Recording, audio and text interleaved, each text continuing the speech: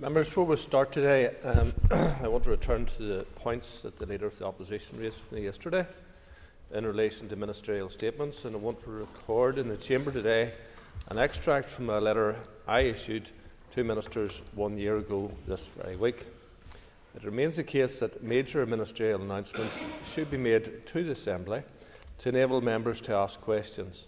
In particular, on sitting days, it is expected that ministers make announcements to the House through statements first and not to the media.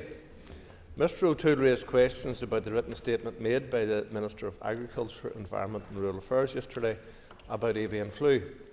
In relation to the point about an embargo on the written statement, I am less concerned about that in the context of Standing Order 18b, but it does put focus on members receiving information before it is made public or shared with the media, and an embargo operates in that context. The point which concerns me more is about written statements being made on a sitting day. To be clear, there is a useful purpose for written statements, particularly for members to be able to share information on key developments on non-sitting days before members hear about them on the media. There may be exceptional circumstances occasionally to make a written statement on sitting days due to timing or because ministers want to provide an update on a limited point of information. Despite that, the general expectation has always been that on sitting days, ministers should make their statements in this chamber so that members have the opportunity to raise questions.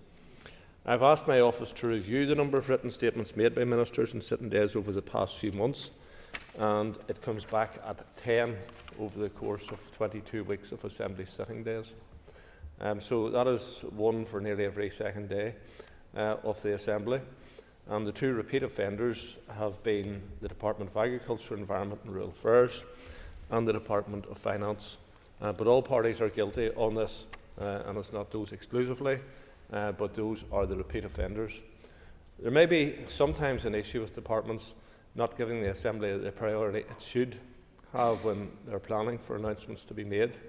However, in the context of my remarks last week about ministers answering questions, let me say that I'm somewhat disappointed with the frequency with which I have to address issues to remind ministers and their departments of the role of this Assembly to scrutinise and hold ministers to account.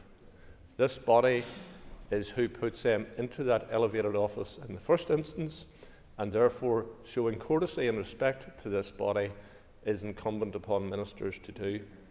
I'll end by reminding members that if a written statement has been made on a sitting day and members think that it is merited a minister taking questions in the House, they have the option of tabling an urgent question for me to consider selecting.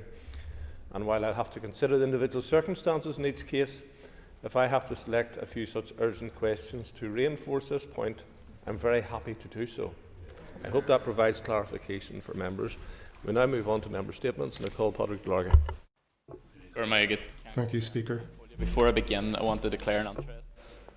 As a family member is employed through Forest na Gaeilge funding, I also want to let the House know that I intend to make my initial remarks through Irish.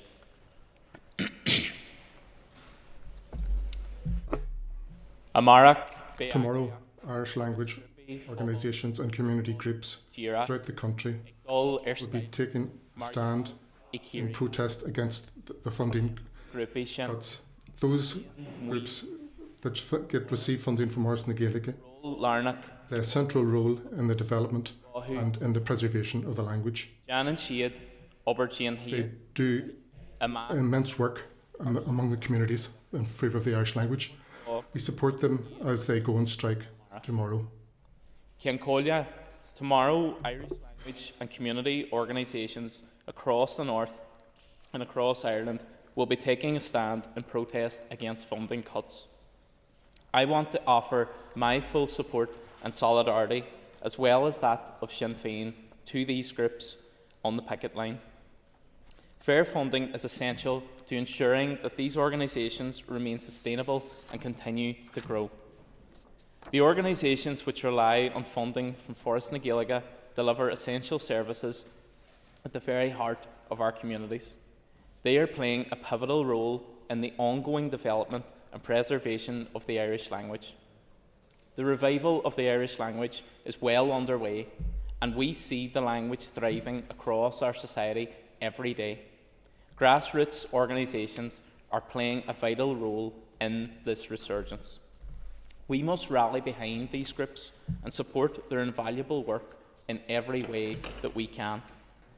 These organisations are not just preserving the language and heritage, they are also creating jobs, providing services for families and communities, and promoting the Irish language in a host of ways.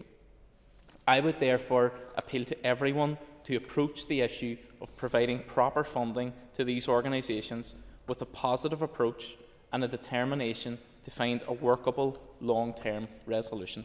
Tom Buchanan. Over the course of the last week, the BBC has once again shown their true colours with the broadcasting of the documentary Gaza, How to Survive a War Zone, which prominently featured family members of the terrorist group Hamas. The documentary, which first aired on BBC Two last Monday evening, centred around the 14-year-old narrator who is the son of the Deputy Minister of Agriculture in the Hamas-run government. Another child in the documentary is the daughter of a former captain in the Hamas-run police force. A third child was pictured posing with Hamas fighters. I fail to understand how the BBC did not know who the children in this documentary were. One of the first questions a BBC producer should have asked was, who are the parents of these children, and was there permission for them to be shown on this documentary?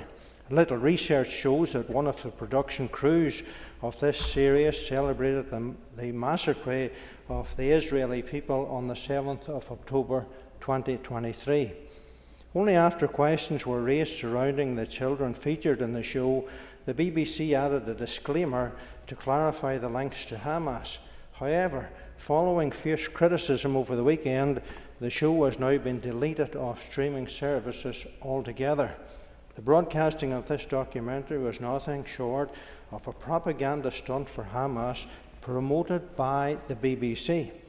Questions must now be asked as to whether the BBC used licence fees paid by the public to produce this documentary and whether payments were made by the BBC to Hamas officials.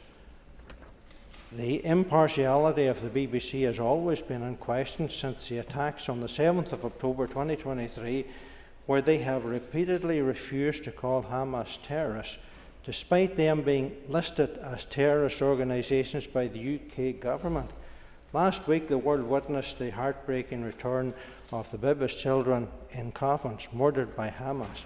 It is without a shadow of doubt that Hamas are terrorists solely intent on murdering the Jewish people. I would strongly urge the BBC to take a look into its organisation hierarchy, as there appears to be deep anti-Semitic views rooted within which they would urgently need to address if they ever want to be considered impartial reporters again. Thank you, Mr. Speaker. Thank you, Mr. Speaker. Some in this chamber may have seen in recent days on social media the graphic for the dual so-called peaceful gatherings that are due to take place in Belfast and Derry on the 23rd of March. Let me be clear, we in the Alliance Party absolutely support and respect the right to peaceful protest. However, I am gravely concerned about some of the language used in the graphic, which states that our men, women and children cannot be exposed to any more harm. Mr. Speaker, what harm is this that they speak of? My recollection from the fallout from their previous protest last summer was that people were being intimidated out of and in their homes. Many businesses were burnt to the ground and hotels were damaged. Neighbourhoods were vilified and branded as racist and intolerant.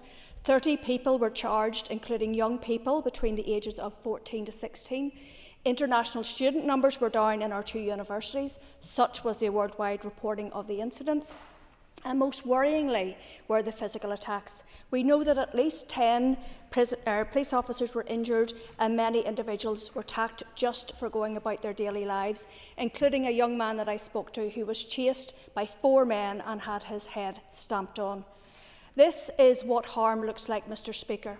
So let me also be clear, as noted in this chamber yesterday by the Justice Minister, We do not accept that the risk of injury should be part of the job in policing. Police officers are public servants, and therefore I think we should all be concerned that there may be a repeat of this violence in March, and be mindful that it will be our front-line police officers who would bear the brunt of it. It is one thing for misinformation to be spread online, but quite another for it to be spread in this chamber. Members have a responsibility to act and speak in a manner which keeps all people safe. Mr Speaker, the Executive Office's draft refugee integration strategy was consulted upon in November 2021, and yet there is no sign of it yet by the First Minister and Deputy First Minister without any credible explanation. I appreciate that TEO officials are working on it in draft form, but I feel that it would be really important and would send a very strong message to everyone in society if this could be signed off. Such would be the importance given to it by our two First Ministers. We all need to be leaders in our constituencies and stand up for the marginalised and vulnerable, among them asylum seekers and refugees who have come to our country because of our freedoms and protections. We cannot let some destroy this for everyone. Thank you. Daniel McCrossan. Thank you, Mr Speaker. I just want to rise this morning to pay tribute to two significant Strabane figures that have passed away in the past week. One is Raymond Kirk and the other is Sean McGrain, two local businessmen who between them have over 100 years of business experience, that have worked in their own individual businesses and menswear, and they've supported and clothed many generations of Strabane families throughout the years. The reason today I stand to pay tribute to them is because of the overwhelming contribution that they made to our community over many, many decades. They have been weaved into the very fabric of Strabane's once bustling business town, and yet today, in 2025, their businesses still live on in those they've handed them over to. Sean McGrain was a gentleman. He was the Strabane's version of "Are you being served?" Sure to meet you at the door, looked after all of your needs, and you never left empty-handed, and he was often accompanied by his wonderful wife, Sheila.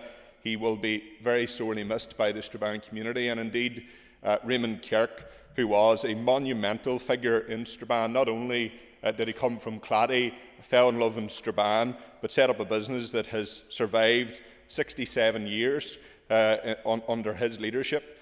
Sadly, he passed away just last week after a long illness, but he also has paid a significant contribution to the community. He's heavily involved in St Pat's Hall, the local church, and has had a huge impact on the local GA, particularly in Sigerson's in Strabane. These two individuals, Mr Speaker, were just a few doors apart in terms of their local shops, and they are an outstanding example of public service at its best. And I have no doubt that Raymond and Sean's legacy will be imprinted on their families and the entire community. They have gifted our town a lifetime of cherished memories, dedicated public service and unwavering human decency and kindness. In essence, they both embodied the very essence of Strabane at its finest. And I just want to say, on behalf of this House, we pass on our sincerest condolences to both families, but our thanks to those two gentlemen that stood the test of time and survived in business at the most challenging times for our people. Thank you. John Dodds.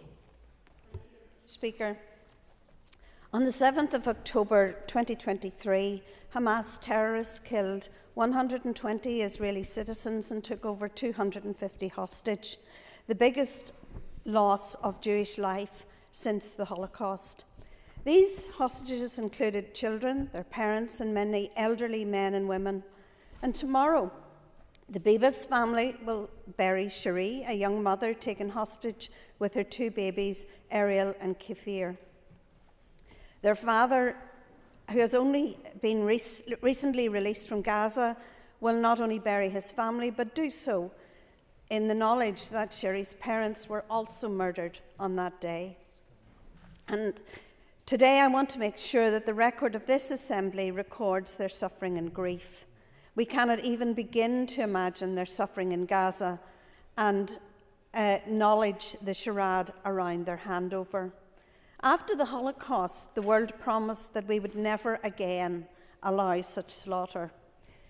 Yet the rights industry and so-called progressive groups and politicians across the world have been notable by their silence on this issue. Where are the women's groups who took up the issue of this young mother and her babies? Shamefully, in this House, many cannot bring themselves to acknowledge their pain and suffering.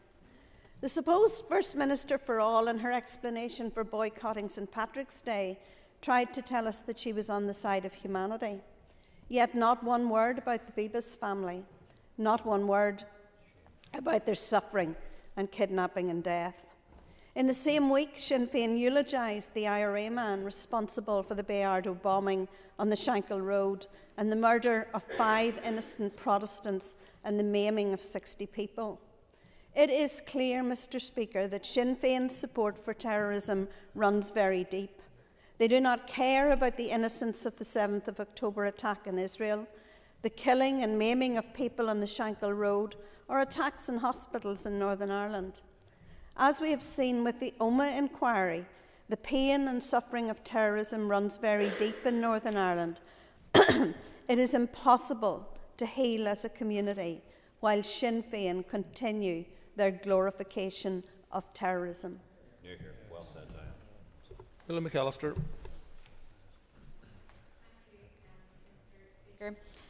Last week, we saw in public the story of Sophie Rogers, her mother bravely speaking out publicly for the first time because her daughter, an 18-year-old with complex needs, was being held in Hydebank due to a lack of residential places.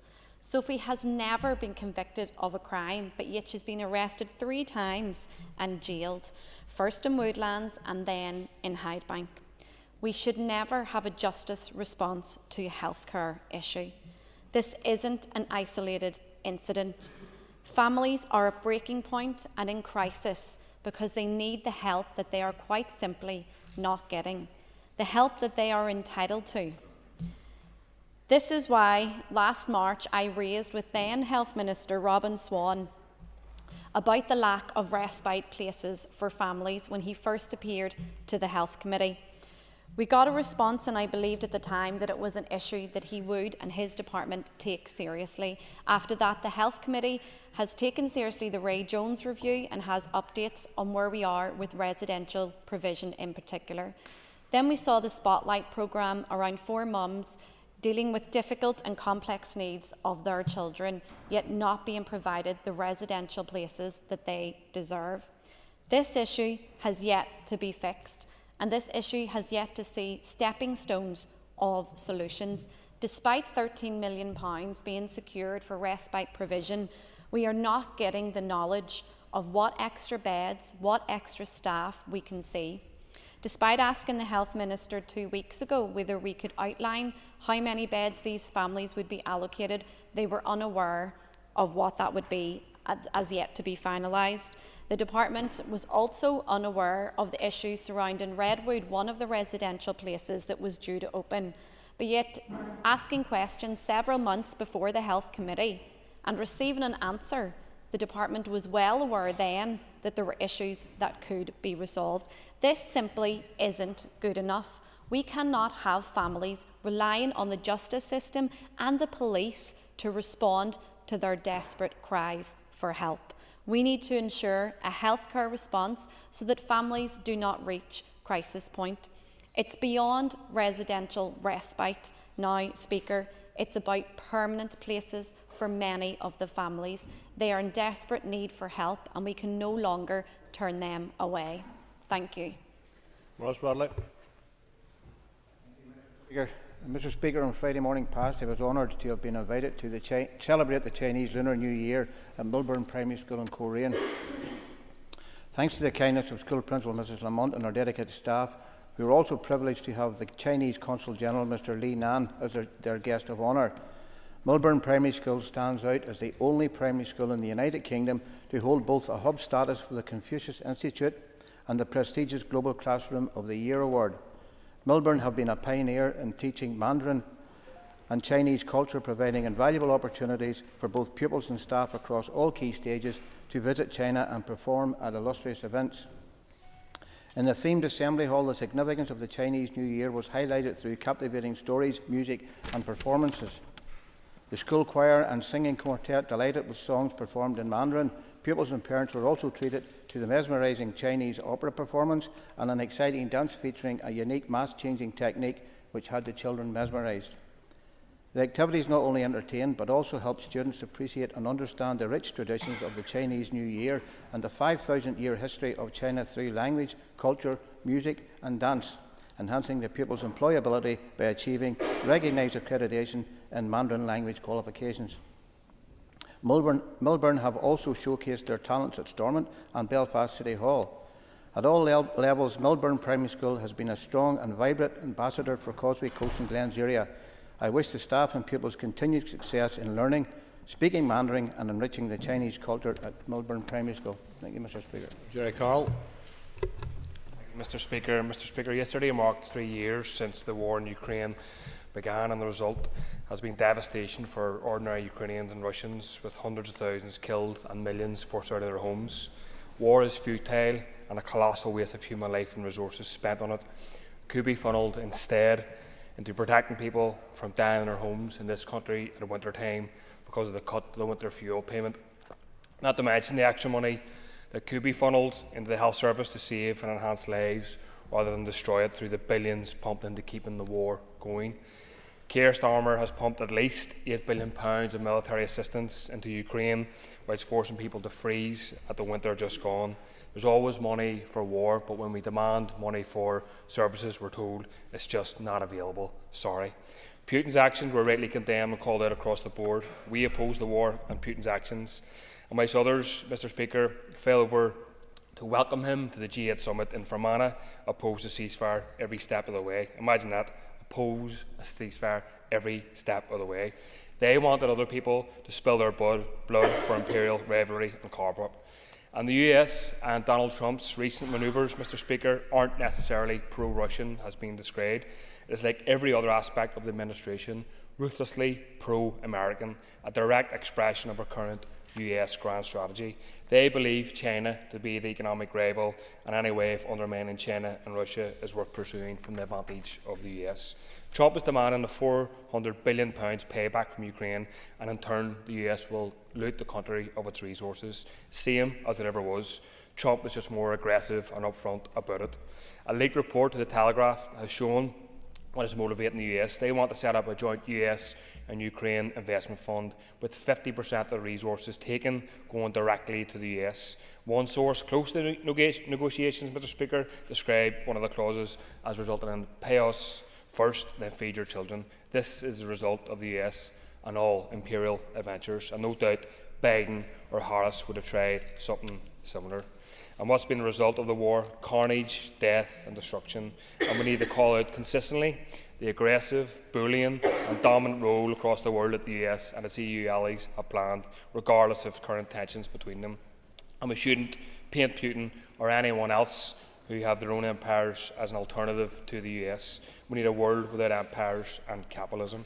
NATO, Mr. Speaker, which has been exponentially expanded from the 1990s right up to the present day, should be disbanded. It is an aggressive, offensive military organisation causing death and destruction across the world, whilst members to my right laugh at it. Regrettably, countries across Europe have folded and dropped any pretence of military neutrality. Thankfully, in the south of Ireland, despite a deluge of propaganda waged, a huge proportion of the public remain committed to neutrality. Thank you. Jonathan Buckley. Thank you, Speaker. We hear a lot in this chamber about emergencies and crisis, climate emergencies, health crisis and cost of living crisis. We debate strategies, funding and urgent interventions. But let me ask, where is the same determination, the same intent, the same urgency when it comes to safeguarding our children? Where is the national outcry for the most vulnerable in our society, the innocent, the voiceless, the children who are being exploited, abused and violated, while we stand by and watch the statistics climb. The latest figures from the National Society for the Protection of Cruelty to Children paint a horrifying picture. Child sexual abuse image crimes in Northern Ireland have almost doubled in the last 5 years. A staggering 98% increase, members. In the last year, offences have risen by 24%, with 859 cases recorded by the PSNI in 2023-2024.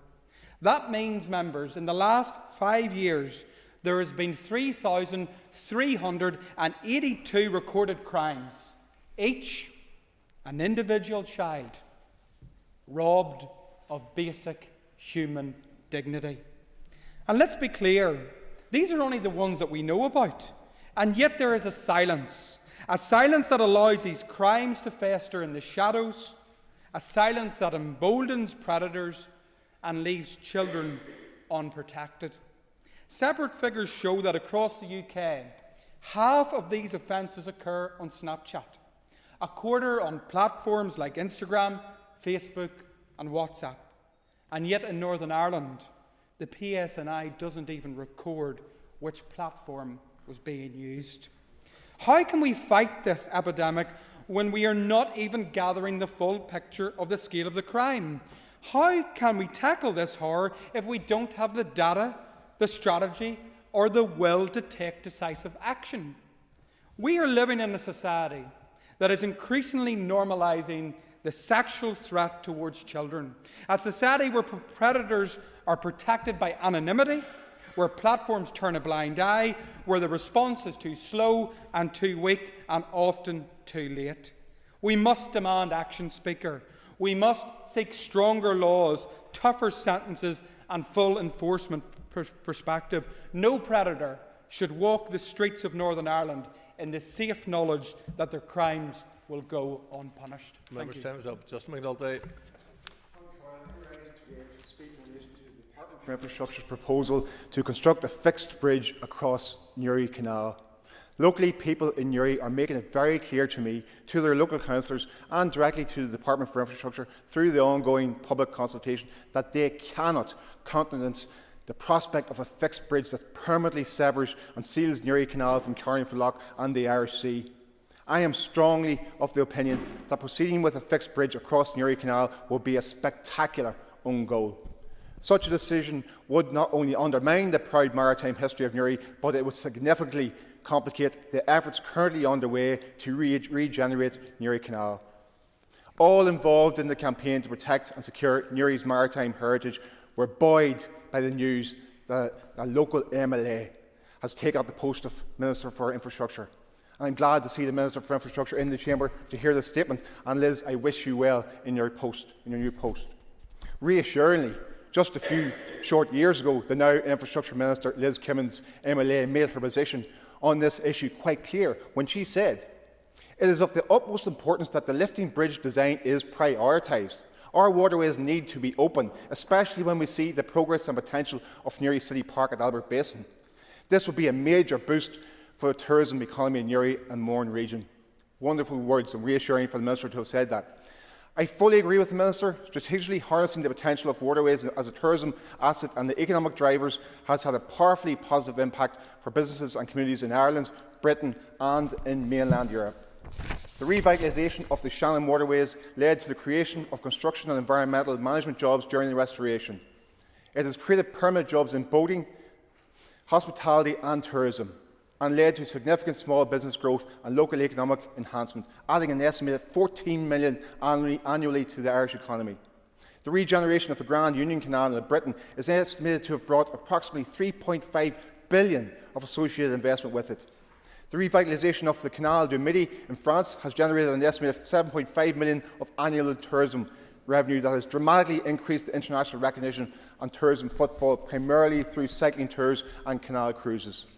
The Rhine-Herne Canal, a major inland waterway in Germany, has seen revitalisation in Duisburg, a post-industrial city that was once heavily reliant on secondary industry, quite like Newry. Regeneration efforts have included the conversion of old industrial sites into cultural spaces, parks and recreational areas along the canal. The project has contributed significantly to the local economy, attracting around 1 million visitors annually. Count Corla, a major concern regarding the discussion around the fixed bridge over Newry Canal is that the decision appears as though it may already be a fait accompli. The Department for Infrastructure, despite having committed a grand total of £0 to the project, are citing financial pressures as a means to justify a fixed bridge. Thank you. Peter Martin. Thank you very much, Mr. Speaker. The Samaritans have been providing essential support and services to people in Northern Ireland since 1961. There are dedicated volunteers who support millions of individuals through life-saving conversations. They are the only 24/7 suicide prevention charity working across Ireland and the UK, day and night, 365 days a year. Recently, delegates and volunteers came together in my constituency for a conference. It marked the 50th anniversary of the Bangor branch, and I am extremely proud to represent a constituency where this transformative work has been going on for so many years with so many dedicated volunteers. They are real-life heroes.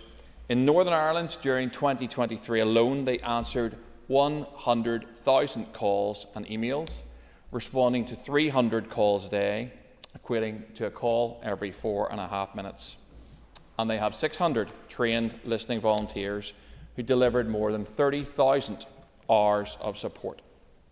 Yet, their life-saving efforts have been repeatedly hampered by a chronic deficiency in suitable funding. In the past, the Samaritans would have received a very modest £12,000 from the Department of Health, and then this was cut by 50%. In recent times, they have been forced to rely increasingly on the goodwill of the many people who donate to this organisation.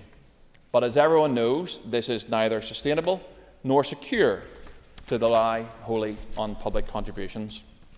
Last week, Mr. Speaker, they were informed by the Department of Health they did not secure any core funding grant from the Minister. It is worth remembering that the core grant equates to 0.02% of Health's £8.5 billion budget. My office spoke with the Northern Ireland Samaritans immediately after the decision, and they said that they were at a total loss.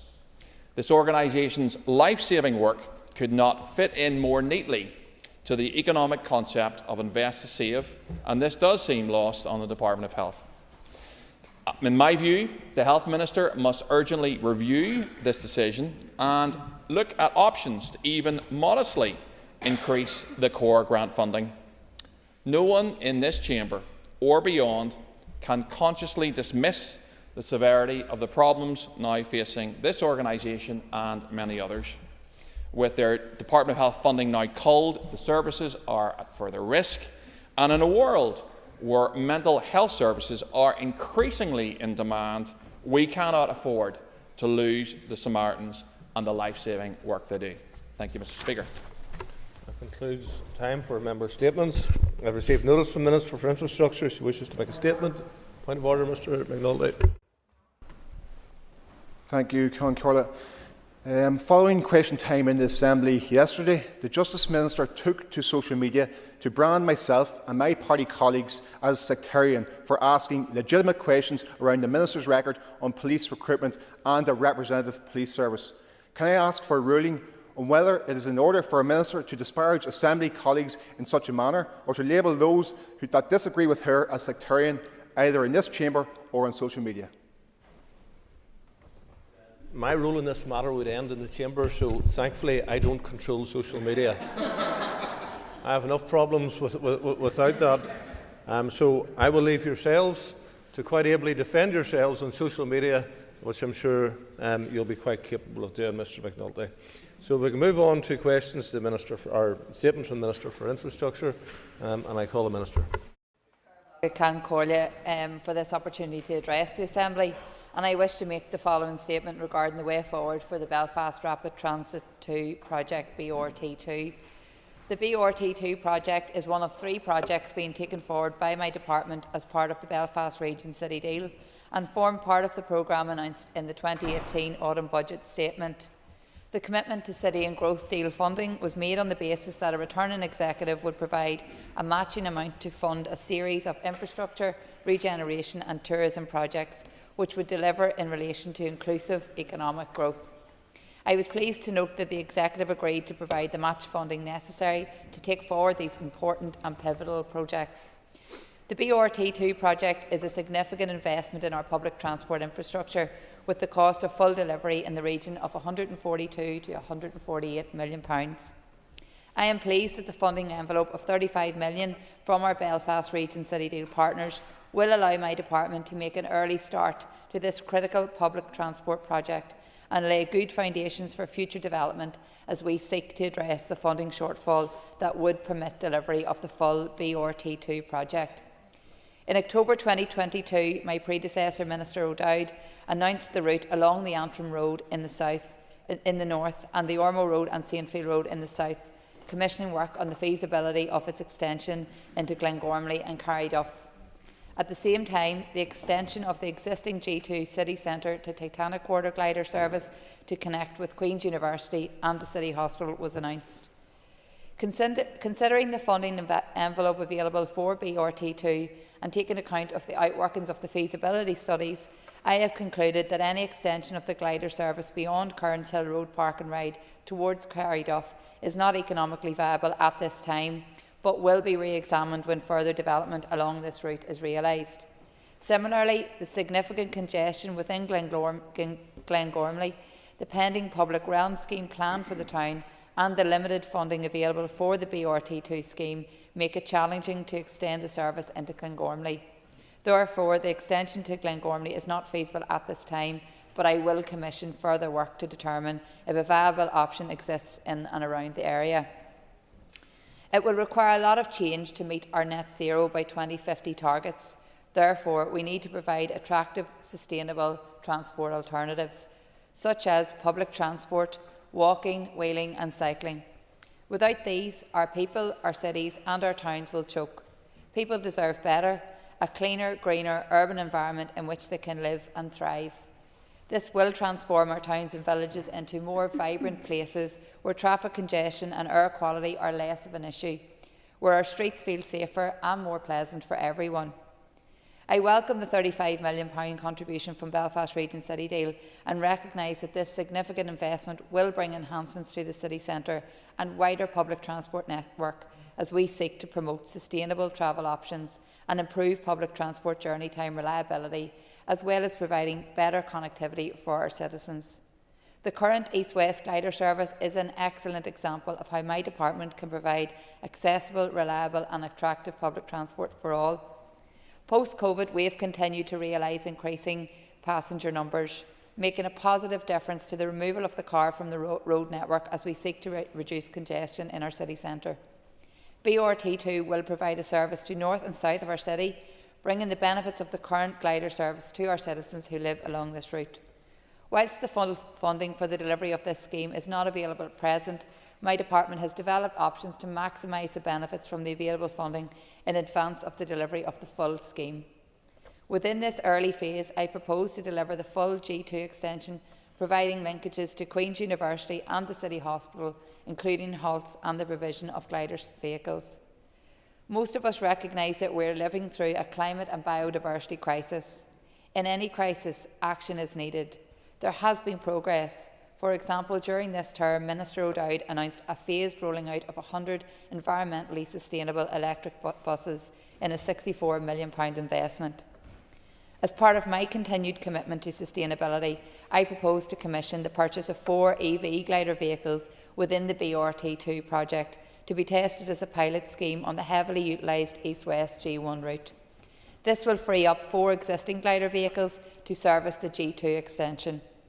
Outworkings of the pilot will be used to determine the practicality of the rollout of these sustainable vehicles for BRT2 as well as future glider routes. I'm also committed to enhancing our public transport infrastructure, and as part of this early phase will deliver bus priority measures from Clifton Street to Innisfail Park along the Antrim Road and from Ormeau Road to Park Road on the southern route in readiness for the full BRT2 scheme. As a key element of the Climate Change Act and in its own right, active travel will play a crucial role in empowering people to make more sustainable choices, particularly for shorter everyday journeys and in combination with public transport for longer journeys. With safe, reliable and accessible active travel infrastructure, individuals are more likely to embrace healthier alternatives to driving. As part of my commitment to the provision of active travel infrastructure and through the £35 million funding available for BRT2, I will bring forward the design and construction of Bankmore Link to provide key linkages of the Belfast cycle network and connectivity between the new Lagan pedestrian and cycle bridge and Grand Central Station. Aligning to the aspirations of the Bolder Vision and Streets Ahead blueprints, and working in partnership with our colleagues in DFC and Belfast City Council, we will design and construct the northern civic spine of the city along Donegal Place and Royal Avenue, which will include the city centre bus priority measures required for BRT2. To demonstrate my commitment to sustainable transport and to provide attractive alternatives to the private car, I have committed an additional £13 million from my future departmental budgets to deliver a park and ride site on the O'Neill Road as part of this advanced phase. Whilst this will not be served by glider vehicles at this stage, TransLink Metro buses will provide a service to and from this site. Park and ride is a key enabler to improving connections, increasing public transport use, promoting sustainability, encouraging behavioural shift and helping to drive down congestion and emissions, change travel patterns and protect our environment. Advancement of the BRT2 scheme will be subject to the approval of the outline business case, which is in an advanced stage. I wish to reassure members that I remain fully committed to progressing the entirety of this scheme, and I will continue to work with executive colleagues and the Belfast Region City Deal partners to ensure that the appropriate level of investment is made available to deliver this project. This is just step one to get the project on the ground. I very much hope that everyone can now get behind this much needed and long awaited scheme in the interests of the greater good of our communities and of future generations. Officials will be briefing the Business Stakeholder Reference Group this afternoon to inform them of my decision and will meet with elected representatives in due course. Thank you. I commend the Minister for bringing the statement to the House. There are almost 20 members who wish to ask questions, which demonstrates the value of doing it by oral statement. And that said, we need members to facilitate us by asking concise questions. Mr O'Toole. Endeavour to fulfil that uncharacteristically, Mr Speaker.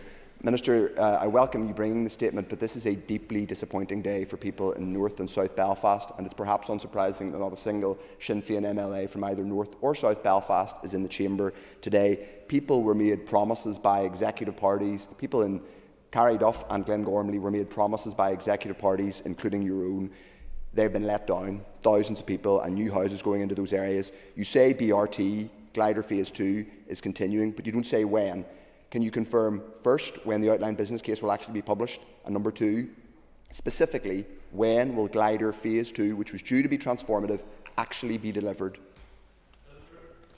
Well, I thank the member for his question, and I understand the frustrations. But I suppose from the perspective, and as I've outlined very clearly in this statement, the funding isn't fully available.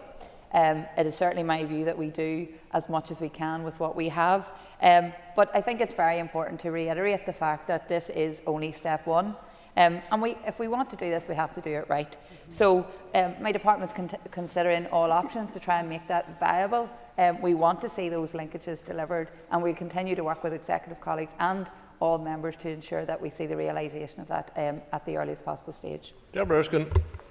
Thank you, Mr Speaker, and like yourself, I welcome the opportunity that the statement that the Minister has given today, and I thank the Minister for coming to the Chamber so that we can ask questions in relation to this, because it is deeply disappointing. This announcement was made in October 2022, and here we are in February 2025. Therefore, I look forward to officials coming to the committee to give evidence to ourselves, as I believe there is more to scope out in relation to today's statement.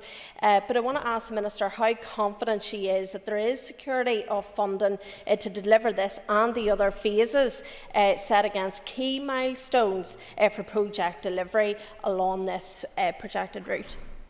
Minister.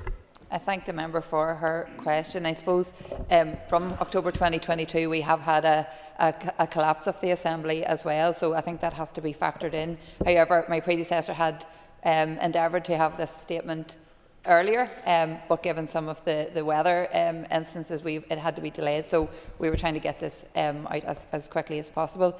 In terms of the funding, look, as you will know, with every funding envelope, we continue to work really hard with executive colleagues to make the case. I am given a commitment that we will work to deliver this in its entirety. So I will continue to work with my colleagues to ensure that we secure the funding needed in the time ahead. We're heading into a new financial year. We're continuing to look at the options available to us and to work through that. So I give that commitment today. Cathal Boylan.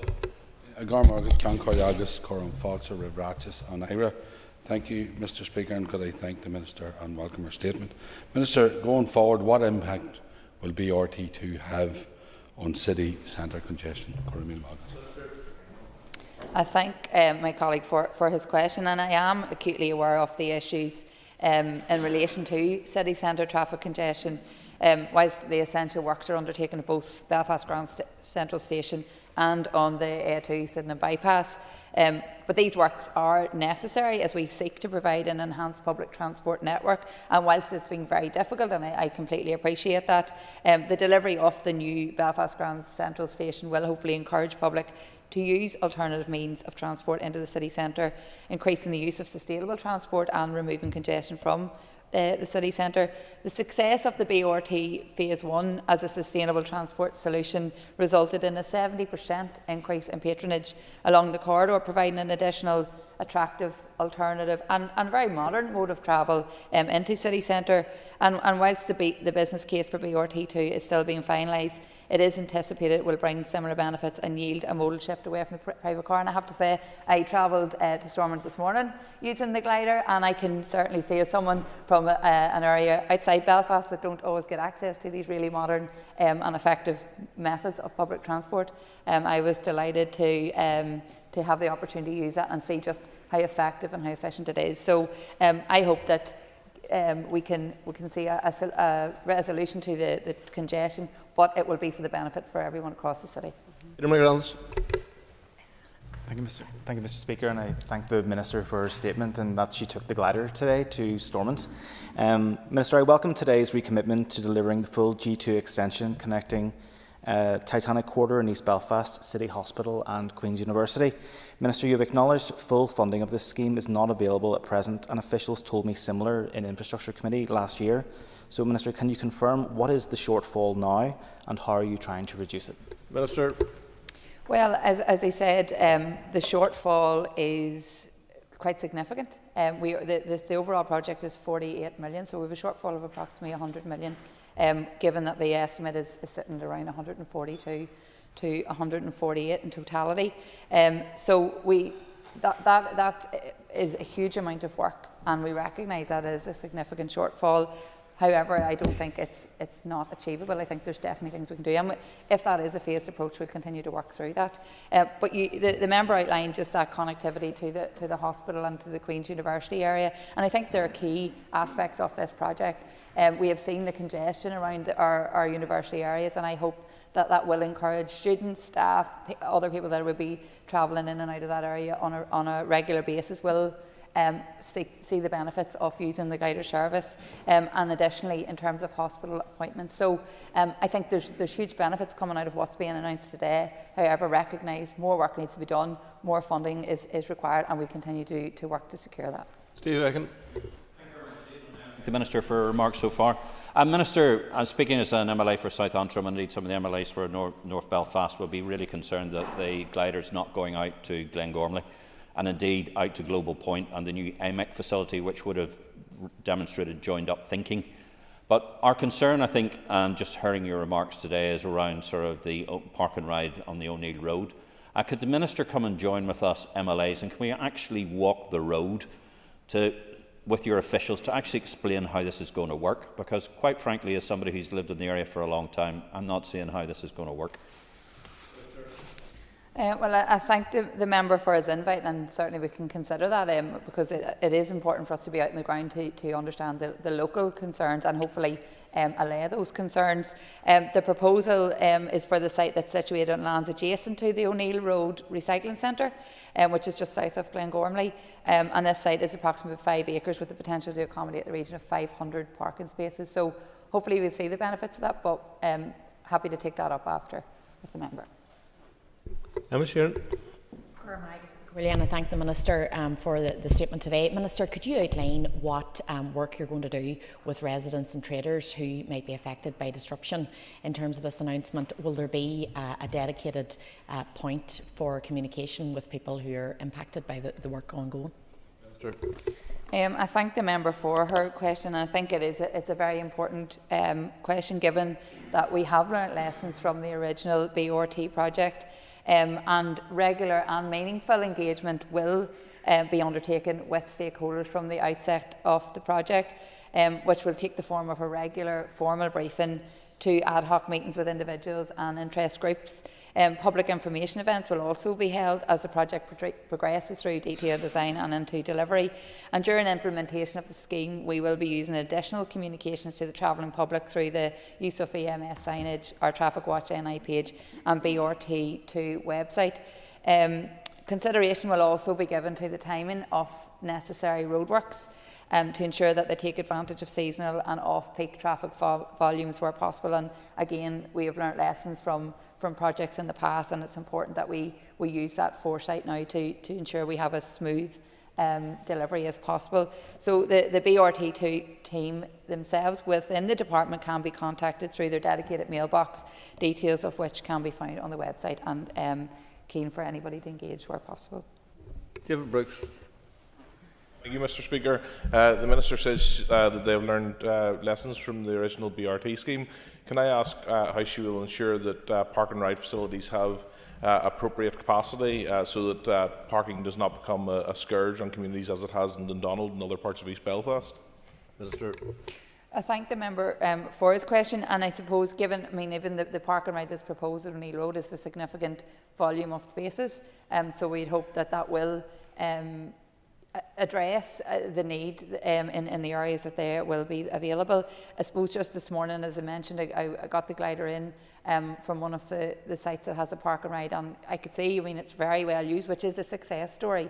So we'll engage with elected reps, we'll listen to people on the ground. I think that's part of that engagement process that will be available to all residents, stakeholders and elected reps throughout the delivery of the project, and that we can monitor, and as issues arise, hopefully we can put in place solutions to alleviate those issues. Billy McAllister. Minister for the statement today, and it is disappointing that the glider is not currently being extended into Glengormley, but I use the word currently because we want to see it in the future. And you have mentioned about the park and ride at the O'Neill's Road, where some residents do in fact want it. However, there's no mention is this park and ride for the use of the BRT, or is this park and ride to go to the Abbey Centre or the city centre? We have no information about it, and I wonder if you could shed some light on that and ask us where exactly in North Belfast will the glider currently stop when Phase 1 is initiated? Minister. I thank the member for her question, and I suppose I maybe follow up with you in writing in terms of the actual access points for North Belfast in more detail, and in terms of the park and ride site. The O'Neill Road, as I've said, I've mentioned the location of it. So, any additional information required, I'm happy to follow up in writing if that's okay with you. Colin Gilday. I thank the Minister for his statement. Some very interesting elements of that, and absolutely better public transport infrastructure is the way we need to go. I also welcome your engagement with members here today and commitment to further engagement. But, Minister, you mentioned in your statement the Boulder Vision policy that your department, along with colleagues in Department for Communities and Belfast Council, have worked on. What benefits or how will this complement areas of traffic, public realm and greater cycling and pedestrian opportunities in the city? Sure. I thank the member for this question. I think it's important to say that my department is very proud to work alongside our partners in DFC and Belfast City Council to deliver on the Bold Revision initiative, which seeks to fundamentally reimagine how our streets and public spaces are used, making them more vibrant, more accessible and, most importantly, I think, safer for all users. The BRT2 project will align to this initiative through the design and construction of the northern civic spine of the city along Donegal Place and Royal Avenue, which will include the city centre bus priority measures that I mentioned in the statement to deliver on the commitment to a more efficient public transport network. And the Bold Revision initiative also prioritises spaces for people walking, wheeling and cycling. And as part of my commitment to the provision of active travel infrastructure, I'll bring forward the design and construction of Bankmore Link to provide key linkages to the Belfast cycle network and strengthening the connection between the river and the city centre through the provision of the new Lagan pedestrian and cycle bridge. But I suppose I wanted to say as well that due to plan and redevelopment in the 60s and 70s, communities were segregated from each other and from the economic potential of the city core, also resulting in the city core being disconnected from communities. So this also meant no housing being built or developed in the city centre. And Belfast City Centre is made up from and surrounded by inner city working class communities. So this period of urban regeneration through the Bold Revision has the opportunity and potential to change this by creating a city centre that's restitched and reconnected into local neighbourhoods, creating a tapestry that encourages living, working and socialising, as well as active travel, and addressing the social, economic and health inequalities that are a huge challenge for any city. Brian Kingston. Mr. Speaker, and regrettably this is an underwhelming statement regarding BRT2 in North Belfast. Given that it does not even commit to extending into Glengormley, it does call into question the political decision to select the Antrim Road over the Shore Road corridor, given that at that time myself and others pointed out that Shore Road does have the necessary width and the bus-using population right up to Rathcoole and beyond. This announcement of a preparatory works does not mention Carlisle Circus. As the Minister may recall, in his response to my oral question last week, the Communities Minister, Gordon Lyons, said that the Clifton Gateway public realm scheme could not advance due to uncertainty over the future layout of Carlisle Circus.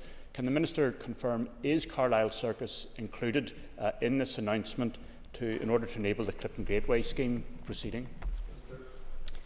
Well, I'm disappointed that the member feels this is underwhelming, because I know that certainly in other parts of the north there would be plenty of people who would be highly delighted to see such a scheme in their area. I appreciate the frustrations here, and I think across every department we are seeing the impact of underfunding for all of our public services. I've given a commitment that I will do what I can to secure that funding to ensure we see the extension. The reality is, at this point in time, it isn't viable. We want to make sure that what we do is done right, that has the least disruption to residents, to businesses. So I think it's very important to take all of that into consideration.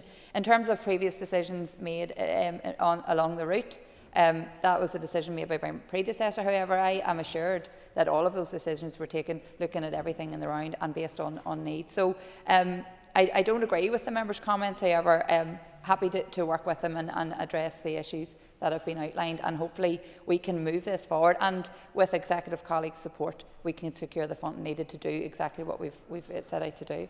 Declan McAleer. And, I do agree with the member's previous comment there. I would love to see the day that it later passes through Omagh and Strabane and places around West Tyrone.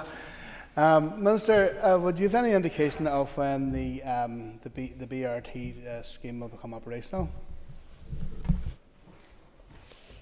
Yeah, so delivery timescales for the full project are dependent on the availability of funding as previously outlined. However, it is possible that the North-South glider service could become operational by 2030, but it's hoped this initial phase could be delivered by 2027.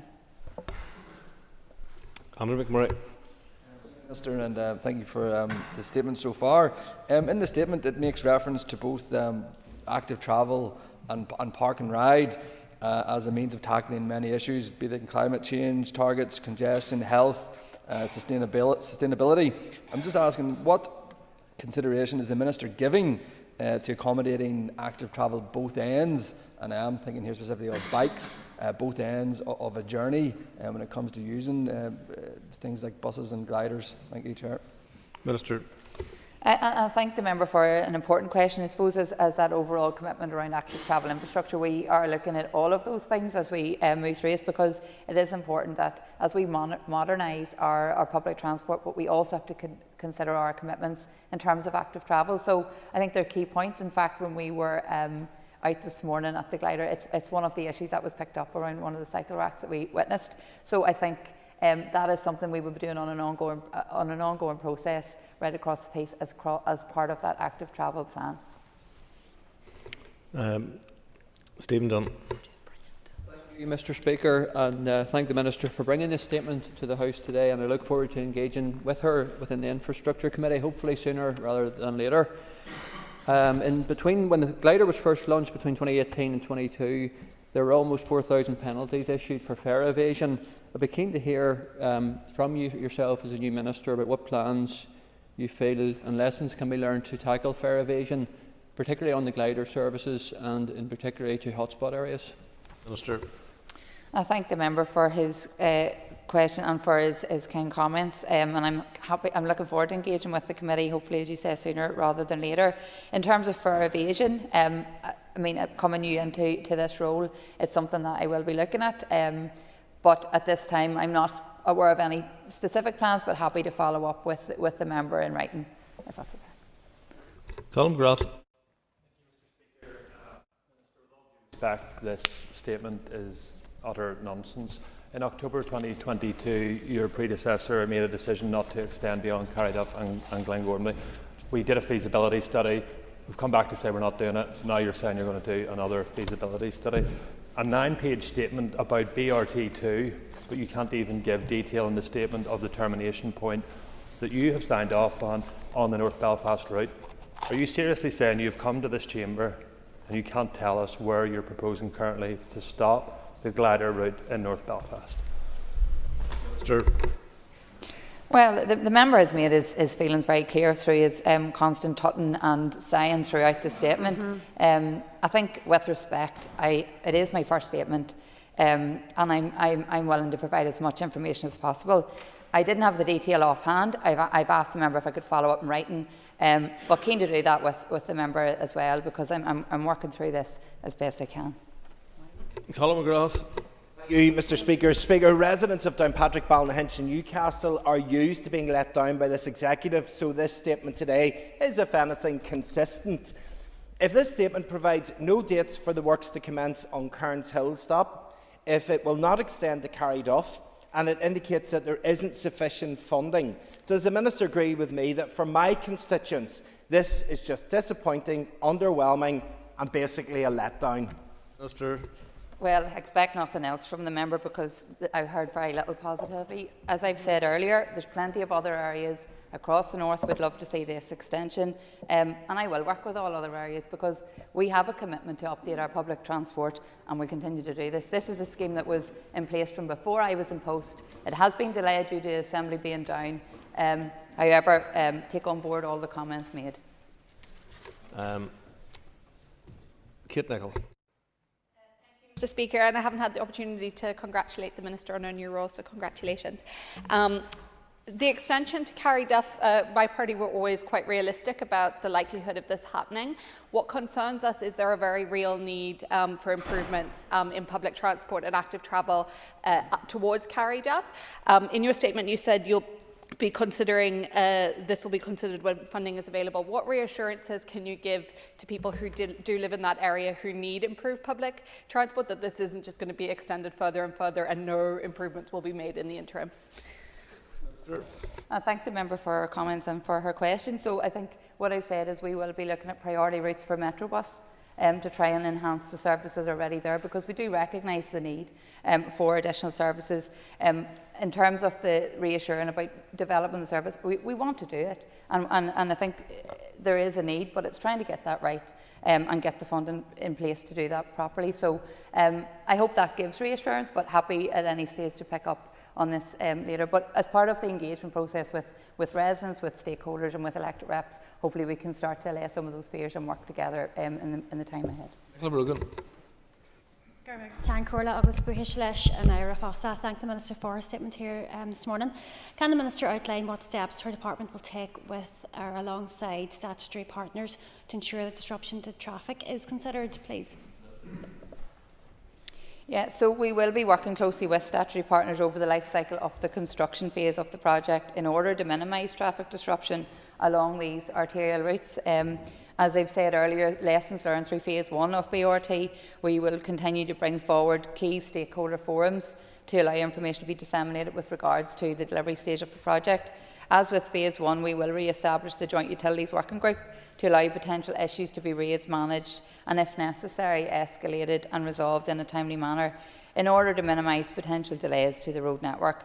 At each stage of the project, we will undertake the necessary consultation as determined by the statutory processes and we will endeavour to phase the construction works along the route to help minimise the impact on traffic, taking advantage of off-peak and seasonal reductions in traffic volumes where possible. These works will take time, and whilst challenging, we have a long-term vision for enhanced public transport services in Belfast, and the BRT2 project will help deliver on this vision. Orla Flynn. And I thank the Minister for bringing the statement to the House today. Just in terms of, because I know it's come up a few times and you are trying your best with the statement and the information, the detail that you have at present, but so going forward, the next steps in terms of communicating with all of the locally elected reps, with local traders, local businesses and local residents, what's the Department's next steps in terms of those conversations for future works? So, as part of the implementation phase of BRT2, a detailed stakeholder engagement and associated communication strategy will be developed through the identification, mapping and involvement of key stakeholders to the project and those along the route. Regular updates on scheme progress and milestones will be shared on the Department's website through the dedicated BRT2 web pages. Officials are already starting this process by briefing the business stakeholder reference group this afternoon, as I've outlined, and will schedule meetings with elected representatives in due course. Public information events will also be held as the project progresses through the detailed design stage and into construction. Paula Bradshaw. Mr Speaker, and thank you, Minister, for your statement this morning. I very much welcome the updates on the halts at Belfast City Hospital and Queen's, and also the advancement of the works along Bankmore Link. Minister, you mentioned the Lagan pedestrian and cycle bridge. If you could give us an update on that, and also just to pick up on your point around the business stakeholder business group, you will know that there is concern from the thriving businesses along the Lower Ormeau Road area that there's a lack of places where deliveries can be delivered, where the vehicles can stop. I'm just wondering how you and your officials are going to address that issue for the businesses so that they're not impacted negatively by the works. Thank you. Minister. I thank the member for this question. In terms of the Lagan Bridge, I'll come back to you in writing because I want to give you the most recent update on that. But I suppose for the businesses and the issues you've outlined around delivery and loading bays, I think that's something we can work with stakeholders at the earliest possible stage, trying to find out what the most viable solution to dealing with that as the works commence. So I think that's something we can take forward, and I will ask officials to be considering that actively. Durgan. Thank you, Mr Speaker. I also take the opportunity to wish the Minister well in her new role. The Minister said, as someone from outside of Belfast, it was a novelty to be able to get the glider. For many people in more rural areas across the north, it would be a novelty to be able to get a bus. What measures will the Minister take to ensure that the investment required for these improvements in Belfast do not come at the expense of public transport infrastructure and services elsewhere across the north? Well, I think it's, as an MLA for a constituency outside of Belfast, I'm very conscious that we need to update and upgrade our public transport network right across the north. And there is a transport strategy and transport plans currently being developed by my department. So that is cognizant of all of the issues the member has raised. So this money is ring-fenced through the Belfast Region City Deal funding, and I have put in the additional funding to secure this particular project, but that is not at the expense of any other project, and we're keen to see greater progress on our public transport network right across the north. Sorry, Carl. Minister, I share our disappointment about communities not being able to avail of public transport as well, and I declare an interest as a regular user of the glider, and I also use it this morning to get up here. Minister, you said full funding isn't available. My understanding is that there's a large sum of money being spent on importing hydrogen from Europe to source and use buses here. Is that an area that she's looking at in terms of adequately providing the funding and using an alternative way to have sustainable local forms of renewable transport? Well, I think the member will know that the department has a commitment to reducing emissions of all of our vehicles, so we are working to do that. And the hydrogen buses, I mean, we're seeing them all over, and it's been working really well. Likewise, we are updating our vehicles for the glider service to try and reduce our emissions and introduce EV vehicles. So I think we will continue to work to see where we can secure that funding from, whether that's within the department, but I think there's a wider responsibility in terms of the overall executive funding and external funders there as well, so we continue to look at all options. Thank you. I don't see anybody else wishing to ask questions of the ministers. That brings that to a conclusion. We now move to the further consideration of the budget bill, and I call the Minister of Finance, John O'Dowd, to move the bill.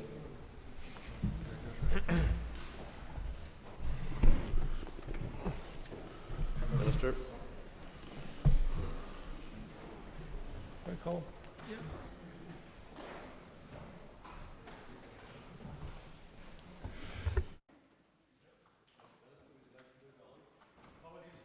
Moved. Thank you. As no amendments have been tabled, there is no opportunity to discuss the budget bill now. Members will, of course, be able to have full debate at the final stage, which is scheduled to take place later today. Further consideration stage of the budget bill is therefore concluded. The bill stands referred to the Speaker. Next item of business is a motion on strategic planning for an ageing population. Clerk, please read the motion.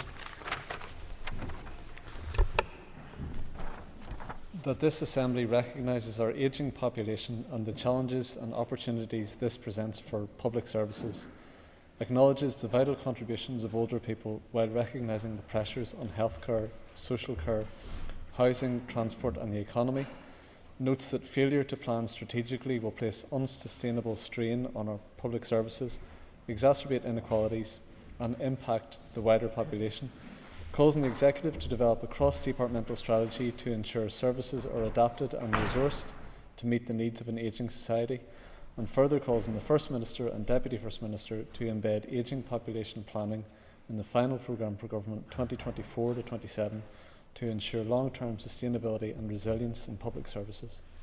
Thank you. I call Claire Sugden to move the motion. Moved. Thank you. The Business Committee has agreed to allow up to 1 hour 30 minutes for this debate. The proposed motion will have 10 minutes to propose, 10 minutes to wind. All other speakers will have 5 minutes. Please open the debate. Thank you, Mr. Speaker.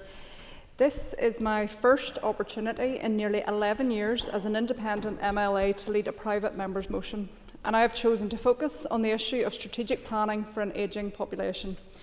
I believe it is the most important and necessary action this Government and Assembly can take for the future of all public services in Northern Ireland.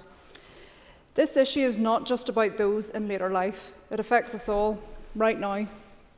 The growing demands of an ageing population are already placing significant strain on our health and social care services, workforce and communities. This is not a problem for the future. It is a crisis unfolding today. We see it daily in every accident and emergency department across Northern Ireland. Patients waiting not hours but days to receive treatment, many of whom are older people weeping in pain, going without food or medication until it's their turn. What are we doing as elected representatives, or rather not doing, when our hospitals are no longer safe in 2025? Public services are crumbling, and if we do not strategically plan for our changing demographics, the situation will only deteriorate further over the next decade. We are consigning future generations to a system which will have inevitably collapsed due to unsustainable pressure if we fail to act now. In 20 years, Northern Ireland has experienced a significant demographic shift. In 2001, the median age of our population was 34 years. By 2011, it had risen to 37, and in 2022, it reached 40 years old. This trend reflects a growing proportion of older individuals within society, and conversely, the percentage of children under 16 decreased from 24% in 2001 to 19% in 2021. Despite these clear demographic changes, our public services have not adapted accordingly. The current models are still largely based on a younger population profile, which no longer reflects the reality of Northern Ireland today. Without strategic planning and reform, our public services will continue to face challenges in delivering effective support to our changing society. By 2040, 1 in 4 people here will be over 65, and by 2070, for every 2 working-age people, there will be 1 pensioner. This shift presents both challenges and opportunities, but what is certain is that failing to act now will lead to avoidable crises in healthcare, social care, housing, transport and the economy. This motion calls for a cross-departmental strategy to ensure that we meet the needs of our ageing society. It is a call for leadership, for vision, responsibility, common sense, and critically, it's a call for action. Before I speak to the challenges, I want to first acknowledge the vital contribution of our older people. They are essential to our communities as volunteers, carers, mentors, and often the ones holding families together. They are the childcare the Executive has promised, but so far hasn't provided. They are filling the gaping holes in the Northern Ireland Executive tends to overlook, yet they continue to work, pay taxes and contribute to our economy in significant ways. Recognising their contributions is not only fair, but absolutely necessary. A society that plans well for ageing does not merely support its older citizens, it benefits all generations. A well-supported older population means a stronger economy, healthier communities and a more resilient public sector. Mr. Speaker, without strategic planning, we are setting ourselves up for failure. Right now, 80% of care packages in Northern Ireland are for older people, and the number of people living with dementia is set to treble in the next 3 decades. Yet instead of increasing capacity, we are seeing cuts to care home beds and domiciliary care services. Without proper planning, our health and social care system will simply not cope. And this isn't just about older people. More pressures on hospitals, GPs and emergency departments means longer waiting lists for everyone. If we don't plan for an ageing population, every patient, young and old, will feel the impact. They already are. As the UK's Chief Medical Officer Chris Whitty has highlighted, prevention and early intervention must be at the heart of ageing population planning. Our health system is too reactive, too busy fighting the fires. We need to invest in early detection, frailty prevention and long-term condition management. Supporting people to stay healthy for longer will ease the burden on acute hospital services. More older people need accessible, age-appropriate housing, yet demand for social housing is at an all-time high while supply remains critically low. Many older people live in homes that are no longer suitable, but they have no alternative. And if we don't fix this, we will see more preventable falls, more hospital admissions and more pressure on care services. We already have labour shortages in key sectors like healthcare, social care, retail and hospitality. An ageing population means fewer working-age people, and without planning, our economy will struggle. We need policies that support older workers to stay in employment and encourage younger people into key industries. Many older people rely on public transport to stay independent, yet services, especially in rural areas, are simply not good enough. If we are serious about inclusion, we must make transport accessible, reliable and affordable for those who need it most. And with fewer people of working age paying taxes and more individuals drawing pensions, there will be growing pressures on public finances. Government needs to act now to make sure pension systems are sustainable and the older people are protected from financial hardship. More and more essential services are now moving online, but many older people are feeling left behind. We need proper digital literacy programmes and alternative ways for people to access services so they don't fall through the cracks, as we have seen with programmes in this Executive. Loneliness is a major issue. This Assembly has talked about it at length before. We know that social inclusion leads to poor mental and physical health, yet too many older people feel cut off from their communities. We need better social infrastructure, places to meet, community groups and support networks to make sure older people stay engaged and connected. Mr Speaker, it is deeply concerning for me, and it should be for this Assembly, that the Northern Ireland Executive has failed to adequately consider the reality of our ageing population in its current draft programme for government. Despite clear evidence that demographic change will impact every aspect of public life, yet there is no recognition of this challenge in their current plans. The Executive's failure to address this issue is both short-sighted and irresponsible. Without a strategic approach, public services are becoming overwhelmed, inequalities are worsening, and economic stability is at risk. We need decisive leadership that acknowledges the long-term implications of an ageing society and takes action to ensure that our public services, workforce and infrastructure are prepared. This government needs to prepare. The absence of an ageing population planning in the programme for government is a glaring omission that must be rectified in their final draft. We cannot afford to wait any longer. Mr Speaker, the evidence is clear. Our population is ageing, our public services are under strain, and without action, we face serious consequences. But this is not just a warning. I hope this isn't just a debate or an echo chamber conversation. It's a call for action.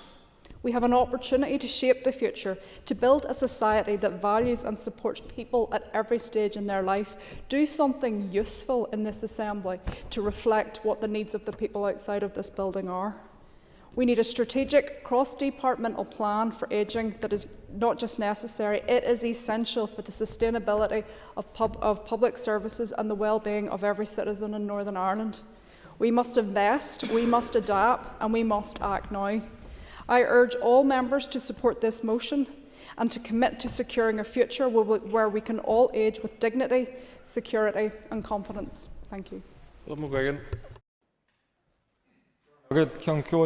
And I welcome the motion, and it clearly covers much more than health, as the proposer has outlined, but as my party's health spokesperson, that's the focus I will be labouring on. Good news is that because of science, modern medicine, better knowledge of fitness, nutrition, we are living longer and our life expectancy is continued and predicted to increase. According to NISRA, the life expectancy for females is expected to increase from 82.3 years in 2022 to 85.4 by 2047, and for males here in the north from 78.4 years in 2022 to 81.9 in 2047. So for someone my age, that equates to roughly 11,000 more days left if I'm lucky enough to reach the average male life expectancy. And that sounds like a lot, but as I get older, I use the phrase time flies much more often. So those 11,000 days could be my potential lifespan, and that is what people used to be concerned with, how long they lived for. And that's obviously still very important, but there's rightly a growing shift towards focusing on people's health span. So that as individuals, but also society, we should work towards and focus not just on the years that we live, but on the quality of life and the years in which we can live in good health, live independently and free from chronic diseases, disability or significant physical or mental decline. So as a government, the Executive needs to focus clearly on the reality, which is that by 2027 the number of people living here in the north aged over 65 will exceed the number of children in our population. And as an MLA representing North Antrim, part of the North Coast, as the proposer, we are already have the highest percentage of older population. So I'm clearly in favour of the motion, and we need to start now to look at the strategic approach and policy development right across government to meet those demands. Our health service currently faces significant challenges, including extensive waiting times, an escalating mental health crisis, severe workforce shortages. And these pressures aren't solely due to the lack of funding, but also the ongoing need to implement meaningful reform. We know that prolonged hospitalisations can negatively affect older people's health and life expectancy, and yet as constituency MLAs we are also acutely aware of the problems lots of families currently have accessing quick and appropriate domiciliary care packages. We need to enhance home-based care so that we can reduce unnecessary hospital admissions and free up hospital beds.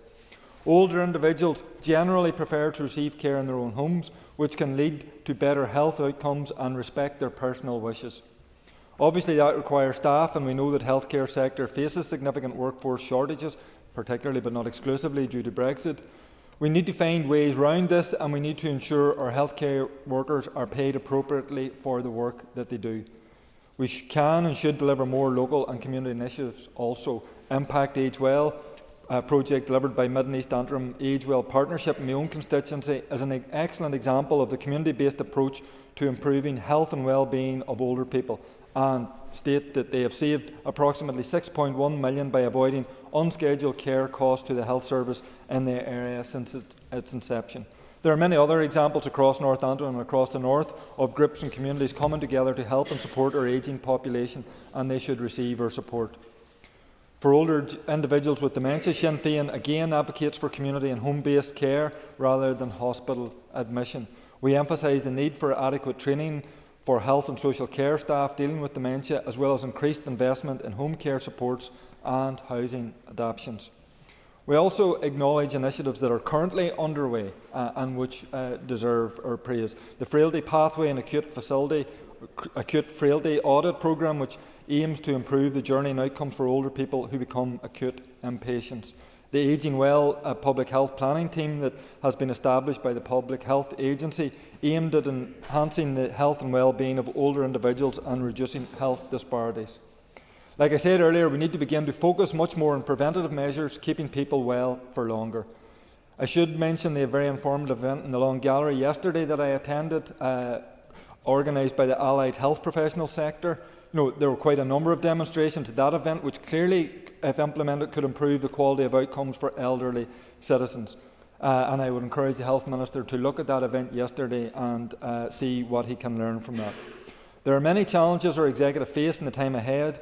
Indeed, as health spokesperson, I'm aware that there are many challenges even just within the health sector alone. But how we adapt policies and strategies to ensure public services fit for purpose to meet the needs of our older population is crucial and should be a priority moving forward. Thank you, Mr. Speaker, and we thank the member for East Londonderry, Claire Sugden, for bringing forward this motion, recognising the changing age demographics in Northern Ireland and the need to plan accordingly.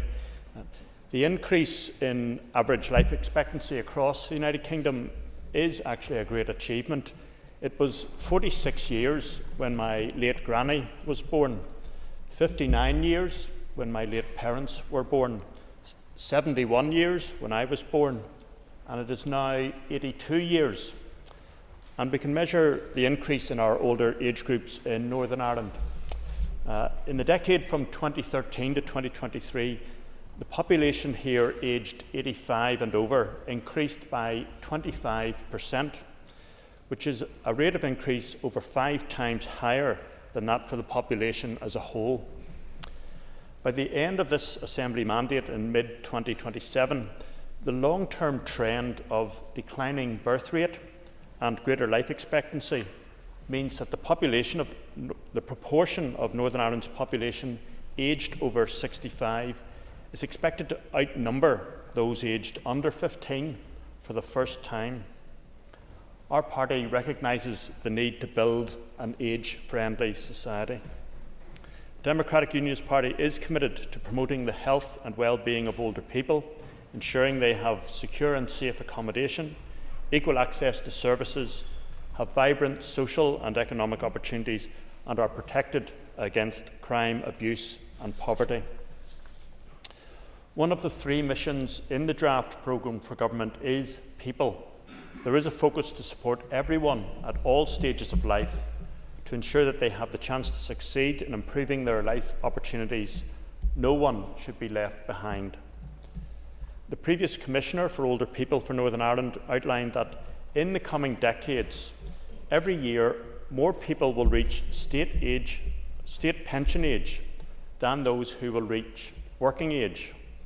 By 2040, Northern Ireland will have just 3 people of working age per pensioner, and by 2070 it will be only around 2.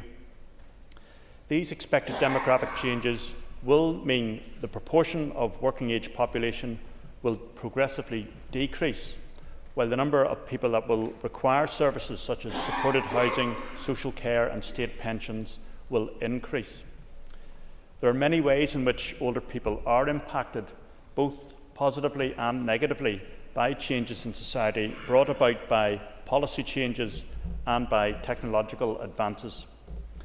In Northern Ireland, there is a strong correlation between ageing populations, rural areas and limited access to digital services. Proficiency on digital devices is a prerequisite for many aspects of modern life, such as booking a flight or tickets for an event, for welfare benefits, banking services, or making an online purchase. Our older people, who are the last generation not to have grown up in the internet era, often need support to successfully access online services, and all the more so if broadband access is limited in their area. The people who depend most on traditional forms of media are older people, yet this is the group that the BBC has betrayed by scrapping the universal free TV licence for over 75s. Our party will continue to fight for the abolition of the licence fee, but while it still exists, for the restoration of free TV licences for all those aged over 75. A large number of bank branches have left our high streets. This loss impacts older people, those who are more vulnerable, and those in rural community. Community transport, particularly in rural areas, is a lifeline to older people. We seek to give older people the confidence and capacity to live enriched and independent lives by expanding access to transport. The DUP also supported the expansion of the Smart Pass for older people, and we will continue to encourage a greater uptake. Older people need effective transport services to stay healthy and to participate in society. This is especially helpful when people are unable to drive their own vehicle. As time is limited, my colleague on the Committee for the Executive Office, Harry Harvey, will expand into other areas in due course in which strategic planning for an ageing population is required, including healthcare. Butler. Your timing is immaculate, Mr. Speaker.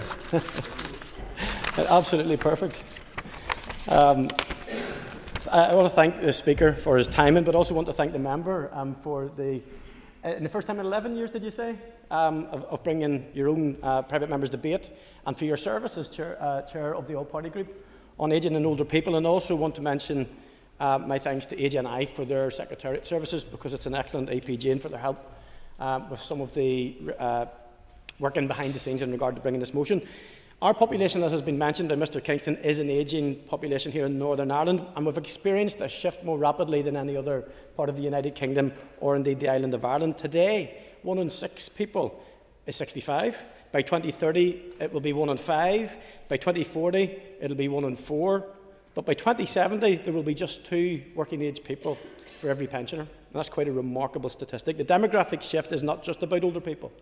It will affect and impact every one of us and the very fabric of our society.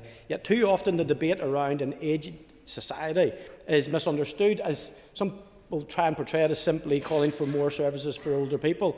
And that is not the case. In reality, this is about trying to achieve a system-wide approach, ensuring that our housing, our transport, our healthcare and our economy is equipped to support an ageing population in a way that benefits everyone. Failing to plan now will place an unsustainable strain on public services. It will exacerbate inequalities and leave future generations struggling with challenges we fail to address.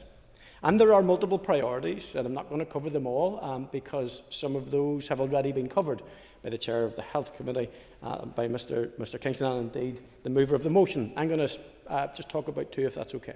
Housing provision is one of the most urgent concerns, and we had a debate yesterday with the Communities Minister on this. Our social housing sector is already under immense pressure, with demand far outstripping supply. But what is often overlooked is that housing must not only be available, but it must also be adaptable. And many older people, including those who once owned homes, now find themselves unable to afford essential modifications to live safely and independently. And without strategic investment, we risk forcing more people into inappropriate housing, hospital stays, or even care homes prematurely at huge financial and human cost. Quite simply, we don't build enough bungalows or ground floor properties. And we're trying to get people to bend to the infrastructure as opposed to making infrastructure bend for the people. We must also confront the reality of loneliness, especially here in Northern Ireland for those rural dwellers, because isolation and exclusion really does impact on people. Older people, particularly those over 75, are significantly more likely to experience loneliness. Poor transport infrastructure, particularly in rural areas, compounds this problem. And when people are cut off from their communities, their mental health and physical health can indeed suffer. A truly aged society must ensure that people remain connected physically, socially and digitally. It brings me to an issue I think that we have to debate at some stage, and that's our growing push and arguably over-reliance on technology. So technology should bend to people, not the other way around. And the idea that some politicians are calling for an end to paper letters for vital health appointments is a parody politics in my view. If Stormy Owen and the subsequent blackout for electricity and broadband has taught us anything, absolutely. I thank the member for giving way. I'm unaware of anyone actually calling for an end to letters as reminders for health appointments.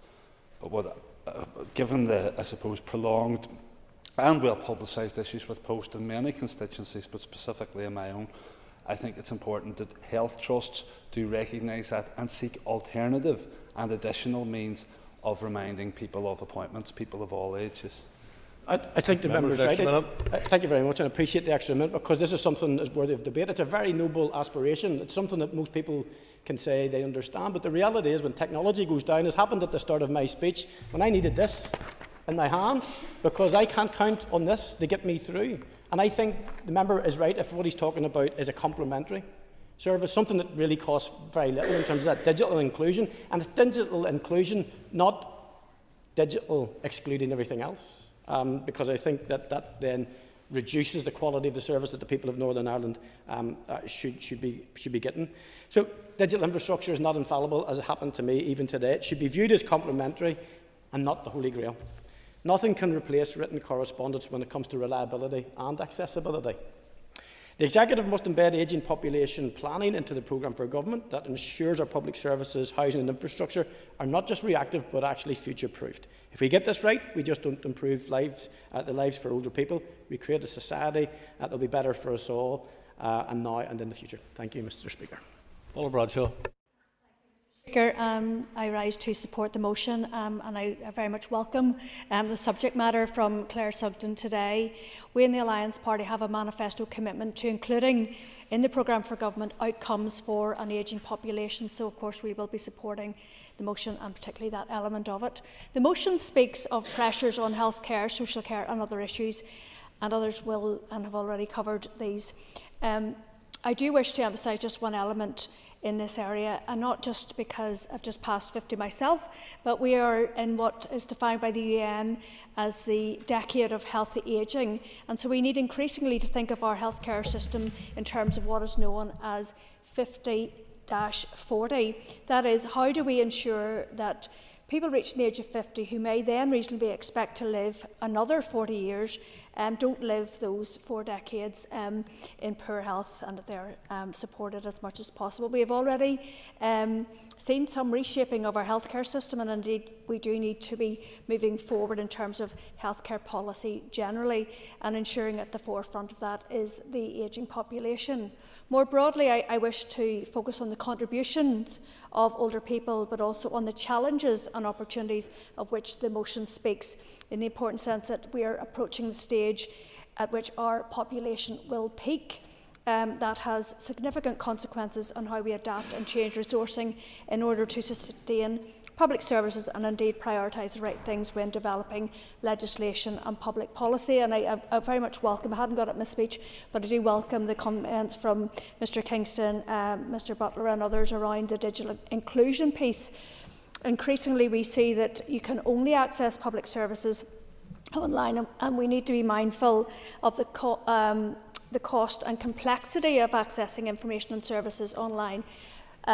as I say, you need to pay for your Wi-Fi, you need to pay for your computer equipment or your smartphone, and we need to be mindful that pensioners don't always have the funding for that.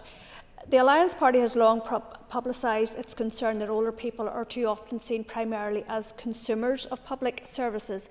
This presents them as passive service users rather than active citizens. Mr Speaker, last month a population projection by NISRA and the Office of National Statistics suggested that Northern Ireland's population will peak as soon as 2033. It was emphasised that this was a projection, not a forecast, and that there's significant evidence to suggest that the date will be rather later than that. However, it will surely come before mid-century, and it is already the case, for example, that the number of children in Northern Ireland is declining, and we, as we speak, just passing the point at which there will be more over 65s than under 16s living in Northern Ireland. Indeed, already 1 in 6 of the population is aged 65, and over 65s account for most of the population growth. The motion hints at this through its reference to the wider population, also suffering if we do not begin planning now for that ageing population, if we consider that this is not just about ageing population but that population decline, then we do need to be really honing in on where the strains are on those public services that Ms Sugden referenced in her opening remarks. However, this is not the only issue. A declining population would shake many of our assumptions that we currently include in the development of public policy. This not only affects the type of health and social care services we offer and how they're paid for, but it's how we adapt on a host of other public policy issues, such as the design of our planning system and how we develop infrastructure to put less pressure on the need for new builds. As Mr Butler referenced there, we do need to be thinking about what housing needs to look like to ensure that people can live comfortably at home for longer. In fact, we do need to be looking at things like skill development as well, so that we have the health and social care workforce to meet with their demands. Mr Speaker, just in closing, we need to ensure long-term sustainability and resilience in public services, and we do not need to we do need to ensure that our old people are allowed to contribute and participate as active citizens for as long as possible, but they do need the support from government to do so. Thank you. Edward Loughlin. Thank you, Mr Speaker. I want to start by paying tribute to Claire Sugden for bringing forward this motion. It's an issue that I know that is very close to her heart, and she's a great champion for older people.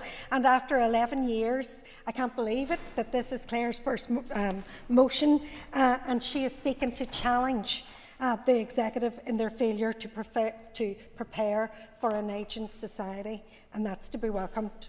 Mr Speaker, our ageing population is not just a case of ensuring that those who have contributed to our society and economy are properly recognised, supported and valued in later life, but it is also a challenge of immense strategic importance for our public services, given our changing population, and that population is certainly changing.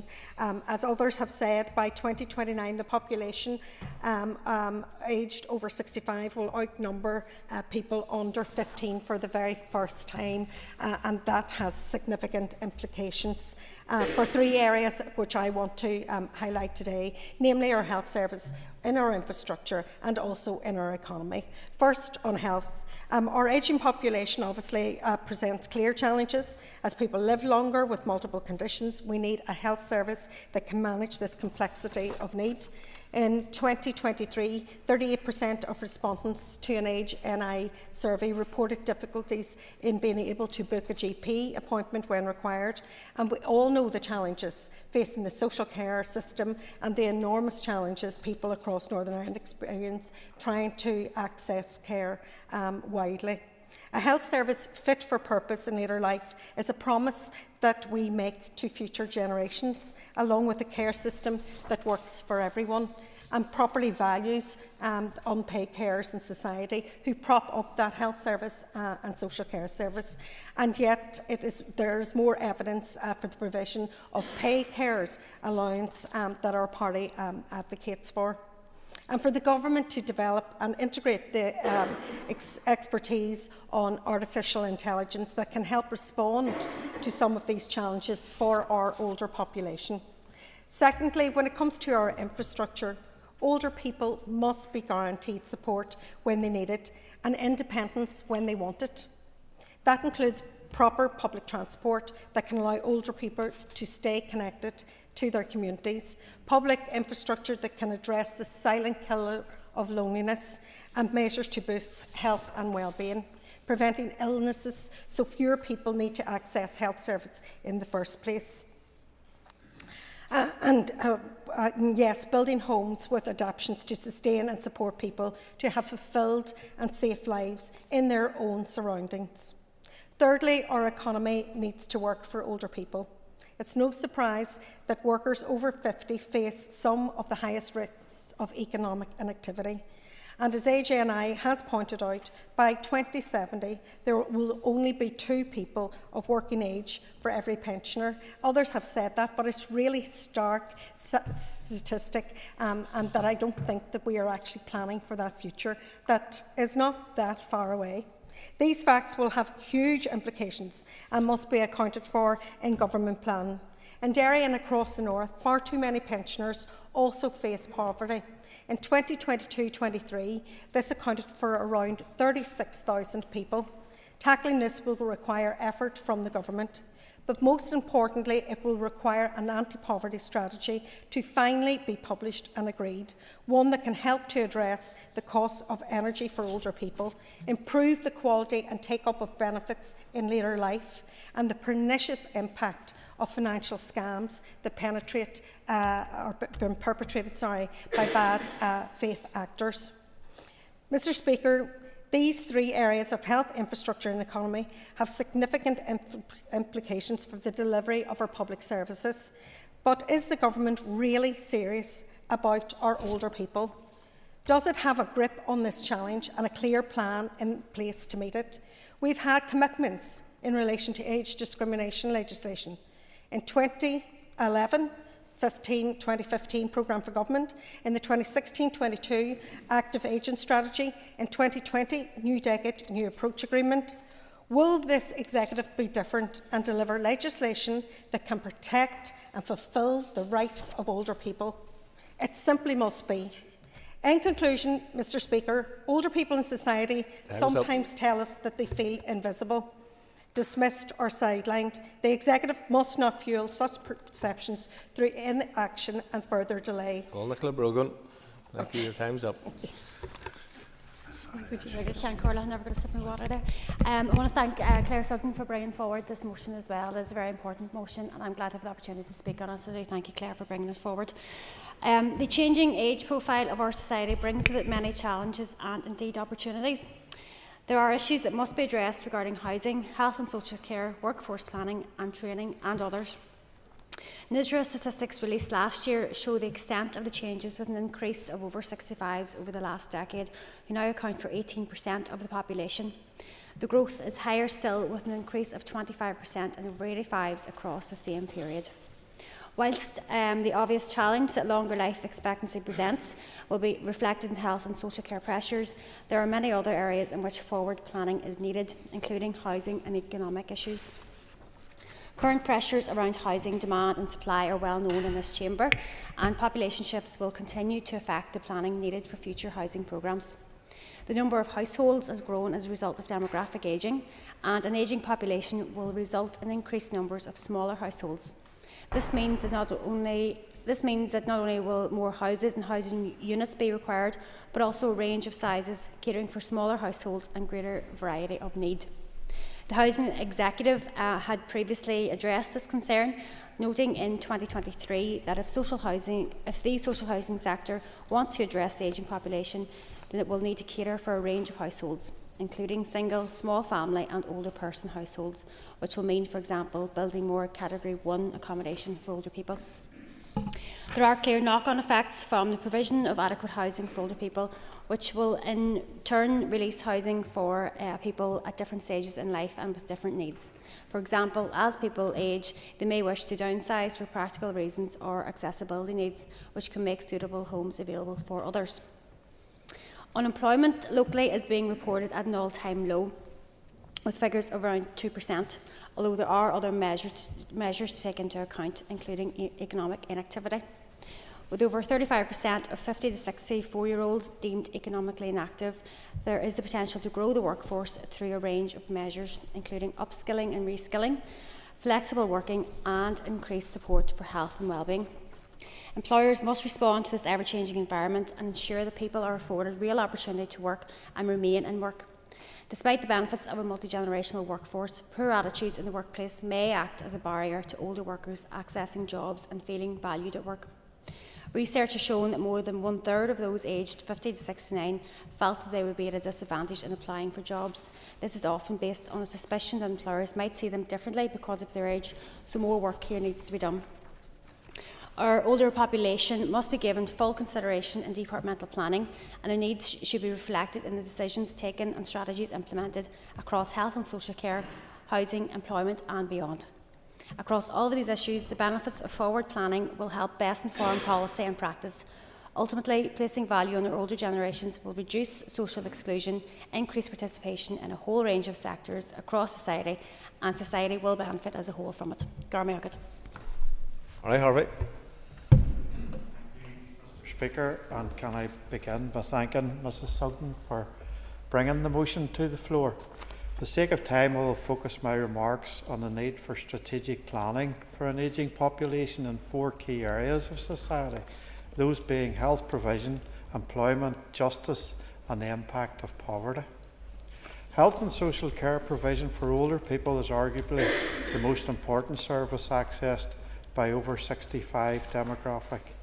With passing years and failing health, we all invariably rely increasingly upon NHS services, be they general practice and emergency care through to acute, social and palliative care. Our health needs grow both in number and frequency, as well as complexity as we get older. A functioning NHS is therefore pivotal to a healthy ageing population. We are all aware of the projected increase of this cohort within society over the next number of years. The anticipated doubling of the proportion of the population over 85 will further increase pressure on social care and health services generally. It is vital that preparation begins now and that services utilised by older people are supported with ring-fence funding, and that we begin to see evidence of transformation within the provision and delivery of health and social care. Alarmingly, provision in some key areas has reduced in recent years, as outlined by the Commissioner for Older People. The number of care home beds, for instance, has dropped by 28% since 2008, despite the number requiring a care home bed having doubled in that time.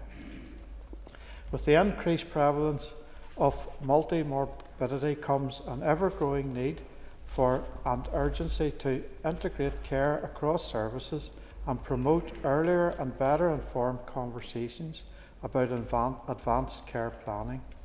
Long waiting lists and limited cross-service collaboration will hinder the development of a healthy population and lead to misdiagnosis and higher levels of advanced morbidity which could otherwise be prevented. Healthy older people receiving appropriate and timely health care can continue to play full and active roles within society, and particularly within the economy, be it in employment, volunteering or childcare. The contribution is invaluable and often brings with it a wealth of professional work-based knowledge. The retention of such individuals within the workforce allows for effective skill transfer to younger colleagues, ensuring that such skills, often highly specialised, are not lost in the local economy. In policy areas such as justice and tackling poverty, it is incumbent upon the Executive to ensure that the voices of our older people are heard and are driving legislative protection. The Justice Minister must redouble her efforts to address emerging threats to older people, particularly in the areas of online financial crime and cold calling scams, and to build on the success of the Scamwise NI partnership. Age UK has shown that 65,000 households aged over 60 will have insufficient income to cover essential spending this year. The Labour government has sought to pick the pockets of our pensioners and have succeeded. I am thankful to Minister Lyons for his willingness to support our older people through a winter fuel payment this year. The DUP believe those who have paid in should get out. We will always support our older people. Thank you, Mr. Speaker. Neil McAllister. Mr. Speaker, and I also want to thank the member for bringing forward the motion and having sitting on the APG. I know that she is really engaged and actually leading on this issue. I just want to say, as a member of the APG, I can't always attend because it conflicts with other diary commitments, other APGs, so we try and go where we can, but it is one of the one that has the most attendance from outside stakeholders and people who are actually bringing forward solutions to problems in the community that are faced by older people. So it is a very worthwhile APG where we can actually hear what the problems are and have solutions for them as well. I want to focus on the first part around health and social care system. We currently do not have a health and social care system that actually meets the needs of our older population, and we are seeing the reform of adult social care coming down the line, but we've been promised this for years. In fact, I believe it was 2012, maybe 2013, in which the first changes were talked about, that was consulted on in the early years of 2015, 2014. It was consulted on again a number of years later, and we still haven't actually seen the effect of a lot of that change. Alliance brought a motion on reform of social care in October, and we heard from the Department of Health then saying that reform is ongoing through work streams, but it just means more bureaucratic schemes and forms to actually hear the issues rather than come up with the solutions. And it's simply not acceptable, especially when there are many stakeholders out there who do have solutions, when the population is not getting any younger and when the need is so great. We need to ensure that where the Department of Health in particular spends its budget, it is to ensure that spending now saves for future years, and includes investing in strategies which promote a healthy lifestyle and well-being initiatives for a healthy ageing population. Like many motions that are brought to this House, many stakeholders get in touch with MLAs, and this was one of the ones again where it was actually one of the most areas of feedback, and I want to touch on some of what has also been said. Age NI, for example, have been in touch over the past few weeks to ensure that all MLAs are on board with this issue, and I think it is very important that we do listen to the experts and who engage with people on the ground every day. One of the things that they said and I want to highlight is the current inability of health and social care system to meet the demands placed on it, and it is likely to worsen without strategic action to support healthy ageing. I hope the Junior Minister can take from this debate today that it's about cross-departmental working. It's not just about the health service, but actually touches on every aspect of life. Yes, health is very important, but actually older people have much to give to society, particularly when it comes to our economy, and the proposer of the motion touched on the issue of childcare, how many of our older people actually look after our children to enable their kids and grandkids to get back into the workforce.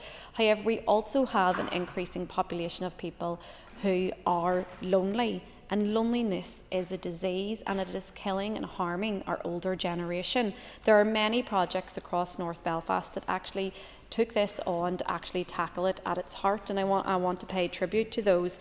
Good Morning North Belfast is an organisation that makes calls across the community every morning, mostly to those who live alone, to make sure that everybody is okay and did they need anything for the day. And it's really important because they can actually highlight and intervene where a person needs extra help. The Clare Project as well is another great initiative in North Belfast that reaches out to older people, and during the pandemic they were overwhelmed, like many of the others, because loneliness was further exacerbated. We have our local befriending services that unfortunately don't get the volunteers that they do need. And we actually have a number of schools, I think, is a great initiative that are interacting with older people, particularly in care homes.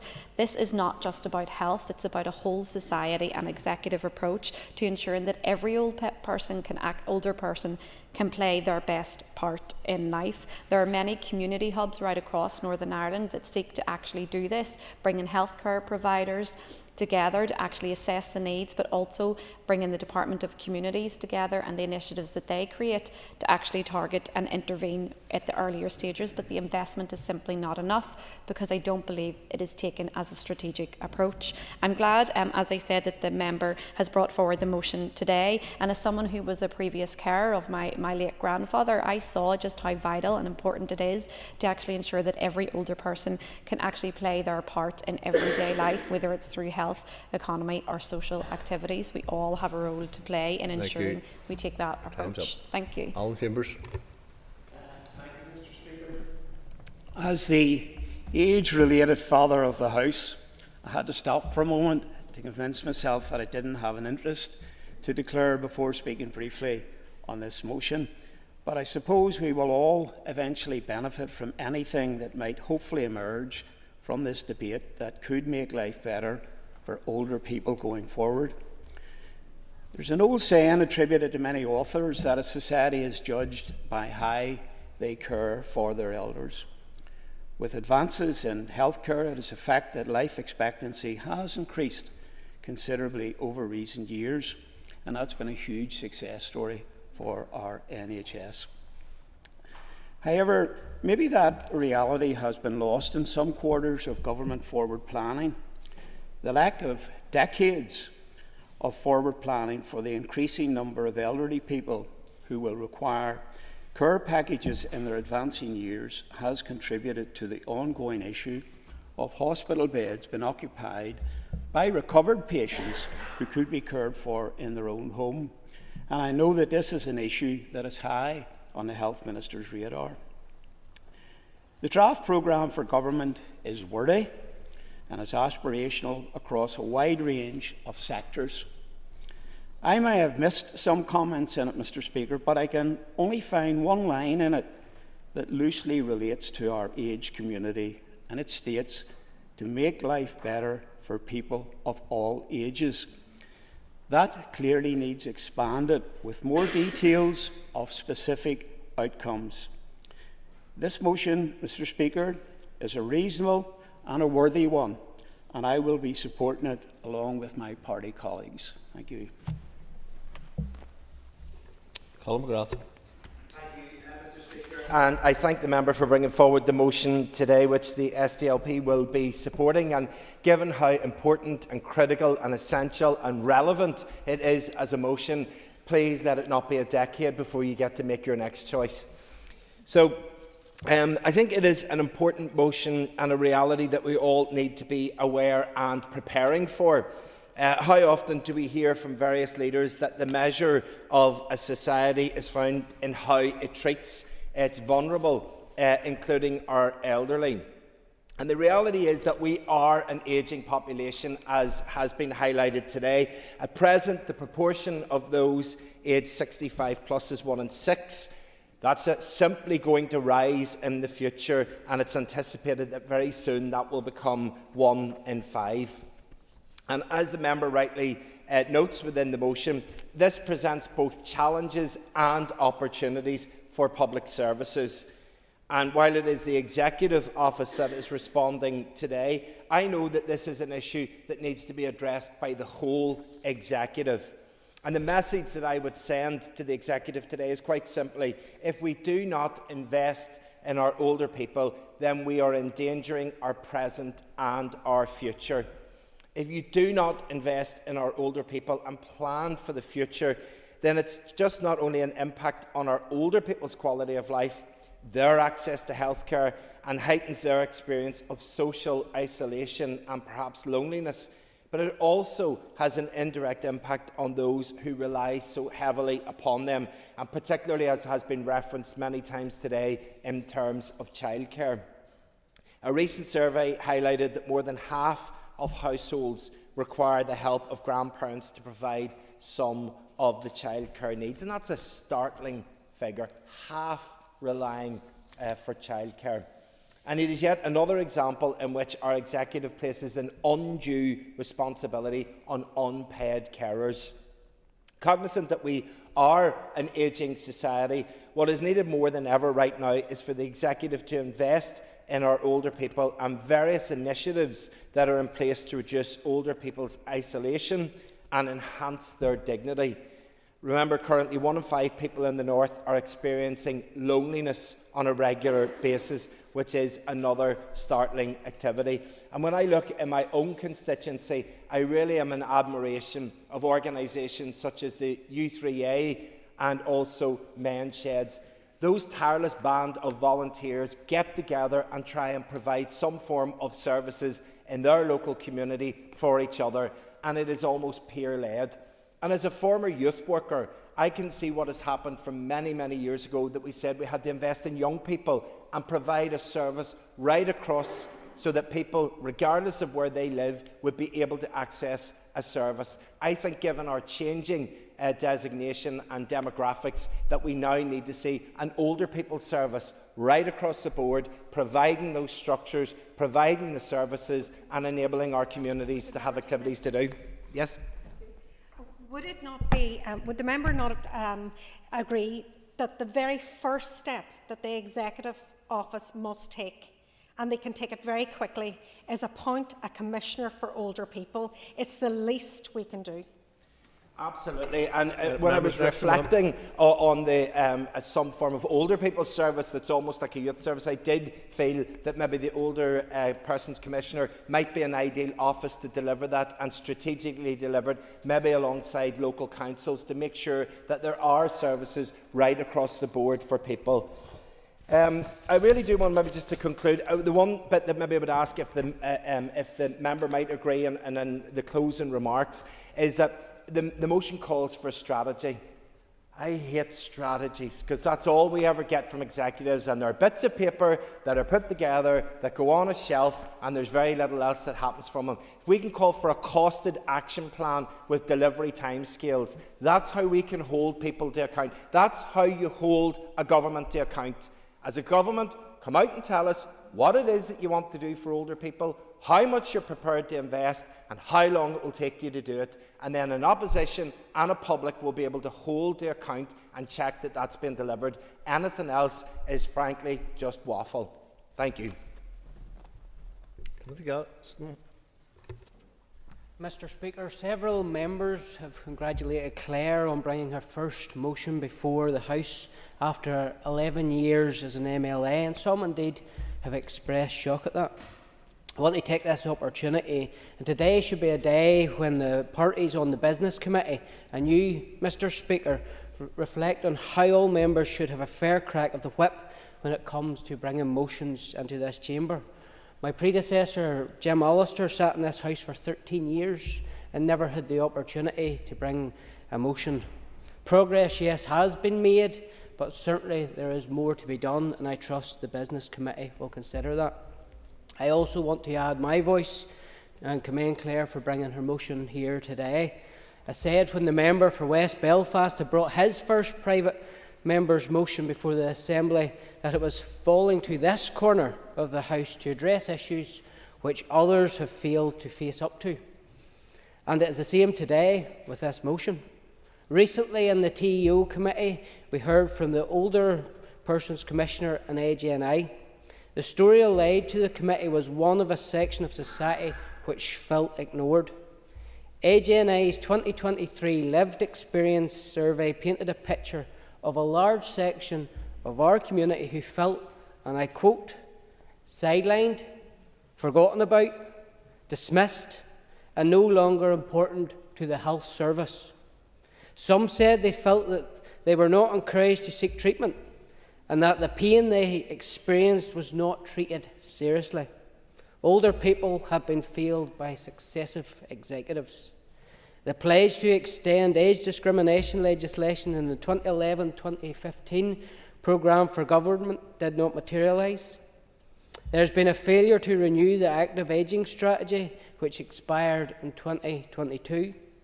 There was no commitment to legislate on age discrimination in the draft programme for government in 2016. New Decade, New Approach promised legislation, but again, nothing has come forward. There is no commitment to do anything in the current draft programme for government either. Put simply, devolution is failing to deliver for pensioners. And when one looks at the stats, it is clear that there is an urgent need to plan for ageing population going forward. We've heard today the Northern Ireland Stats and Research Agency in 2022. Well, their figures and projections are quite clear what they've laid out, so let's break it down. The number of children aged between 0 and 15 is projected to decrease over the next quarter of a century from 389,400 in mid-2022 to 299,500 in mid-2047. That's a decrease of 23.1%. The number of people aged between 16 and 64 is projected to decrease over the same period by 4.6%. By way of contrast, the number of people aged 65 and above is projected to grow from 335,400 in 2022 to 501,700 by 2047. In light of that, I think the case for urgent planning is clear in health, housing and infrastructure.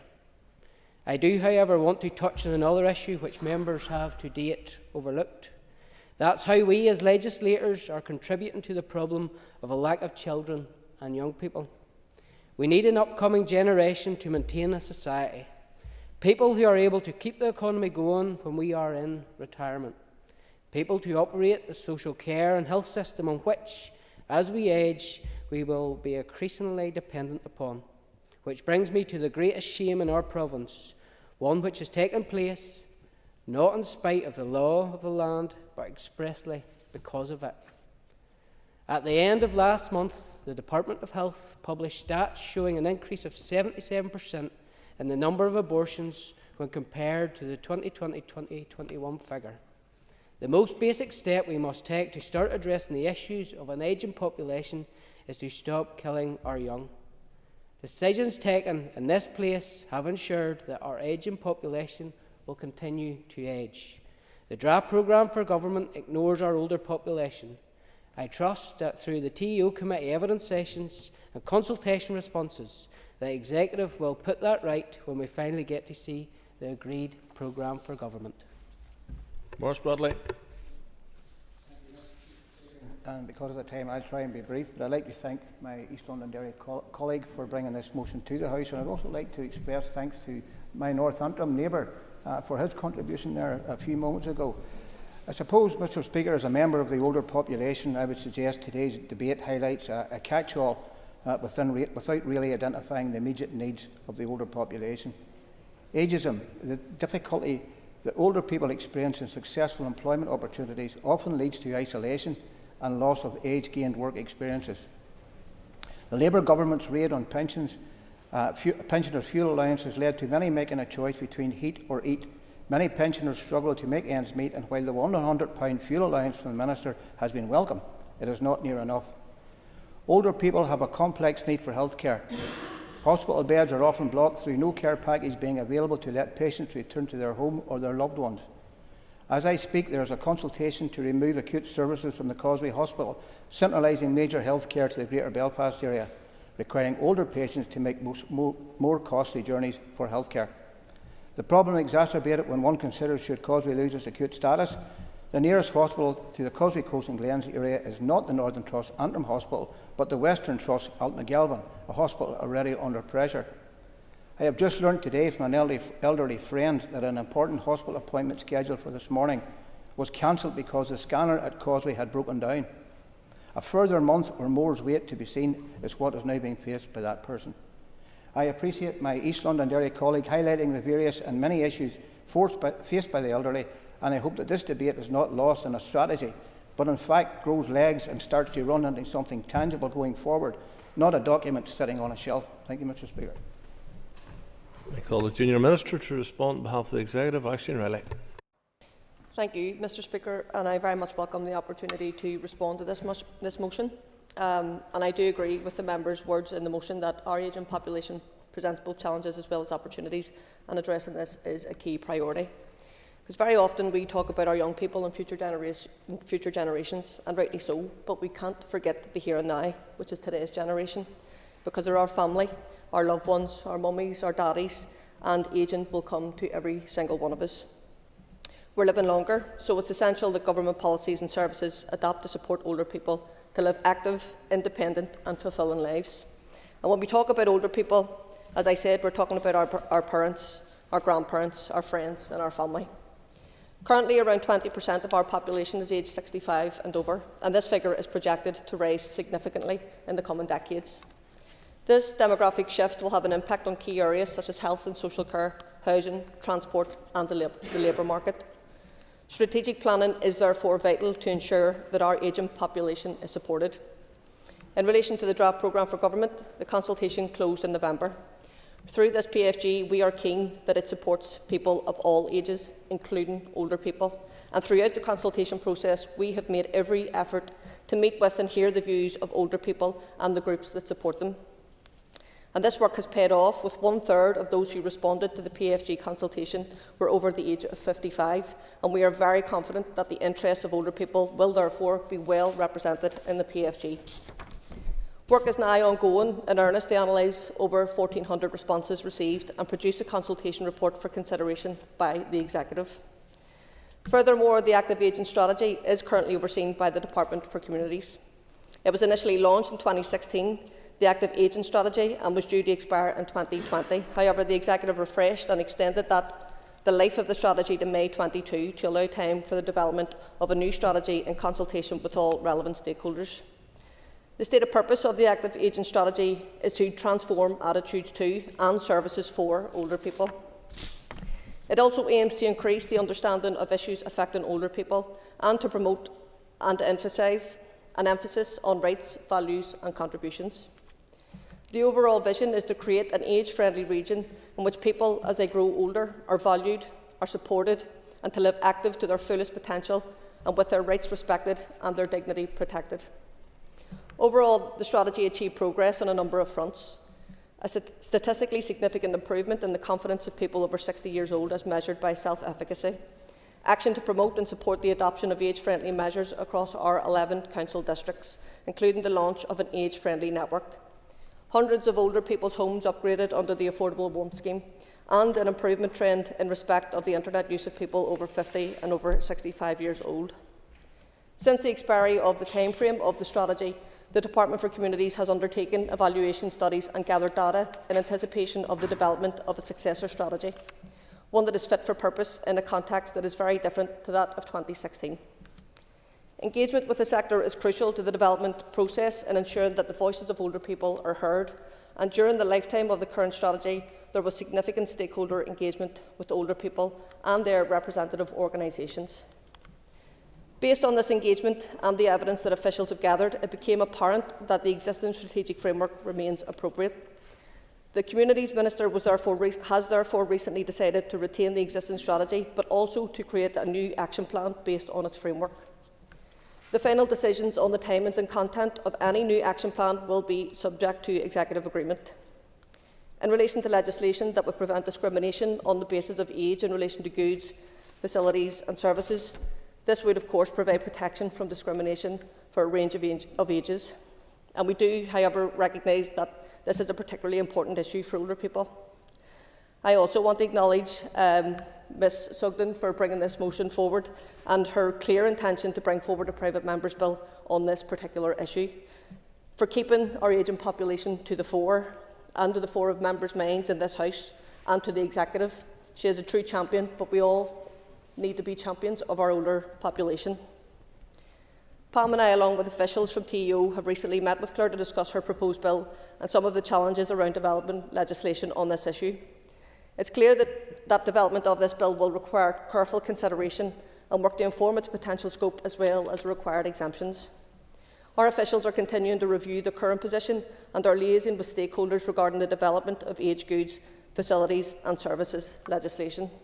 And just before I conclude, just to touch on Mr McGrath and Ms McLaughlin's comment on the Commissioner for Older People, I can say that following the public appointment competition, an announcement on the successful candidate for that post will be made very, very shortly. So to conclude, Mr Speaker, let me say that we absolutely concur that our older people not only make a vital contribution to our society, but they add to it. And it's so important that we keep working together to protect their well-being, ensure that their rights are protected and that their needs are fully met. Thank you. Claire Sugden to wind on the motion. Thank you, Mr Speaker. When I was co-opted as an MLA nearly 11 years ago, I felt the most important thing for me to do was to get out into my constituency so that I could get to know the people that I'm representing and equally they could get to know me. And I suppose what I was struck by in East Londonderry was the number of really active older people that exist there, the community groups that exist there that facilitate older people. And I suppose that has driven my interest as an MLA in advocating for older people's issues, so much so that I established the All-Party Group for Ageing and Older People 10 years ago today. We'll be celebrating that milestone anniversary. And I am driven by it because I think it is important that we look after the people who looked after us, and to declare an interest, everyone should declare an interest in that hopefully we will all have the honour of being able to grow old someday, and in doing so I would expect all of us to have access to our public services, to be entitled to our public services, and to grow old with dignity. I suppose the crux of this debate for me wasn't just necessarily about how our public services directly impact older people. For me, I think this debate is about the strategy that the Northern Ireland Executive must take to protect all public services in Northern Ireland. We are regrettably seeing public services around us crumbling due to the fact that we've never forward planned. Look at our GP services. If we had planned 10 years ago in relation to that, maybe people would be able to get an appointment. And this issue, as members around the Chamber has indicated, really does impact on all aspects of our public services here. I even recall what the Justice Minister said yesterday in relation to prison populations. One of the impacts of the growth of prisons is due to prisoners are living longer. So it's not just about health and social care. It's not just about community transport. It's about how it affects everyone. Supply and demand. If there's more of us, and there will be more of us as we live longer, then our services really do need to adapt accordingly. Just to touch on the comments made by other members, and I won't reiterate too much, but just try and pick up on their points. Yes, very much about health and social care, and I think we're seeing that acutely. I found myself in Antrim Accident Emergency Department probably about 18 months ago, and what really struck me was the number of older people that were sitting around me, weeping in pain. And I say that weeping. And their condition was probably as critical as the person who was to come after them, as the person who was to come for them. They were just in the queue like everybody else. And equally, as well as the older people weeping, children were also crying at 2 o'clock in the morning. So I can't highlight this enough, that this debate isn't just about older people. This is about everyone in Northern Ireland. And if we don't get a grip on the fact that we have an ageing population and the demand that will place on our public services, we're going to see this more and more. I suppose to kind of, I'm really pleased that all parties have indicated that they will support this motion, but there's a very specific ask in including it in the current programme for government, and I appreciate the Junior Minister has indicated that in the consultation responses over a third. I'm not surprised by that.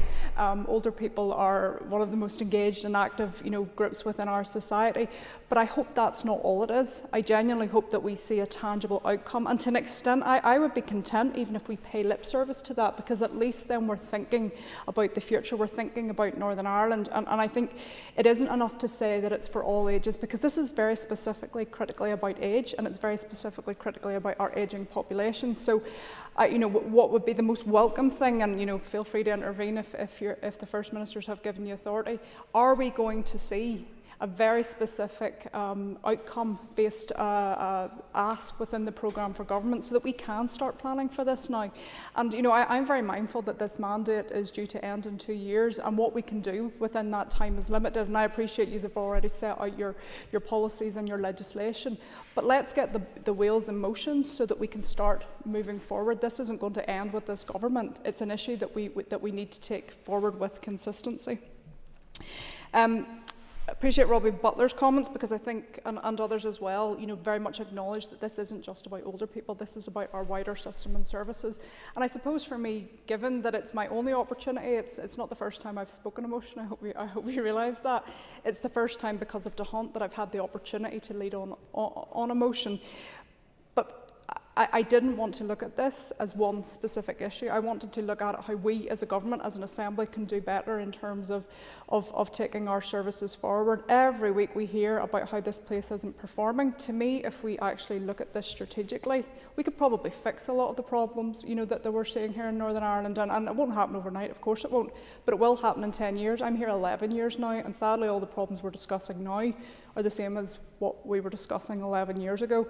And they've gotten worse, and so that's why I think we need to start having these conversations now. And I appreciate Alliance's commitment in terms of looking at older population. But can I say, for the parties who have members at the executive table, if everybody's supporting this, then we should get an outcome here. We should get this into the programme for government, and we should start moving forward. I don't want this to be a debate that gets recorded and that's all we do with it. And certainly, as a member who's led this debate, I will be following up on the actions that this Assembly is likely to support. So, I would certainly encourage those who sit at the executive table. It may not be your specific remit, but as discussed, this is a cross-departmental issue, and everyone has that voice at the table. So I think if you can do anything you can to encourage your ministers to get this forward, I think that would be really helpful. Ms McLaughlin and the Junior Minister had referred to age discrimination legislation. The conversation around this has been happening for a number of years, and we've had promises and commitment to take that forward. It hasn't happened, so as the independent member, I'm hopefully going to make that happen, subject to the Speaker's say-so in bringing that to the House. I think it is critically important. We're the only region of the UK and Ireland not to have that legislation in place. We have a model there that works. Yeah, please go ahead. That Mr Gaston made about devolution failing. Devolution hasn't failed. Failure to have government here for 5 years out of the last 8, and with your 11 years, only 6 of them, and they've never been co-joined with. Is that not the biggest pressure to progress here in Northern Ireland over this last political times? I appreciate that. No, I agree wholeheartedly. If people ever ask me why this place doesn't have the ability to do anything, it's because we've never had the consistency to take things forward. And certainly, if this is about improving change for everyone in Northern Ireland, we have to have that consistency. And digressing a little bit, devolution is the only show in town. There's nothing else. So we either have this place or we have nothing. And we saw that during the 6 years of no government in Northern Ireland. And I think people need to wake up to that reality. To come back to the age discrimination legislation, and this is the ability where we as MLAs really do have power. Often we're told how useless we are in this place, but every one of us has the ability to write a piece of legislation and take forward things that will improve the lives of people in Northern Ireland. And this is the one way in that I want to be able to do that. And I'm really keen to work with the Executive Office in this, because I recognise a lot of what I'm proposing is very much the work that began actually with Peter Robinson and Mark McGuinness. And we will have to look at other ways, and indeed we were in an opportunity where we can look at this legislation and see how it has worked and perhaps not worked in other jurisdictions and improve it here for Northern Ireland. But if it does nothing more than get it onto the statute and recognise the value of older people within society, is that not enough? But hopefully it will do more than that. And other comments, again, very, very similar. It's about how these things directly affect our older people. We heard that from Nicola Brogan, Harry Harvey, Nola McAllister. And Nola actually talked to the community and voluntary groups in relation to this, which I think is really key to that, because again, I outlined at the start of this that when I got interested in this issue, it was very much driven by the community and voluntary groups, and we need to listen to them. We do need to listen to them. They're the people who are ultimately empowering us to stand here and do all the good things that we can do in this chamber. And I think that's really critical and important. I suppose from the official opposition to the unofficial opposition, they also talked about the community groups on the ground, the U3A. We have a similar in the North Coast, and again, it's these people that very much that very much drive, my motivation around this. I agree with Colin McGrath. This can't be just a strategy that sits on a shelf. If it's the only thing we can get right now, because right now there's nothing else, and I appreciate the Junior Minister saying that we have a strategy and that's likely to be continued, but it's not mentioned in the programme for government at all. And I do think that's a failure of responsibility. I think it's a failure to actually recognise the people that we're representing. All ages doesn't cut it. It's not enough, and particularly because of the impact of that particular age group in itself. The member's time is up. Yeah, thank you. I know you waited 11 years, Claire, but we've had two pops at it there, so in any event, thank you for bringing the motion to the House so well. If now the motion stand in the order paper be agreed, all those in favour say aye. Aye. Contrary, if any, no. The ayes have it. The ayes have it. The Business Committee has arranged to meet at 1 p.m. today. I propose, therefore, by leave of the Assembly to suspend the sitting until 2 p.m. On return, there will be questions to Deirdre, and Declan McAleer will be the first question.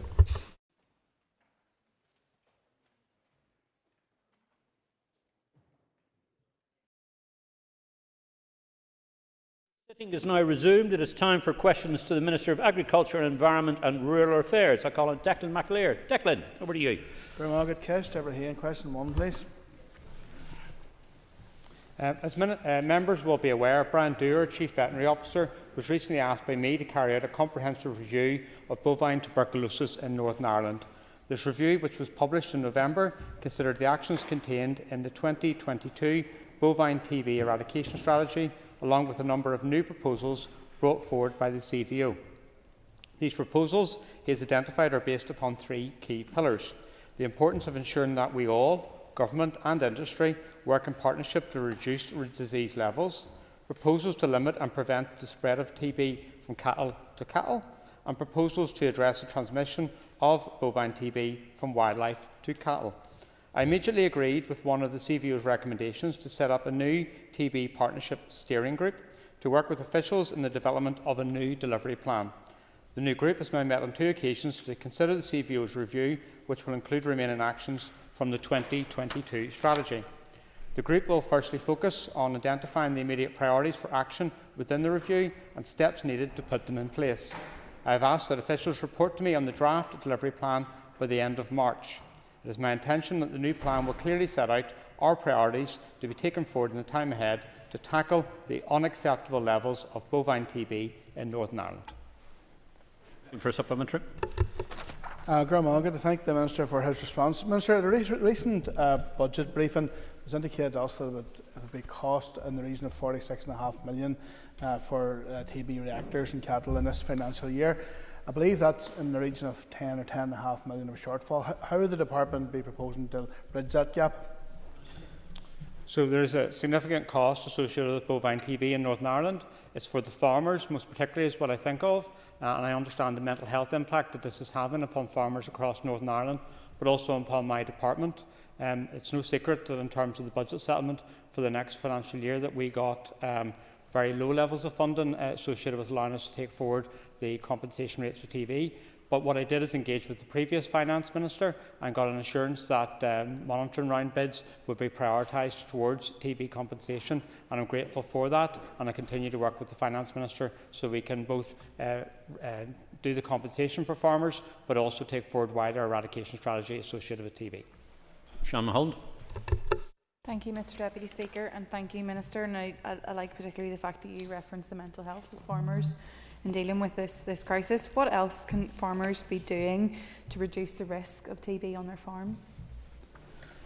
So I recognise in terms of tackling TB, this needs to be a holistic approach, and that's why we're taking forward a 3-pillared approach of people, cattle and wildlife, and we're engaging with stakeholders so we can bring forward that delivery plan very soon. But there is actions that farmers can take. That doesn't negate the role that my department can play and should play in relation to this, but there is a role that farmers can play, and this is particularly around biosecurity. So, for example, reducing the risk from slurry and farmyard manure, reducing the risk from wildlife, reducing the risk from neighbouring herds, and also reducing the risk from buying in cattle. And these are examples which I see in farms across Northern Ireland where farmers are taking forward that good practice. We need to mainstream that, and we need to work with everyone so we can drive down TB. I'm determined to do that, and I'm determined to do that in partnership with others. William Irwin for a supplementary. Thank you, Mr. Speaker, and thank the Minister for his answer so far.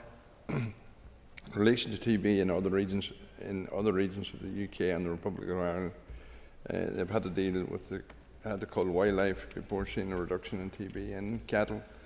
Therefore, does the Minister accept that TB in wildlife will have to be dealt with if TB is eradicated in Northern Ireland? So I accept that we have to consider wildlife as part of a holistic strategy towards TB. I'm also conscious of the previous judicial review in relation to the previous wildlife intervention and the outcome of that. Going forward, as I've said, there will be 3 pillars towards our work to eradicate TB in Northern Ireland, and that's people, cattle and wildlife, and I'm very much committed to that. And as part of that, we will be moving forward with a consultation on wildlife intervention in respect of TB. Diane Armstrong for a supplementary. Thank you, Mr. Speaker, and thank you, Minister, for your questions on this, for your responses on this topic. Could I ask you to expand further on the financial impact with regard to your assessment of the financial impact for farmers who have to continue feeding, milking and looking after their herds for an indeterminate time after a positive test for TB? So you touched upon an important issue, which is not just the issue in terms of the financial impact upon farmers with regards to compensation, but there's a wider issue around that. There's also an environmental issue in terms of overstocking, in terms of greenhouse gas emissions, and it's something I'm determined to deal with. So I acknowledge those issues and I acknowledge the pressure it's having upon farmers. I know that some people are feeling that we're moving perhaps too fast in relation to this, but I want that delivery plan from the stakeholder group at the end of March, and I want to be announcing the way forward in April. And part of me is that this is so important to the farming community, why we're moving at pace in this, and I would assure all members in this House that the way forward is based upon science and evidence, and it's important we take all our decisions on the basis of that. I call on Paula Bradshaw. Number 2, please. I have delivered progress across a number of areas. Regulations which place climate change reporting duties on specified public bodies came into operation on the 3rd of May 2024. Regulations that set in law Northern Ireland's first 3 carbon budgets for the periods 2023 to 2027, 2028 to 2032 and 2033 to 2037, and a new emissions reduction target for 2040 were approved by this Assembly on the 10th of December last year and set the statutory framework for our pathway to net zero. A 10-week public consultation on the establishment of a Just Transition Commission closed on the 20th of January 2025. My department is now analysing the feedback received, and the findings from the consultation will be used to inform the content of the final regulations that will establish the Commission. Once the regulations are in place to establish the Commission in law, a recruitment competition to appoint members to the Commission will be undertaken via a public appointments process. Now that our first carbon budget has been set, I will be bringing forward a draft of Northern Ireland's first climate action plan to the Executive College as soon as possible, seeking their agreement to publish the plan for a 16-week statutory public consultation. I am fully committed to delivering a climate action plan that is transformational, evidence-based and also informed by stakeholders and in line with my commitment to a just transition. The requirement around the establishment of a Northern Ireland Climate Commissioner sits under the Executive Office. The regulations that establish this body have been approved by the First Minister and Deputy First Minister and are currently laid in draft before the Assembly and will therefore require a positive vote in this Assembly to have them approved. The Business Committee will hopefully schedule this debate and vote on the matter in due course. Paula Bradshaw for a supplementary. Thank you, Deputy Speaker, and thank you, Minister, for your answer to my question. Minister, could you please outline what you believe will be the benefits of a Climate Change Commissioner here in Northern Ireland? Thank you. Thank you. The Northern Ireland Climate Commissioner will be a key part of a world-leading climate advice structure here in Northern Ireland, working alongside the Just Transition Commission, the Climate Change Committee and the Office for Environmental Protection. The Northern Ireland Climate Commissioner will ensure that issues specific to Northern Ireland are fully considered when charting our transition to net zero. We recognise that the science we rely on in relation to climate change is constantly evolving, and that the Climate Commissioner will have a key role to play in amplifying those key messages to ensure that new approaches and policies reflect best practice globally.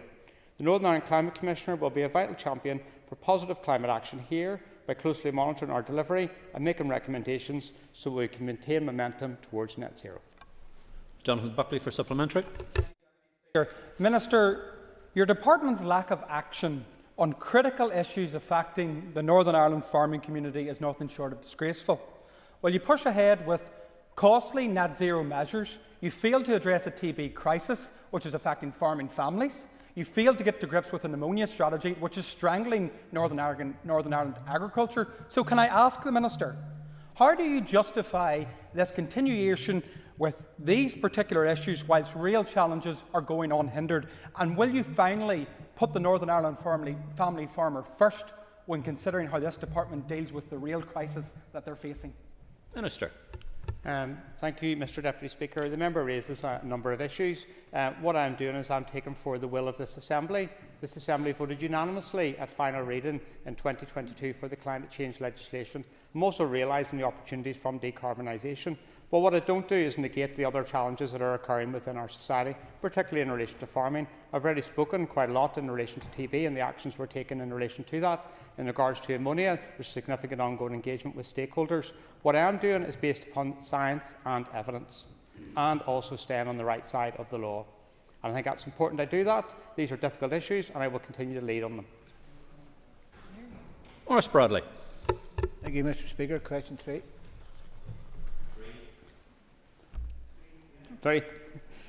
Mr Speaker, with your permission, I will group questions 3 and 6 together. I met the Northern Ireland Secretary of State in October last year to emphasise my concerns in relation to the impact of the planned inheritance tax changes on our family farms, and a letter was also issued to the Chancellor of the Exchequer on the 18th of November 2024 by the First Minister, Deputy First Minister, the Finance Minister and myself, raising concerns about the disproportionate adverse impact on family farms in Northern Ireland compared to other jurisdictions, given that Northern Ireland has some of the highest agricultural land prices in the UK and Ireland. I have on many occasions expressed my concerns on this issue with devolved agriculture ministers and also to the deferred Minister of State, Daniel Zeichner, who responded to me in January of this year to a letter to me on this matter.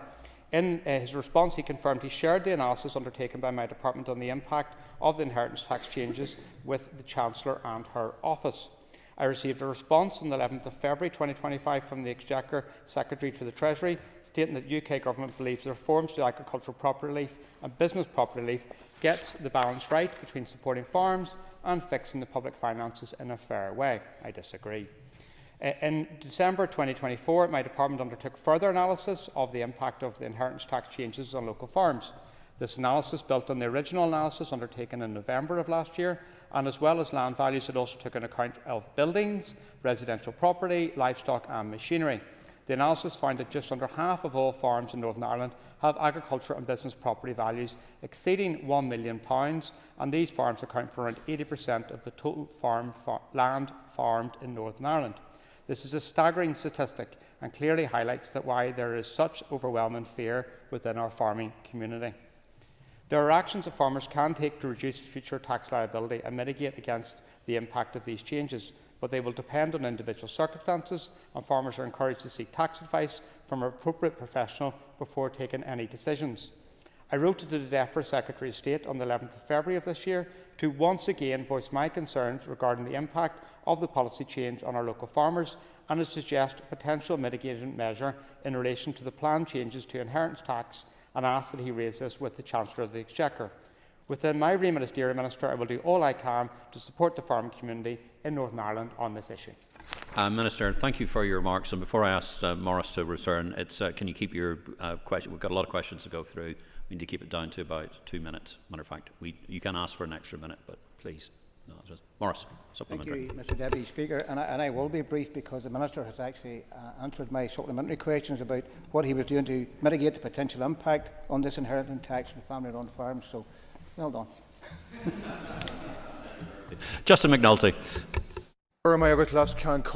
Will the Minister place in the public domain all written correspondence and documentation issued by your department in relation to alleviating the stress and uncertainty that this decision has placed on farm businesses throughout the North? Yes. Andrew McMurray for a supplementary. Thank you, Mr Speaker. Just as the Minister, and thank the Minister for the response so far, but what is he doing in his department to encourage good succession planning on our family farms? Thank you. I will stick to my 2 minutes. The Farming for the Generation scheme included within the Sustainable Agricultural Programme will be the policy instrument to support generational renewal. I'm pleased to say that the pilot scheme that I launched in autumn 2024 has already proven to be very popular, with strong take-up reported. From previous experience of succession planning interventions, the Farming for the Generations pilot provides an initial programme that will provide evidence towards development of the main scheme. It seeks to identify the key barriers and propose financial interventions, thereby developing solutions that are scalable. I have asked my officials to expedite the development of the main Farming for Generations scheme. This will be done in co-design with stakeholders, including the Young Farmer Clubs of Ulster, and will actively consider the provision of financial support. Last week I put on record in this House my personal commitment to ensuring that the new Farming for the Generation scheme is open for delivery to young farmers and new entrants by autumn 2026. Colin Crawford for supplementary. Mr Deputy Speaker, and can I thank the Minister for his answers thus far. Minister, can I ask if you could outline the specific material costs or material matters pertaining to family farms in Northern Ireland? Would you agree that there will be a significantly greater threat to farm and food security here in Northern Ireland than anywhere else in the UK? Thank you, Mr Crawford. I think it's an important question. The analysis that my department has set out clearly demonstrates that there will be a disproportionate and detrimental impact in Northern Ireland, because we're made up of a patchwork quilt of family farms, and that's where the impact is going to be. I would plead again today at the dispatch box for the UK Government to rethink this. What they need to be doing is focusing upon the people who are using inheritance tax in terms of APR and business property relief, to focus on those who are using it for tax avoidance measures. There's where the money can be got, not about endangering the future of farming across the UK. There's measures that can be put in place which ensures that you protect the family farm, but also you deal with people who are abusing the measure. I've outlined that to the Deputy Secretary of State, and I'm happy to be laying that correspondence within the Library of the Assembly so all members can see it. But the UK Government have an opportunity here to listen to the views of farmers, but also the views of this Assembly and across the UK, and to find a way forward about this which protects family farms. Aoife Finnegan. Minister, I just want to ask, is there any particular sector affected more than others? So the analysis has been set out by my department, and I'll write to you to share the 2 bits of analysis around that, detail the differential impact in terms of different sectors. The one sector is most likely to be affected more than others is the dairy sector in Northern Ireland, and that's obviously a concern for me. Hopefully that analysis, alongside others, have contributed towards an informed debate on this. I'm disappointed that Treasury continue to rely upon the analysis that they have, because I have a strong view that it's incorrect. Mr Matheson. Thank you, Mr Deputy Speaker. Question 4, please. The Farming for Nature package is one of my top priorities. It is my ambition to scale up nature-friendly farming for all farmers, being rewarded for delivering environmental public goods alongside food production, and that farming with nature will become an important enterprise on farms. This package will be introduced in a phased approach with the aim of increasing the extent, quality and connectivity of habitats in the farm landscape within and outside designated sites and priority habitat areas. I plan to launch the first phase of the package, the Farming with Nature Transition Scheme, later this year, and it will include a number of measures to increase the extent of habitats and connectivity on farm.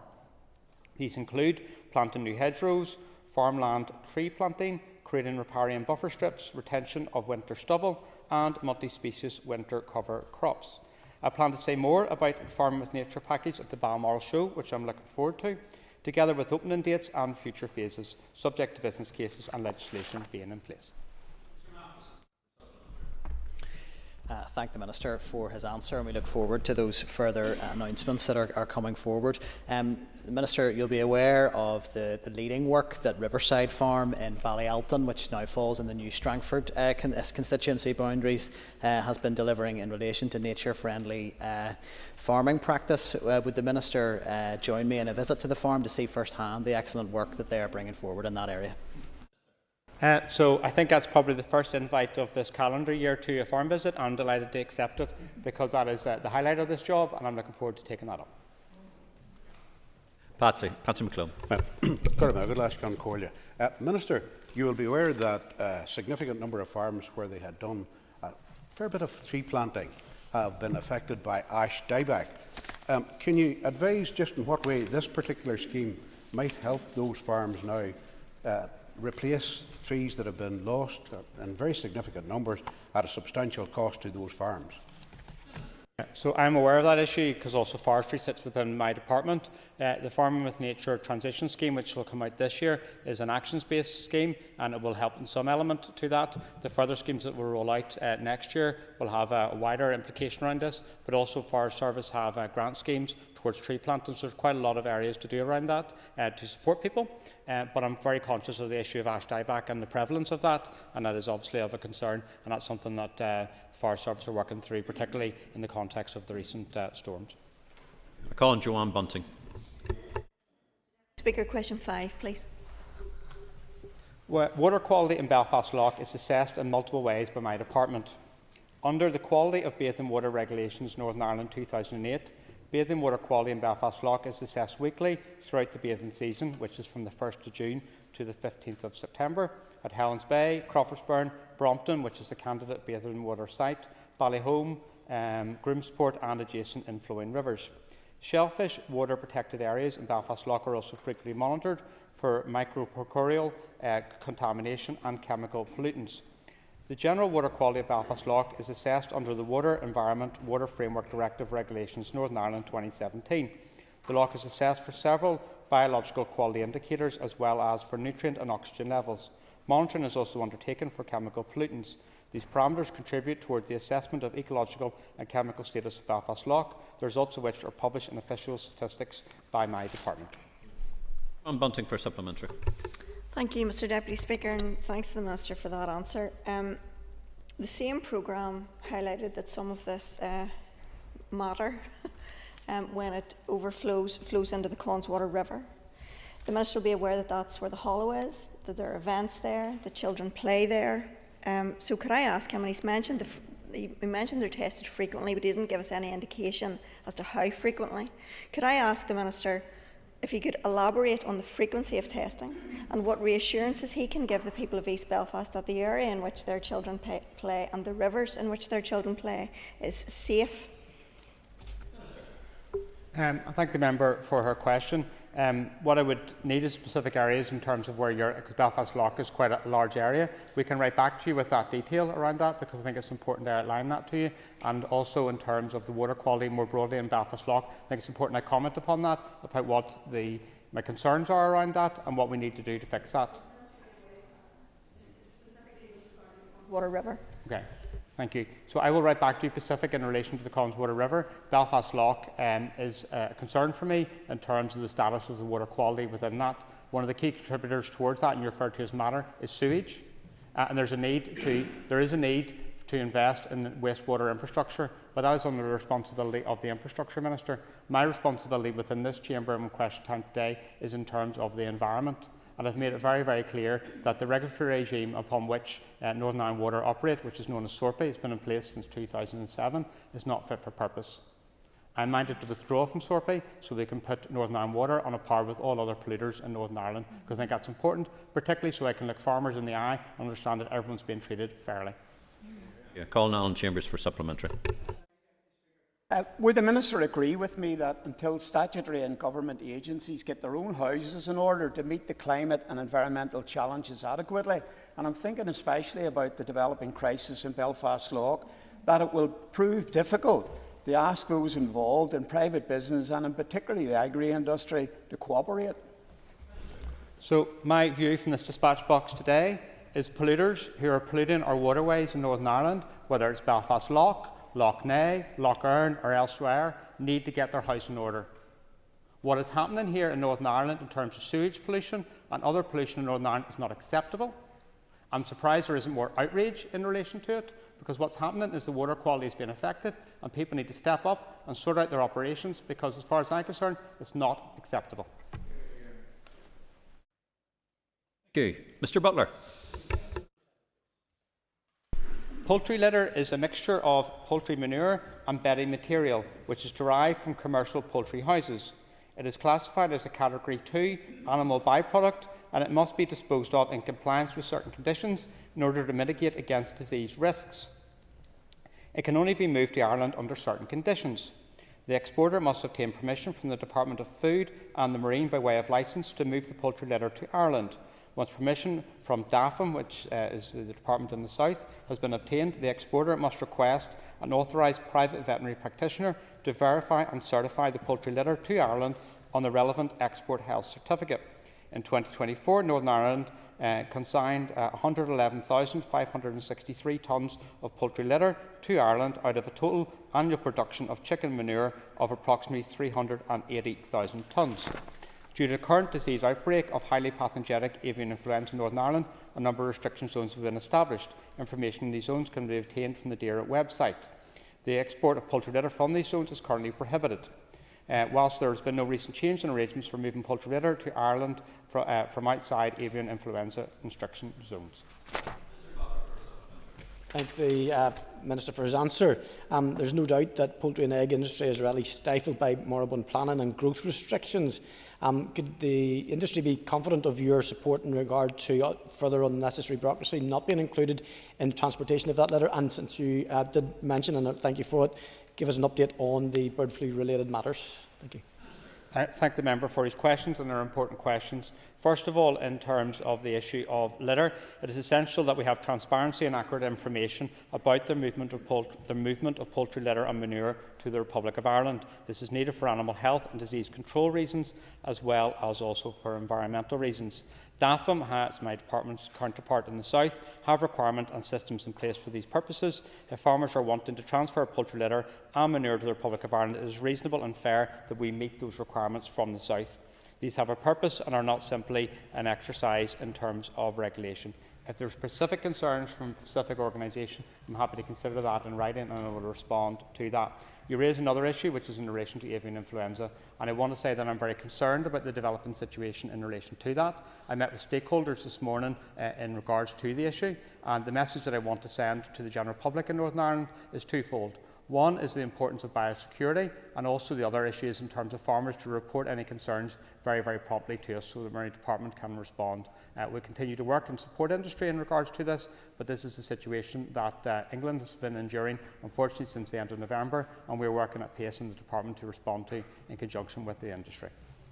David Hunterford for supplementary. Thank you, Deputy Speaker. Can I ask the Minister what the impact of high levels of nutrients are having on our local environment? So the impact in terms of high level of nutrients is specifically in relation to water quality, and that's why we're working with the industry in terms of a way forward. And I would give thanks to some of the initiatives that have been brought forward in terms of the management of poultry litter, but there's a lot more that we need to do in this regard, and that's why we'll be going to consult on the Nutrients Action Programme in the spring. William Irwin. Mr. Speaker, in relation to environment issues, Northern Ireland Environment response times to planning applications is dismal, to say the least. What plans has the Minister to provide more staff to deal with the current backlog? So I'm aware of the challenges in terms of Northern Ireland Water being a statutory consultee in relation to planning. We have put staff towards that, and we've put new processes in place, but we need to do better. So we're looking to recruit additional staff so we can turn around the applications more swiftly. What I would encourage people to do is when they're putting the applications in, to make sure that all the relevant information is there so we don't have to reconsult in relation to the information. I know we need to move on this. There's many issues within my department we want to progress, and that is one of them. I call on Danny Donnelly, and Danny, you'll probably only get your first question in. Question 8, please. Report the implementation of the Loughnane Report and Action Plan and the Environmental Improvement Plan is progressing since I received executive approval of those last year. These reports contain a comprehensive range of actions to secure longer-term improvements in water quality across Northern Ireland and tackle blue-green algae blooms. Actions being taken forward include a review of the Nutrients Action Programme, as well as the small business research initiatives on the sustainable utilisation of livestock slurry. And I would state to members that is a key initiative in terms of the future of Loughnane. Grant support for the water quality improvement projects has been provided to community groups through the Environment Fund. A recent review of the third cycle River Basin Management Plan for the period 2021 to 2027 has been completed, and subject to executive approval, I hope we will publish the plan in the near future. My department continues to deliver the Soil Nutrient Health Scheme, which provides farmers with soil analysis and training to improve nutrient management and water quality. In addition, the Sustainable Catchment Programme continues to provide advisory farm visits and capital grant support to carry out works for water quality.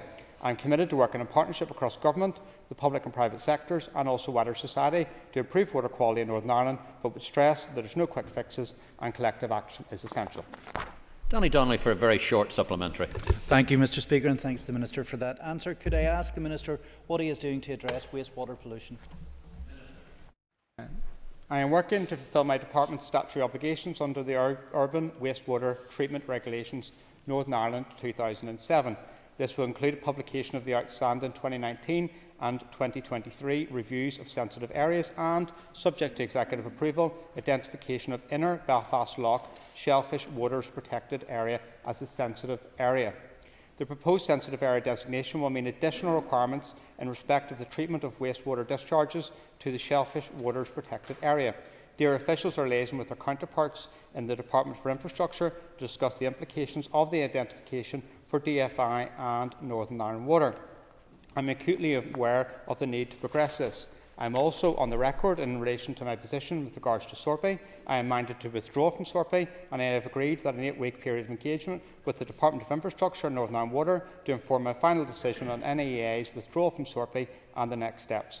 I am expecting this engagement to be initiated by my department very shortly.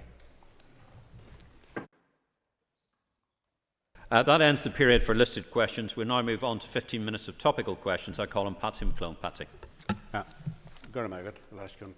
Minister, in light of the recent storm, as you're probably aware, a number of places are without broadband, fibre broadband, communications and the likes.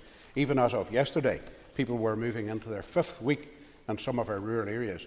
That broadband can be used for a variety of features, not just communication, basic communications, but business and indeed other medicinal purposes as well.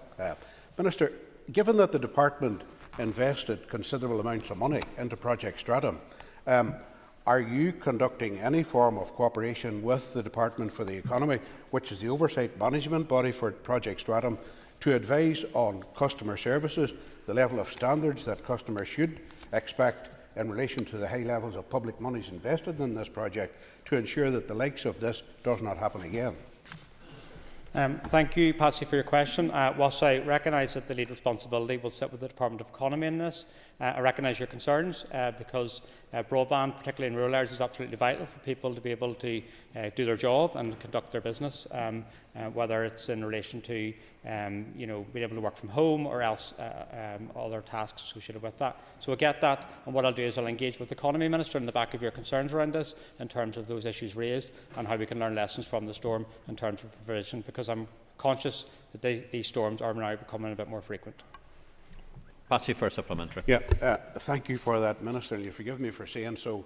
I think we will learn lessons is probably one of the most abused phrases in the lexicon of the civil service.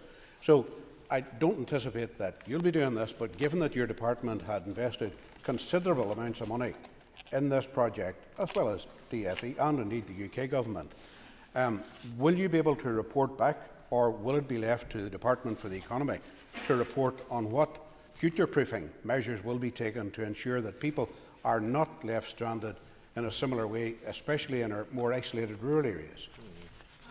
So I'm very conscious of the varies of my department and the responsibilities around that, but I get the issues that you raise. I will give a consideration to that. I think it is important we learn lessons. I think far too often Northern Ireland we don't. And we do need to learn lessons. There's many examples where we should learn lessons, Lough Neagh being one of them. But what I'll do is I'll engage with the Economy Minister and I'll write back to you on this, and if it requires a meeting, I'm happy to do that. I'll call on Kate Nicholl. Deputy Speaker, I'd like to ask the Minister a question about an issue that young environmentalists raise with me quite often, and it's fitting that the Lower Sixth Methody students are in the public gallery right now, and it's in relation to actions being taken in regard to blue-green algae on Lough Neagh. Minister. Thank you, Kate, for your question on what is a serious issue, not just for me, but for the people of Northern Ireland and hopefully the people in the gallery. At the outset, I feel it's important to state, on the basis of the science and evidence that I have reviewed to date, it is unfortunately highly likely we will see yet another reoccurrence of blue-green algae in Lough Neagh this and future years. The fact that the largest freshwater lake in these islands has been allowed to get into the state ought to be a wake-up call for us all. It's a sad and stark example of the impact of climate change and a reminder of the need to get the balance right between growing the economy and safeguarding our environment. There's lots of very cruel and hard lessons to be learnt from Lough Neagh. After securing executive agreement of the Lough Neagh report in July of last year, my department is working to drive forward implementation of the action plan, working in conjunction with other departments, such as infrastructure and justice.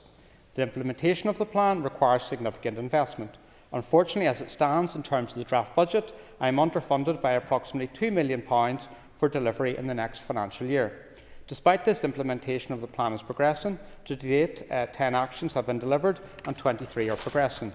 The Loughnane report complements and supports the actions and targets in the Environmental Improvement Plan. The Environmental Improvement Plan is key to taking a strategic approach to the issues facing Loughnane in the context of the wider catchment area. In conclusion, I would stress that there is no quick fixes. This was decades in the making and will take decades in the fixing, such as the depth and complexity of the problem at Loughnane. Thank you, and I thank the Minister for his answer, and I know how much energy and work he and his officials are putting into this. Can I ask what discussions he has had in relation to ownership, community ownership of the bed and soil of Loughnane? I had very constructive meetings with the Earl of Shaftesbury on the 21st of February and the 17th of July last year, when we discussed a range of issues in connection with Loughnane, including ownership, and the Earl's recent comments that he would like to transfer his state's ownership of Loughnane into community ownership. Whilst the scope of my official's current work and the Loughnane Action Plan is essentially upon what goes into the lough, I have made it clear that I am personally in favour of community ownership of the lough. Confirmation from Earl Shaftesbury when meeting last year that, if the right model with a robust structure, stakeholders and plan were in place with the right funded model, there would be no associated cost to transferring the ownership of lough, bed and soils is welcome. There is, however, many hurdles to overcome, including, most especially, definition of what constitutes the community. There is good work being undertaken by many bodies on the future of Loughnane, such as the Loughnane Partnership, National Trust, Development Trusts NI, Queen's University and more, which I welcome and will continue to engage as necessary. There is lots to do in order to improve water quality in Loughnane and elsewhere. That is my primary focus. Collaboration and collective action in addressing the environmental challenges facing the lough is essential. Only by working together can we achieve the changes desperately needed.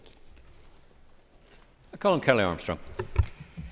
Thank you, Deputy Speaker, and thank you, Minister. Minister, Storm Eowyn caused an awful lot of damage across Northern Ireland, including a lot of trees that fell onto roads.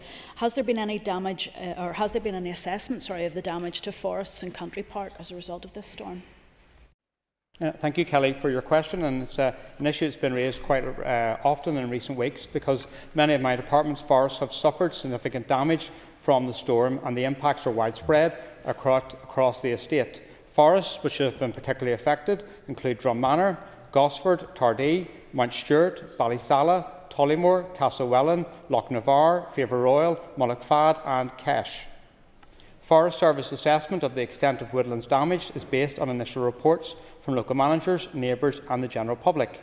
Also on drone footage and aerial surveillance which was undertaken in the week following the storm across the forest estate. The full extent of the damage to woodlands is still to be quantified and will require follow-up ground surveys, mapping and analysis of spatial data, which is ongoing and which will take a number of weeks to complete. In the immediate aftermath of the storm, the focus was to prioritise the department's unavailable contractor capability in clearance works to reinstate access for neighbours and businesses. Also, my department worked with other agencies to reopen public roads and assist in reconnecting electricity and utility supplies.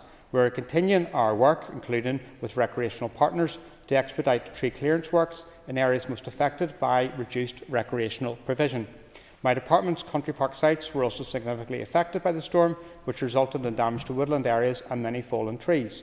Whilst access to numerous sites was initially blocked and some sites were closed in the immediate aftermath of the storm, contractors were engaged with my officials and these sites are now open for access. Colin Kelly-Armstrong for a supplementary. Thank you, Deputy Speaker, and thank you, Minister, for your answers so far. Minister, you mentioned Mount Stewart, which, as you know, is within the Strangford constituency. Have you any other detail on the impact to Mount Stewart in my constituency, and would you be willing to visit with me to see how the National Trust is responding to that damage? I'd be delighted to come with you to visit the Mount Stewart and engage with the National Trust on the impact of this because, as has been reported to the general public, approximately 10,000 trees were lost in Mount Stewart as a result of the storm, and I think this is a concern for so many people, not just in Strangford constituency but beyond, and I'd be delighted to come along with you and see the work that National Trust are doing in response to that. David Hunniford. Speaker, you've talked quite a bit, Minister, about the environment and Loughnane already, but can you outline the latest position with respect to ammonia? Thank you, David, for your question. And ammonia is a key issue. Whilst it is not something that we can see in terms of, for example, in relation to water quality, it is a key issue. Action on ammonia is required to support our local farm businesses, whilst at the same time protecting our environment and meeting our legislative requirements. We must put Northern Ireland agriculture on a pathway to meet UK national emissions ceiling regulations targets for reductions in ammonia emissions by 2030. A draft ammonia strategy proposing a series of measures to reduce ammonia emissions underwent public consultation from the 4th of January to the 3rd of March 2023 and attracted a high level of interest. Responses to the consultation have been used to inform the proposed ammonia strategy. The strategic environmental assessment is being completed for the combined proposed ammonia strategy and revised operational protocol. An 8-week public consultation on the Strategic Environmental Assessment Report will be launched at the end of this week, and stakeholders are encouraged to provide their views as part of this consultation. As part of this consultation, an update will be given on the ammonia strategy. A number of changes have been made to the ammonia strategy following the consultation. These include the ammonia strategy's vision, objective and outcomes have been updated, targets have been revised and supporting information provided, proposed mandatory spatially targeted measures around designated sites will not be taken forward in the ammonia strategy. A separate site-specific programme is to be developed to take forward spatially targeted measures at designated sites as part of the combined approach to ammonia. The combined approach to ammonia will comprise 3 separate components: the ammonia strategy, the operational protocol and the site-specific approach. Further consultation on the mandatory measures in the proposed ammonia strategy will take place as part of the NAP review. These are occurring elsewhere and should not be a surprise to many in terms of moving to 100% lessee by 2030 and a prohibition on the use of urea fertiliser without inhibitor. I encourage everyone to respond to the consultations I have cited. David Hunniford for a supplementary. Thank you, Deputy Speaker, and I thank the Minister for a really detailed response to that. But just when we were talking about consultation, can you give us an update on how the stakeholder engagement is happening on this issue? Thank you, David. As Minister, upon taking up office, I inherited a number of significant challenges, ammonia being one of them. The recent Office of Environmental Protection report sets out clearly the issues, challenges and legal requirements. I would encourage everyone to read it.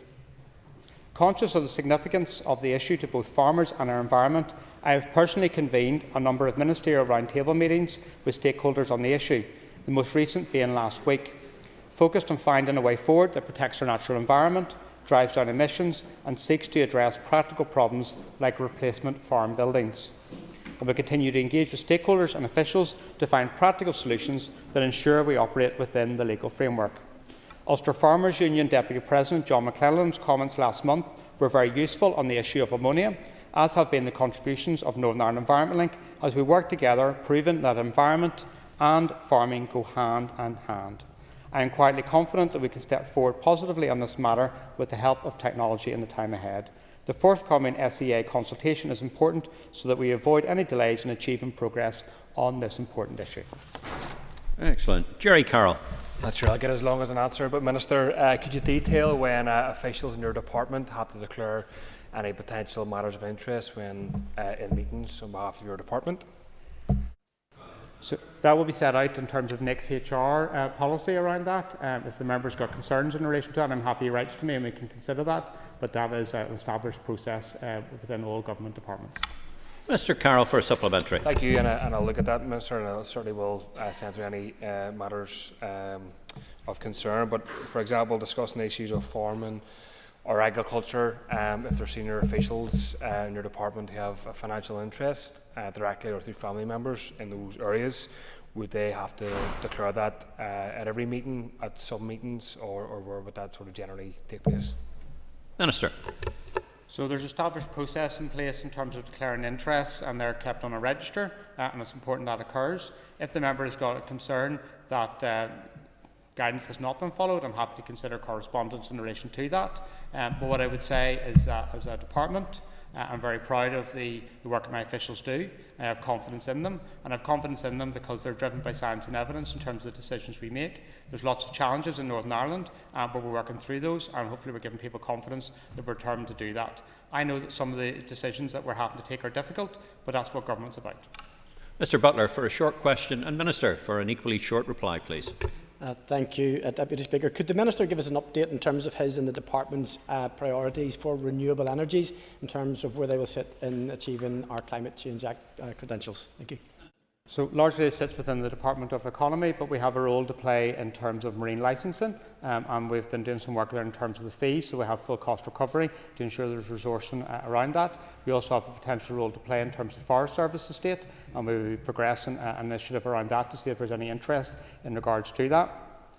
What I would say to you is that we do need to reach our targets in terms of renewable energy, but that should not come to the detriment of our environment, and that's something I raised with Steve Reid as DEFRA Secretary of State just recently. Mr Butler for a short supplementary. Thank the Minister for his short answer, and an equally short one. There is a rule for methane into, I think it's methane into the gas supply. Has the Minister had any work in that regard? Yes, and I get very excited about that, and I'm very conscious we're coming towards 2:45, but there's real potential around that, but we'll have to make sure there's proper regulation associated with that, and officials are engaging intensively with the Department of Economy on this. That has a real potential and allows us to view things in a very different manner, and that's something we're keen to progress and very conscious of the developments across the border as well. Okay, thank you, ladies and gentlemen. That concludes questions to Minister. The time is now up, and if we'll just take our ease for a few moments while I get ready for the next item of business. Thank you. Well, time and motion waits for no man or woman, or an assembly even in that case. The next item of business is a motion on improving procurement practices for schools. Clark, could you please read the motion? That this Assembly acknowledges the vital importance of ensuring schools have access to high-quality goods and services that meet their particular needs. Notes that the public procurement policy does not prohibit schools from directly procuring low-cost goods and services in a timely manner. Further notes that the concerns raised by schools and school leaders regarding the inflexibility and complexity of the Education Authority's current application of procurement policies, recognises that overly rigid and bureaucratic procurement processes can hinder schools' ability to achieve best value for money, respond quickly to local needs, and access small and local suppliers of relevant goods and services, and calls on the Minister of Education to conduct a review of the EA's application of procurement policy for schools, with a focus on reducing unnecessary administrative burdens, providing flexibility for school leaders to make purchasing decisions within clear and transparent guidelines, and establishing regular engagement with school leaders to identify and address ongoing challenges in procurement policy. Okay, thank you. And I call on Cathy Mason to move the motion. Thank you. The Business Committee has agreed to allow up to 1 hour 30 minutes for this debate. The proposer of the motion will have 10 minutes to propose and 10 minutes to wind. As an amendment has been selected and is published on the marshal list, the Business Committee has agreed that 15 minutes will be added to the total time for the debate. Cathy, please open the debate. Procurement regulations exist for very good reason, to ensure that there's transparency, fairness and of course value for money. However, as I'm sure we will hear throughout the course of this debate today, the current rules can be overly restrictive, creating unnecessary bureaucracy for our schools. Too often head teachers and school leaders find themselves tangled in red tape when trying to make relatively minor purchases, whether it be securing a local contractor for repairs, purchasing classroom materials or arranging for essential services. When schools are forced to adhere to rigid procurement processes, it can lead to inefficiencies, delays and even increased costs. A principal should not have to navigate an arduous tendering process for a minor maintenance job that a trusted provider could complete quickly and affordably. Nor should schools be compelled to purchase from a limited list of suppliers if better, more cost-effective options are readily available. I spoke with a school leader who has recently set up a number of specialist provisions at their school. I listened as they described the money that was wasted as they purchased very simple resources through the procurement process, items that they could have purchased almost £3,000 cheaper had they been able to shop around. Given the budgetary constraints currently faced by the department, it seems ludicrous that we can't address this. We must place our trust in school leaders who understand the day-to-day needs of their schools much better than anyone. By granting them greater autonomy over small-scale procurement decisions, we empower them to act in the best interests of their pupils, their staff and their budgets. Other jurisdictions have already implemented more flexible procurement models, allowing schools to make sensible financial choices without unnecessary intervention. The benefits are very clear: reduced administrative burdens, greater financial efficiency and stronger support for local businesses. It is time now for the North to follow suit. Of course, any change must be accompanied by appropriate safeguards. We are not advocating for a complete removal of oversight, rather a more balanced approach that distinguishes between high-value, high-risk procurements and those of a more routine nature. Schools should, of course, still be accountable for their spending, but within a framework that allows them to operate efficiently and effectively. Concordia, our schools are not just centres of learning. They are the heart of our communities. They deserve procurement rules that support rather than hinder their ability to provide the best possible education for our children. By easing these restrictions on smaller scale financial decisions, we will be giving them the tools to make practical and sensible choices that benefit everyone.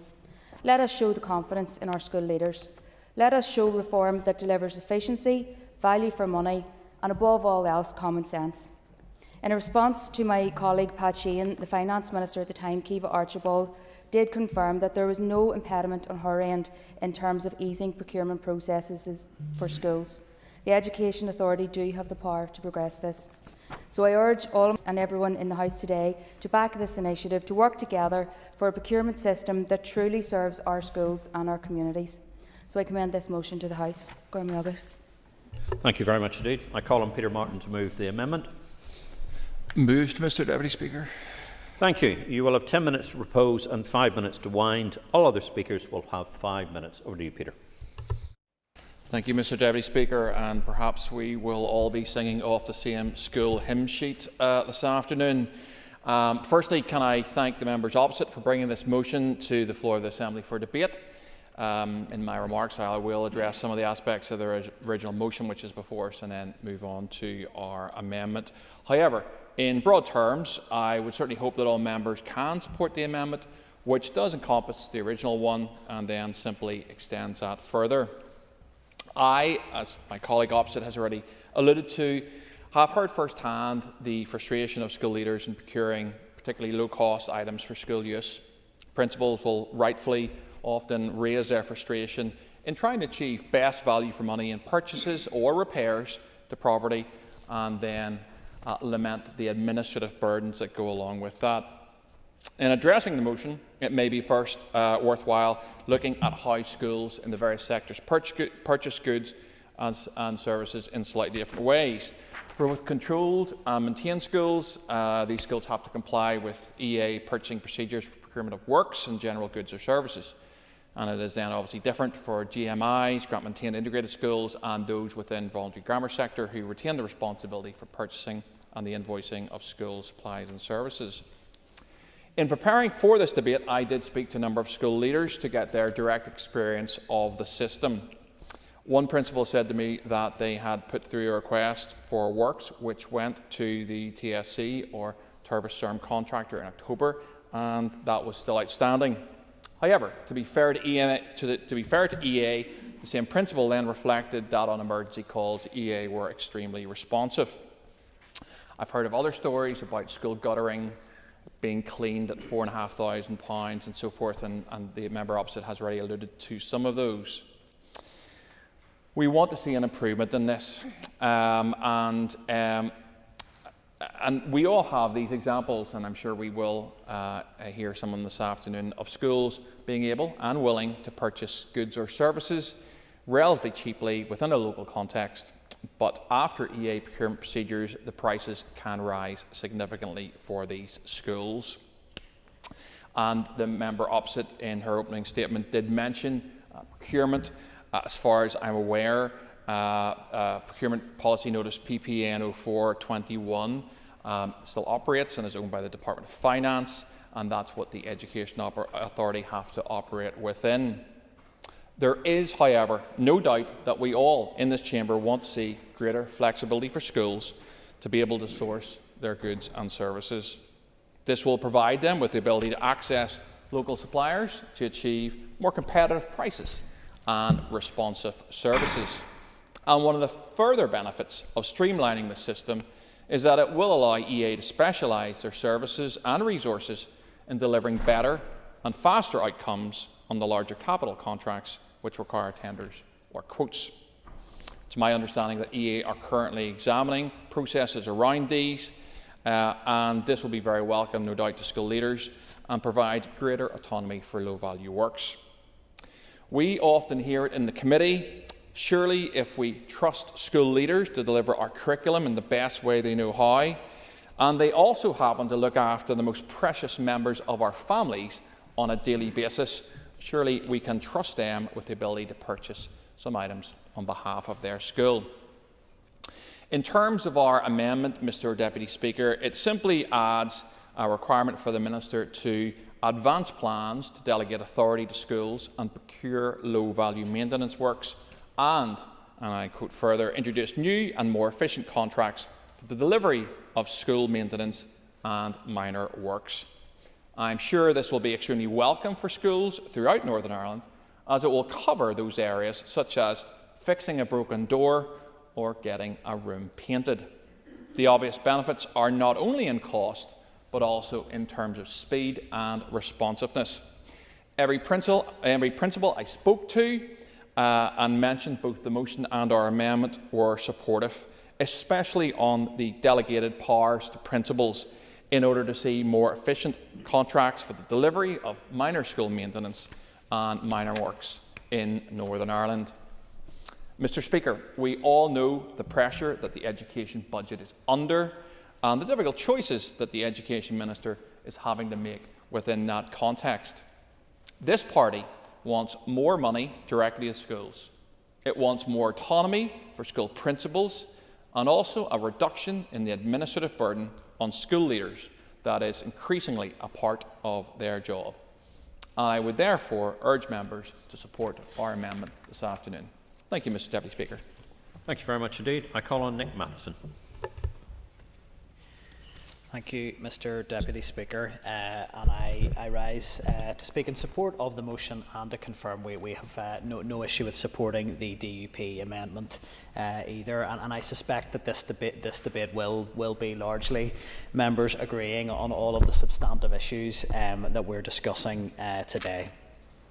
So before beginning any of my remarks in detail, I do just want to put on record my interest as a governor at Killinchy Primary School, which, like all schools in Northern Ireland, will be impacted very directly by these issues. So members have already had the opportunity to rehearse a lot of the key issues on this last week when Emma Sheeran brought on adjournment debate to the Chamber, specifically looking at procurement policies in the Mid-Ulster context. But the debate, of course, did widen out to cover the sort of wider issues around the current procurement landscape for all schools. So I think anyone who was in for that debate will probably be familiar with the direction of travel that we may be going in, particularly in how the Minister may frame his remarks. The main area where I receive feedback from school leaders when I engage with them is specifically around maintenance. That is the one that is highlighted again and again, and as Peter Martin has already highlighted, controlled and maintained schools in particular are in quite a constrained context. So I won't rehearse the details of that as Peter has covered that in detail, but it does seem that invariably the items procured or the services procured via the EA service turn out to be more expensive in not all cases, but in many. And we all know just how constrained school budgets are, and Cathy Mason highlighted that clearly in her opening remarks. We have school leaders who are, I think, rightly incredulous as they are staring into really substantial deficits in some cases and really struggling to find the levers that they can pull to resolve that issue, but they are looking then to have to spend additional money out of the public purse when they know that they could secure that more cheaply. And the principals that I speak to, they're really clear on this. They have many examples, and we could all list them here, and some are going to be shocking, almost to the point of comical at times, but they're not comical because it's public money, and we should take how we spend public money seriously. So we have examples. I've had a school who was quoted somewhere in the region of £20,000 through the EA service for painting the corridor in their school. Now, it's a big corridor, but it's a lot of money, and they knew that they could secure that service for a fraction of the price through a local contractor. I also had a principal who referred for a number of toilets in the school who needed repaired, £167 per toilet. The caretaker was able to source a part for £6 that did the job for each of those. That can't be a good value for money context that we are operating in.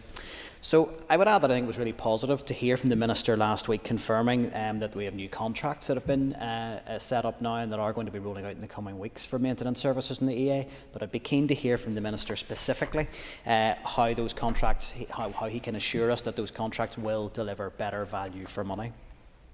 But it is also beyond just the contracts. It is around the flexibility that schools are afforded in this space. And the Minister did also reference that for those lower level services and maintenance services in particular in and around £5,000 and less, that the EA are looking to roll out a new system where there is more flexibility for schools. So again, that sounds very welcome, but I would ask the Minister in his remarks today to really clearly set out how is that going to definitely remove the bureaucracy, and can he provide assurances that this is going to deliver better value for money.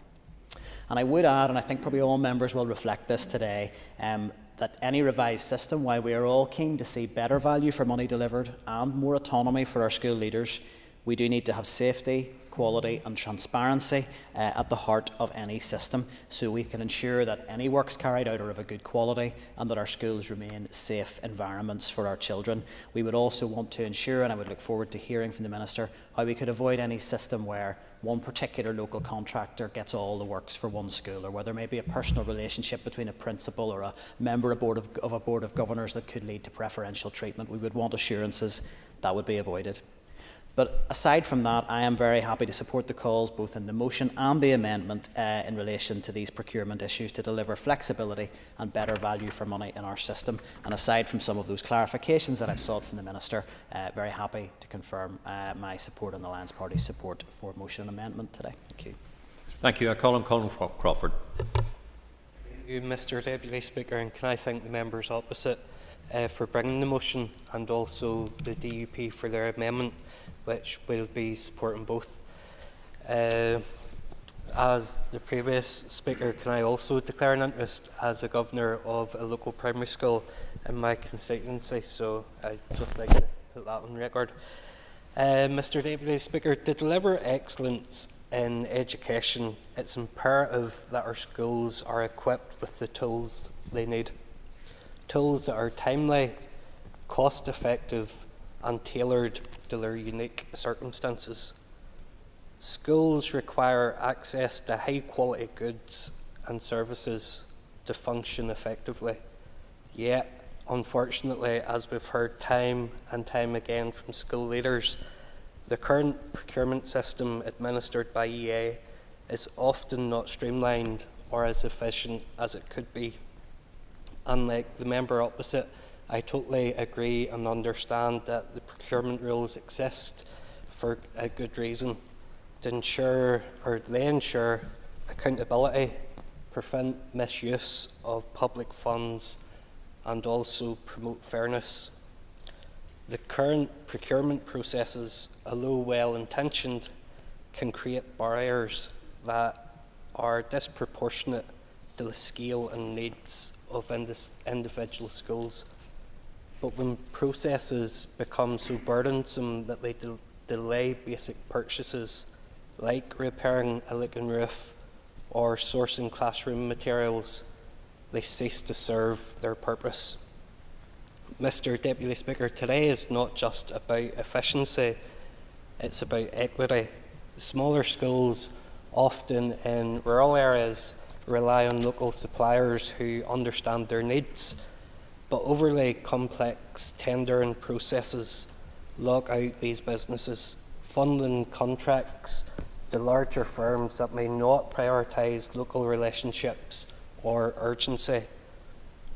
Today, I join with others in calling on the Minister of Education to conduct a thorough review of the EA's procurement processes, specifically to slash the unnecessary administrative burdens, empower our local school leaders with the flexibility under transparent guidelines, and establish regular dialogue with those on the front line.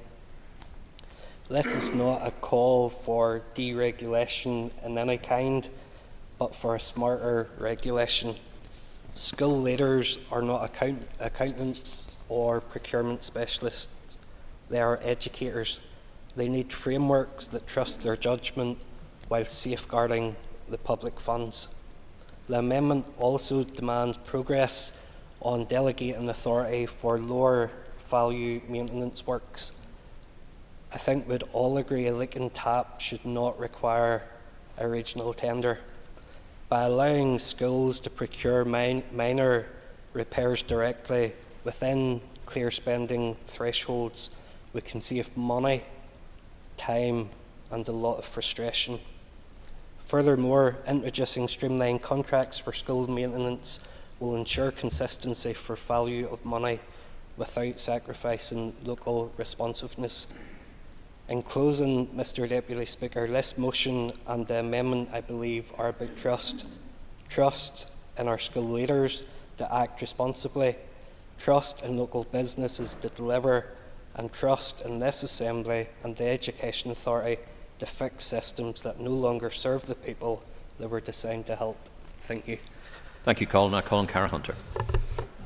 Speaker, and I'd like to thank the party to my left for bringing this important motion forward here today, and we'll be supporting it and the DUP amendment as well.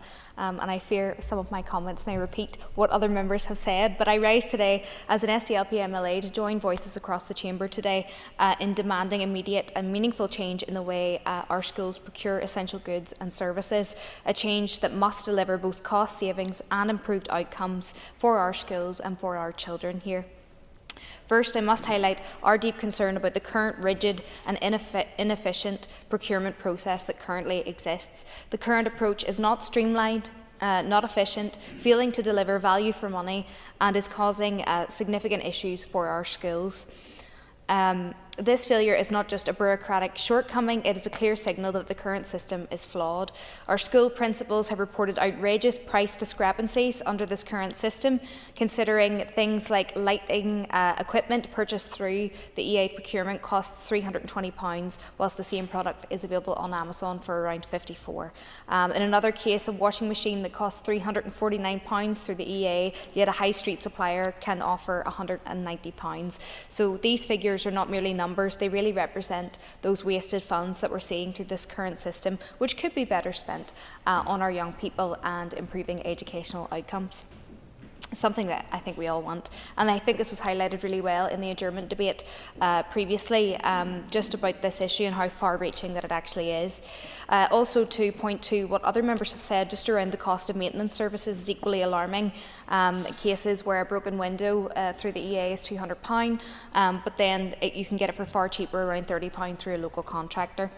Such inflated costs really underscore the urgent need for reform on this issue.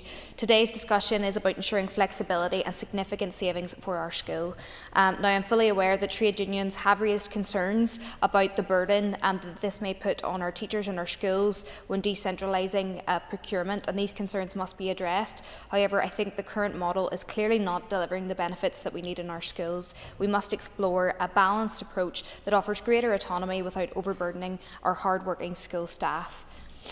While a review is a step in the right direction, and I know that the Minister had alluded previously at the last adjournment debate that change is on its way, we know that our schools and our children deserve immediate action to rectify these inefficiencies.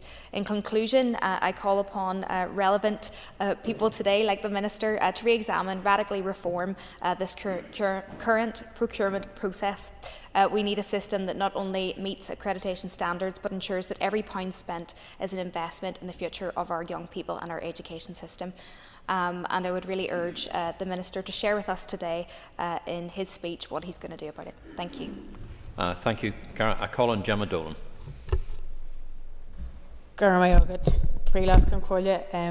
And I'm speaking today in favour of the motion. My comments are being made on behalf of schools and school leaders who are extremely frustrated about the present situation in regard to procurement. Schools across the north continue to face a very challenging situation in which budgets are under huge pressure, driven by over a decade of British government austerity. Added to this pressure is the Education Authority's requirement for school principals to pay above and beyond what is reasonable for their procurement services. The safety, well-being and health of our pupils and staff throughout our school estate should be a top priority. We have all heard the stories from schools in our constituencies about mould on walls, toilets that are unfit for purpose or a boiler that isn't working properly. And in the worst case scenarios, schools have gone days without heat or hot water and consequently were unable to provide meals. Long delays in the maintenance process are made worse by the Education Authority's unnecessarily complex procurement processes. As a result of this, schools are required to go through a tender process which often results in work being more expensive and taking longer to complete. There are a litany of examples of the Education Authority's procurement process costing schools thousands of pounds when work or equipment could have been sourced for much less. School principals and schools play a hugely important role in our communities. They have often spent many years building up relationships, including with parents or local businesses, and therefore they are best placed to source services and equipment. Ultimately, school principals should not feel constrained by a procurement process that ends up costing them more money than it needs to. Empowering our schools with greater autonomy over procurement decisions could be very beneficial for pupils and staff. Centralised procurement may provide a degree of consistency and a degree of central oversight. However, it has not delivered value for money and there needs to be a new approach taken. It is, of course, appropriate that caution is applied when spending public money. In any review of the Education Authority's procurement process, we need a balanced approach to the challenges that exist. This approach should maintain robust procurement practices whilst being mindful of cost efficiencies. Regular engagement should be established with school leaders to identify and address ongoing challenges in procurement policy. Going forward, it is vitally important that schools have access to high-quality goods and services that meet their particular needs. In conclusion, the overly rigid and bureaucratic procurement process is hindering the ability of schools to achieve best value for money, respond quickly to local needs and access small and local suppliers of relevant goods and services. We need to support schools to maintain safe and conducive learning environments without imposing undue financial strain. I would like to welcome Minister Archibald's clarification in a letter to my colleague Pat Sheehan MLA that the Executive's public procurement policy does not prohibit schools from directly procuring low-value goods and services. Minister Archibald also confirmed that her understanding of the issue with schools procurement is that the Education Authority has established framework arrangements which schools are mandated to use, even where the individual school can source goods and services at better terms.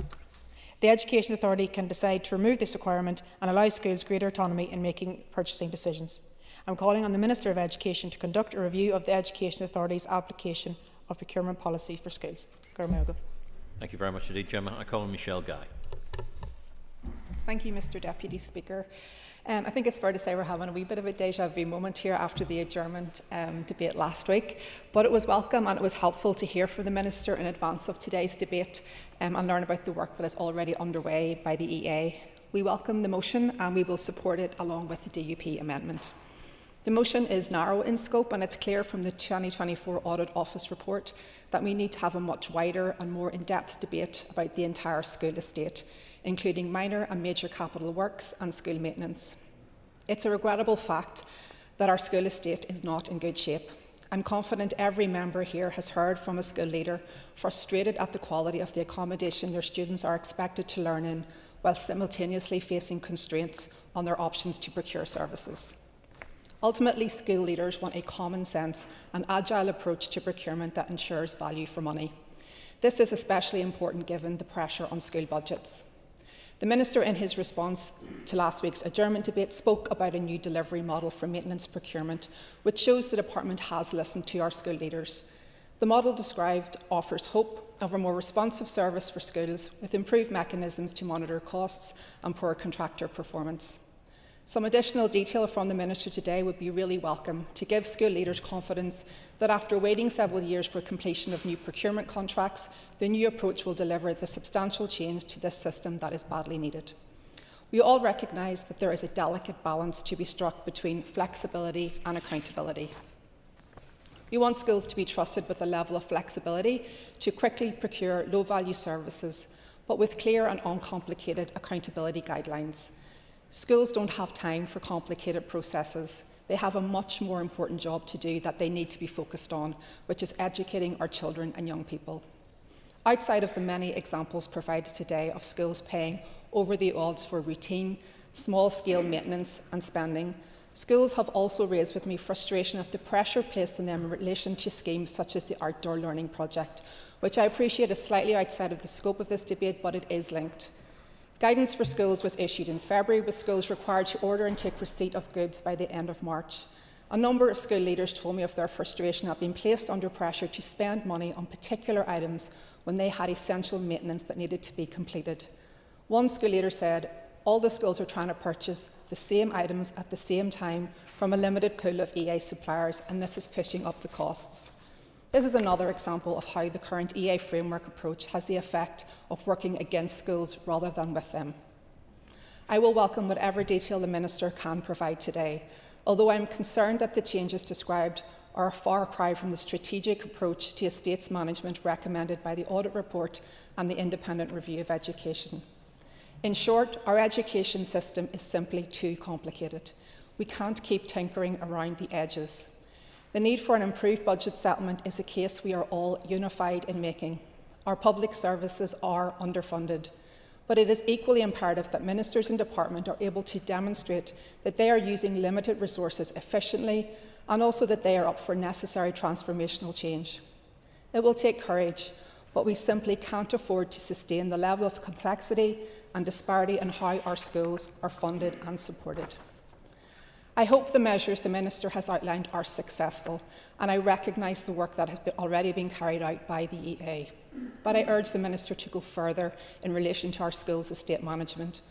When the ultimate objective is to give all our children a great education and resources are as scarce as they are, difficult decisions are needed to ensure we have a sustainable school estate. I fear this is not the trajectory we are on. Thank you, Michelle. I call on you, Minister. Minister, you've got up to 15 minutes. Well, can I thank you, Deputy Speaker, and also to thank those that brought forward this motion. And again, I welcome the opportunity to respond. I did forewarn the Assembly at last week's debate that there may be some element of repetition, which members should expect in my response this week. Ms Sheeran got in ahead of her colleagues. I don't know if that's leadership in action and leading the way within her own party. But in any event, she got ahead of this debate and got a lot of the scoops last week, but I'll leave that internal management issue to her own colleagues. I'm sure they're all at one on it, because it's an issue that we all should be at one on. I advised the Chamber last week that I had visited over 150 schools in my time as Education Minister, and from last week I have added another 4 to that, and we'll keep adding this week again to that list. These visits do give me a direct insight into the excellent work of our school communities, as well as many of the challenges which our schools face, one of which is the frustration with the current procurement processes. I fully appreciate the importance of ensuring that our schools have access to high-quality goods and services, including maintenance, that meet our schools' needs and which offer value for money. And I share the concerns of our school stakeholders in relation to the need to ensure that the Education Authority's approach to schools procurement offers our schools greater flexibility and reduces bureaucracy. I recognise that the process for securing approvals, complying with rules and regulations and managing processes and the associated paperwork can be overwhelming, particularly for our smaller schools, which in most cases will have less administrative support. I can advise this Assembly that I instructed my department officials to meet with the Education Authority last year to determine what measures could be put in place or were already in motion in order to ease the burden on schools and allow greater flexibility in purchasing where appropriate. And my officials have reported back to me, and I'm considering their advice in terms of the meaningful steps that I can take to address our schools' concerns and frustrations with regard to procurement. And a number of members have highlighted that this is an issue that I recognised very early, having taken up post, that I've wanted to see actions upon. And today's motion is an opportunity to re-emphasise the importance of that work. Before we just go a little bit further, it's important to recognise that the EA is designated as Education's Centre of Procurement Expertise, or COPE. This means the EA is directly responsible for the procurement of goods and services on behalf of schools and ensuring that effective procurement practice is embedded across the sector to provide best value for money. Presently, controlled and maintained schools are required to comply with the EA's purchasing and contracting procedures for the procurement of any works, equipment, goods or services using EA contracts and frameworks where they exist. All grant-funded schools are also required to operate within the procurement legal framework and to adhere to the Northern Ireland Public Procurement Policy and the relevant Northern Ireland Procurement Policy notes. The EA has already introduced a number of measures to address the concerns voiced by school leaders, which today's motion highlights.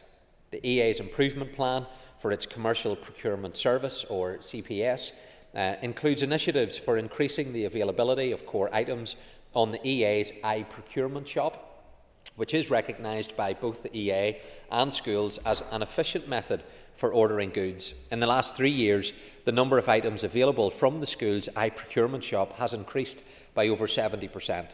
The EA also introduced a punch-out catalogue with one of the largest suppliers of classroom resources, which enables a direct connection between the EA's ordering system and the supplier's online shopping portal. This facility seeks to provide an efficient and streamlined purchasing experience for all the users. The EA periodically issues procurement guidance documents to schools, and the EA is currently reviewing these guidance documents to ensure that they are clear and transparent. These guidance documents also refer to items that are not available on an existing EA contract and the process schools should follow in procuring. Every 2 months, an EA newsletter provides schools with information on recently awarded contracts, highlighting savings opportunities and general hints and tips for schools. These newsletters also invite schools' participation in upcoming tender exercises. I welcome the EA's engagement with schools in this area, and I would strongly encourage schools, where possible, to actively participate in the process. As I've outlined in numerous Assembly questions and at last week's motion adjournment debate, the EA has been developing a new procurement strategy for its new maintenance and minor works contracts, which will be based on defined geographical areas and allow schools greater freedom to engage locally approved contractors. With regards to the EA's term services contract for maintenance, which I outlined last week, for those items not currently available through an existing contractual agreement, the EA is introducing the schools' ability to source their own suppliers and giving schools the choice to procure low-value maintenance works, that is those under £5,000, while also ensuring compliance and health and safety and quality standards. This will be for those maintenance works that form part of tenant responsibilities such as painting and carpeting. It is anticipated that this new delivery model for it will be implemented towards the end of the academic year, so that's June of 2025 this year. The EA will also explore, where appropriate, the application of this type of delivery model more widely across the range of goods and services which it currently procures on behalf of schools. Perhaps one of the most significant changes that will make a material difference to schools relates to the procurement control limits. The Department of Finance, through CPD and the Procurement Board, is reviewing the procurement control limits for public bodies. These limits determine the procurement process that contracting authorities, including schools, must follow when procuring goods and services. Any uplift to procurement control limits now provides an ideal opportunity for me and my officials to consider what changes can be made for schools which strike the balance between ensuring legislative and procurement policy compliance and addressing schools' concerns, which we are debating here today. By way of example, increasing the lowest procurement control limit for schools from £5,000 to £10,000 for non-contract spend is likely to greatly benefit schools. And I mentioned last week that I wanted to move to that £10,000 figure, and I can confirm that this is being proposed by the Department of Finance across all departments in response to inflationary price rises. And my department has been consulted throughout, and I welcome these proposals and the greater flexibility that this will afford to schools. I can also say that I'll keep this under review, and if I feel it is appropriate for us to move this limit from 5 to 10,000, that's what we will do, and that's what I intend to do. But if it is appropriate to increase that limit further, that's something that I will keep under active consideration. Members have raised a series of issues and have their own experience that can help to advise on the policy in respect of this, and I very much am open to receiving that advice and keeping that threshold under consideration. I've listed a number of initiatives that the EA has or is undertaking to remove unnecessary bureaucracy and simplifying processes. Notwithstanding, I fully concede that more can and should be done. To that end, my officials will be engaging with the EA and CPD to identify how schools-based procurement processes can be further improved. But before I conclude, it's important that I highlight some of the benefits to schools that operate within the EA's procurement boundary in terms of economies of scale. Having the administration of procurement handled by the EA and schools being assured that they are fully compliant with all procurement legislation. So it is important that we strike the right balance, because members have highlighted the importance of health and safety, of standards being met, those processes that can give us assurances around that.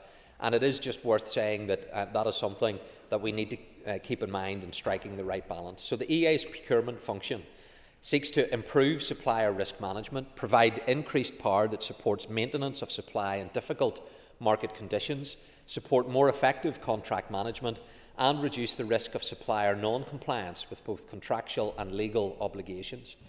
However, it would be remiss of me if I did not acknowledge that these benefits do not come without significant challenges, and we must therefore find ways to create a more balanced procurement process by streamlining bureaucracy and reducing complexity, by eliminating unnecessary steps and introducing more flexible procedures for low-cost purchases, by decentralising key areas. While centralisation works well for high-volume, low-cost items, there should be room for schools to handle procurement for specialised or urgent needs locally. Through more tailored solutions, procurement frameworks should be more flexible, allowing schools to choose suppliers that better meet their needs. And finally, through greater school input, schools should be consulted and should participate more actively in the development of procurement policies and frameworks, sharing their insights and expertise. These are all measures that the Department and the Education Authority are actively exploring and working on. However, it will take some time to see the substantial shift that is required to ensure that we create a system that is efficient, compliant, responsive and fit for purpose.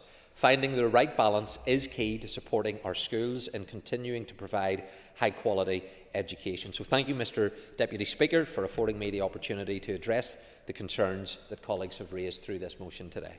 Thank you, and I call on David Brooks to wind on the amendment. And David, you have 5 minutes. Thank you, Mr Deputy Speaker, and I thank the members opposite for bringing the motion today, and I of course rise in support of our own amendment, which I believe was a constructive one, and I'm thankful that the members around the House have agreed with that today. Trying to be prudent with finances, not only because of a moral imperative around good use of public monies, but because it is evidently in the interests of school leaders, but evidently in their own interests for school leaders to use their already strained budgets that they have access to wisely is a no-brainer. Yet too often it's clear from the interactions we will all have had with schools that too often the mandated adherence to EA contracted procurement is often the ball and chain preventing and not assisting procurement of appropriate, efficient and good value services. When red tape is getting in the way, we should rightly consider how it may be cut back, and school procurement is, after all, first and foremost to serve our schools with good value and product services. School leaders, as we have heard, not just today, but often at other times in the House, are clearly frustrated and working within already restricted budgets, and tell representatives like ourselves that EA procurement is often more costly, and we know ourselves from lobbying on such works on behalf of schools are far from efficient also. Standing here today, I want to support colleagues on the benches opposite in their call for schools to be able to access the benefits of a free market economy and be unshackled from the detriments of the drag of big government inefficiency. But joking aside, as I've said earlier, our amendment is intended as a constructive one, and I'm thankful today that it's been viewed in that way. I believe it simply gives more specific direction to the overall intention of the original motion, outlines the way in which the Minister might work, and as he has outlined, to achieve the shared aim of us all in reducing the unnecessary burdens and flexibility unnecessary burdens and give flexibility as discussed in the motion. We will have all heard of a number of examples today. For my own part, a recent visit to Dundonald High School, which I know the Minister will be familiar with. I'm familiar with my own lobbying and recent DTI report on the school, and I thank him for recently agreeing to come and visit the school at the earliest opportunity. That opened my eyes certainly to some of the struggles that some of our schools face. I spent a number of hours touring the school and seeing holes in the walls at that time that had been covered with Corex, issues with toilets, science classrooms with only half of the gas taps functioning. I could go on, but I'm not telling the House or the Minister anything new, or to be clear, issues that don't predate this Minister's tenure. And I know that the Minister is not only well aware of the issues at hand, but as he has outlined to us today, keen to take action that will improve the system for our schools. The reality is that there has been a legacy of underinvestment, placing budgets under significant strain both at departmental and at school levels. That has led to something that is sadly neither uncommon nor unfamiliar across much of our public sector, and that is resource only being available for the most urgent or pressing concerns, not for planned or routine maintenance. Of course, this is a false economy, as a lack of proper maintenance inevitably leads to greater issues and greater cost in the longer term. This is clearly recognised by those in charge.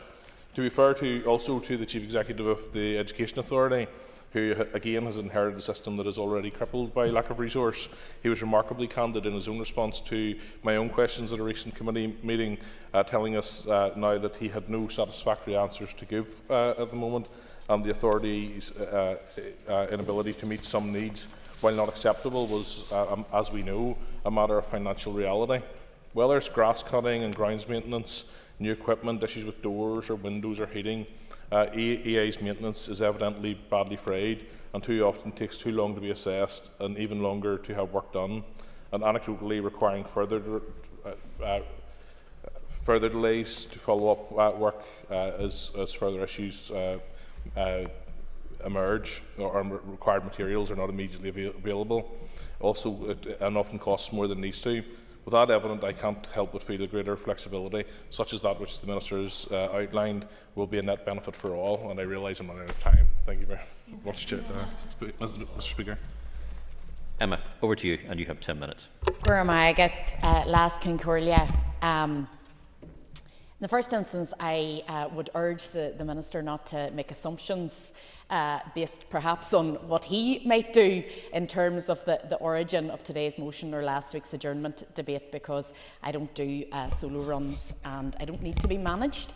And you can take this as an indication of the strength of feeling within Sinn Féin regarding this issue. And I'm glad and relieved today to hear that that feeling is unanimous across the board, and that there is consensus in this chamber regarding the need for change in terms of our schools and how they manage their budgets and how they are able to deal with maintenance issues that arise. We've heard from across the chamber today from different MLAs in their respective constituencies about the fact that their local schools are bringing this issue to them, and that's why we have brought this motion forward, because we're hearing this day and daily from the people that we represent, and we know that our school principals, our boards of governors, our teachers, our parents and all members of our school communities across the board are frustrated by the length of time and the amount of money that's wasted when it comes to simple processes in their schools, and whether that be getting a new door, whether that be fixing a leak in a roof, simple things that should be able to be resolved within a few days with small figures of money are costing a lot more than that, both in terms of time and financial resource. We know that our educators are the best placed to make decisions about the schools that they work in. We know how much they care about their local communities. I can say that very clearly from a rural perspective.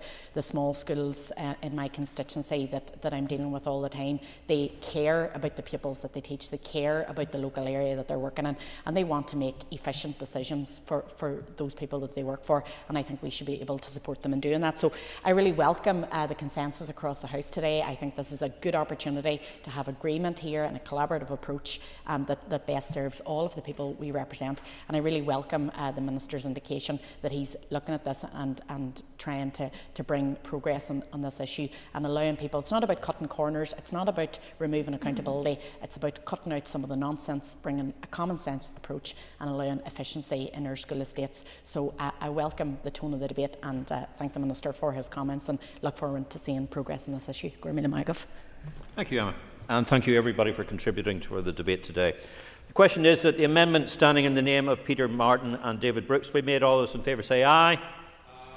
Any contraries?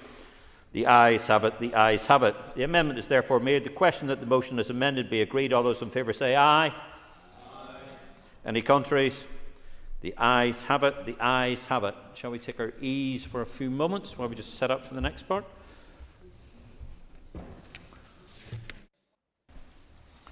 The next item of business is the final stage of the budget bill. Before we begin, I want to advise the Assembly that to the further consideration stage earlier today, the Speaker is content that the budget bill remains within the legislative competency of the Assembly. I call on the Minister of Finance to move the final stage. Minister. Moved. The final stage of the budget bill has now been moved. The Business Committee has agreed that there should be no time limit on this debate. I call the Minister of Finance to open the debate. Minister. Today's final stage debate concludes the financial legislative process for this budget bill in the Assembly.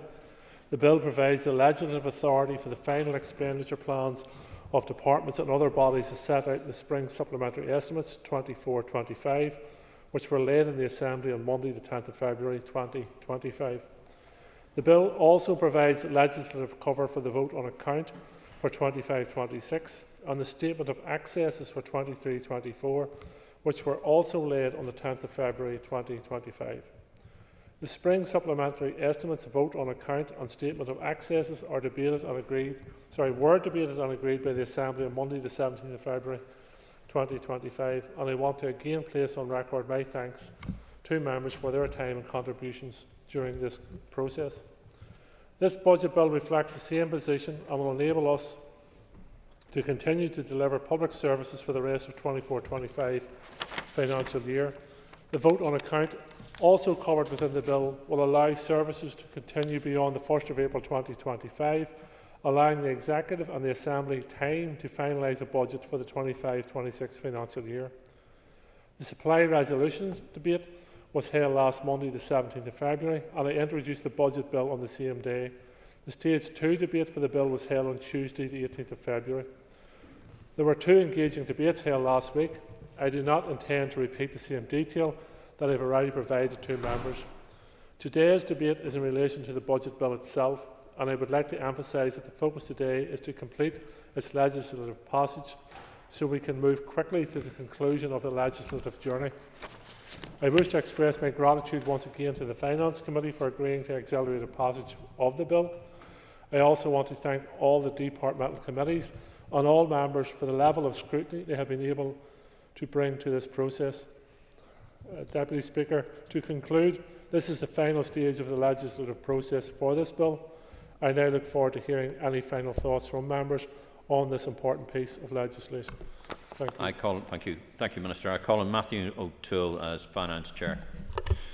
Thank you, Mr. Deputy Speaker. I made it just in time. The bill has moved. The business has moved a little bit quicker today than people expected, but I'm pleased to be able to speak on the final stage of the budget bill on behalf of the Finance Committee.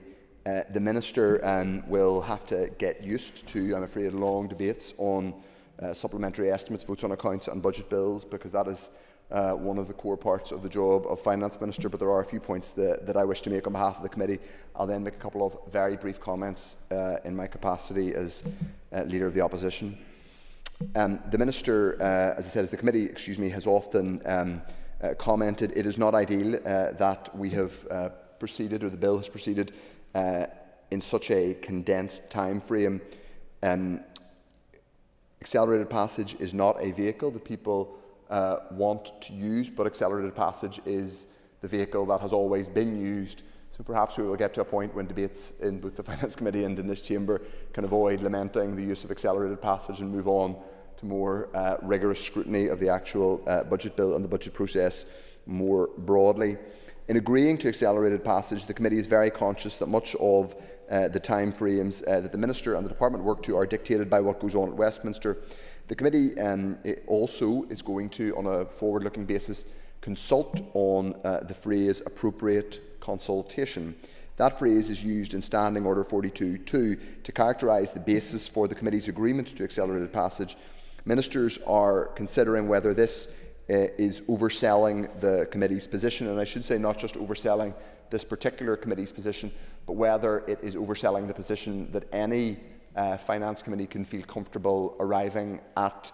Mr. Deputy Speaker, we heard a number of speakers during the second stage of the debate on the bill. It was a thorough debate overall. It was the first more normal budget bill debate since we returned last year. But, and I will come on to talk about that in my political remarks, there's lots more to discuss in terms of the budget process. Today's debate provides me with the final opportunity to reflect the committee's position and the views that various stakeholders have expressed to members. They told us that our budgets would be much more strategic and better applied if they were directly linked to the programme for government. They also made it clear that multi-annual budgets provide much greater security for them to plan, invest and reform.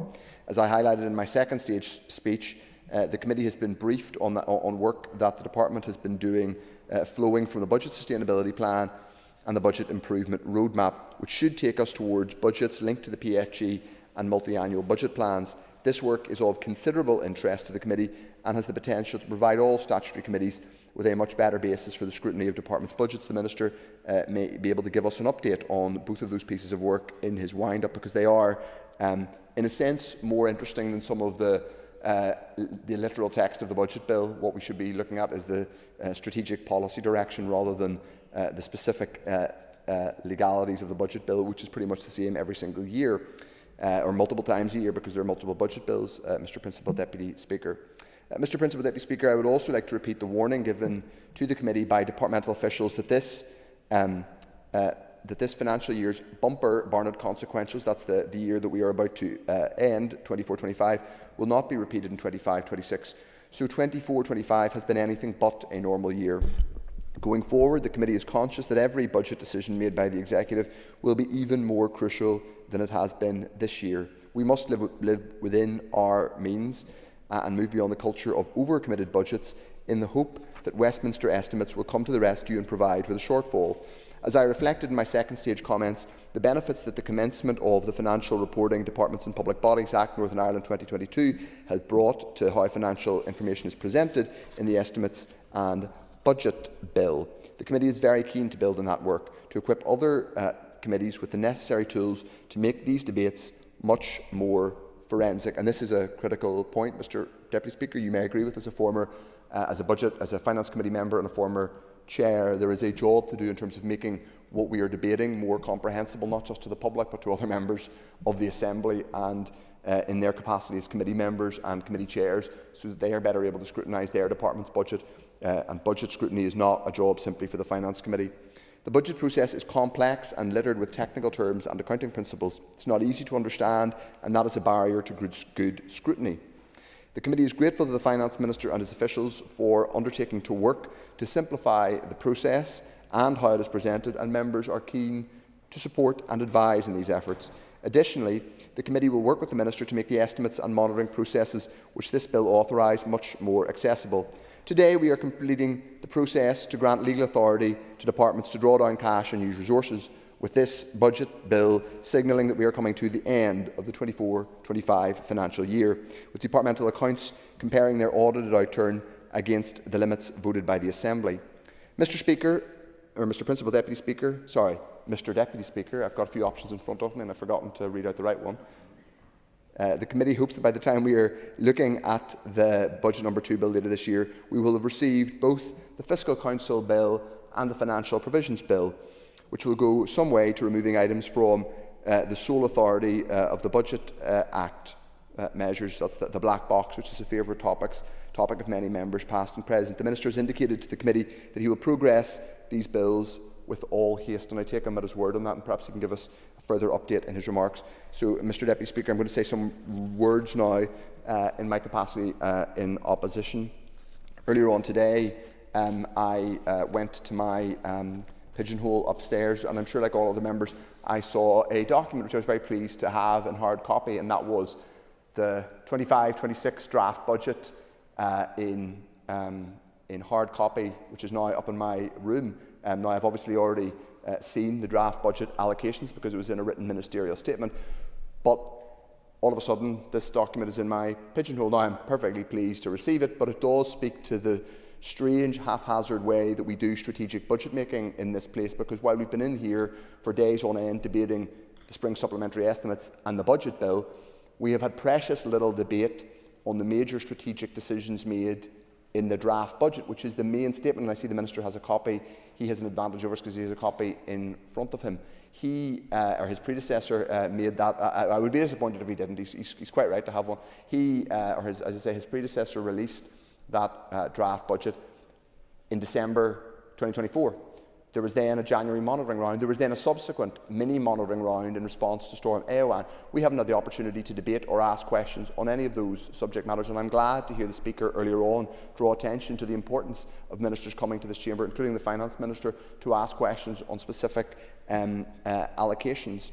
It's also the case that there has now been a decision made by the Executive on the regional rate for 25-26.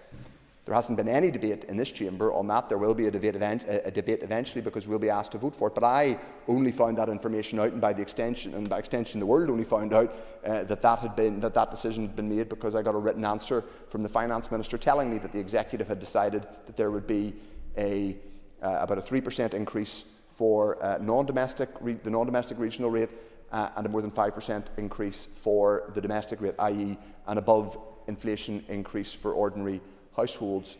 There does need to be clarity and scrutiny on all of these points, because we can't simply come to this chamber and debate budget bills without being clear with the public about the strategic plan behind the budget bill. That's the most important thing. We don't have that yet. I look forward, Mr Deputy Speaker, to actually debating the draft budget statement, because that's where the real action is, not simply the legal authorisation of spending.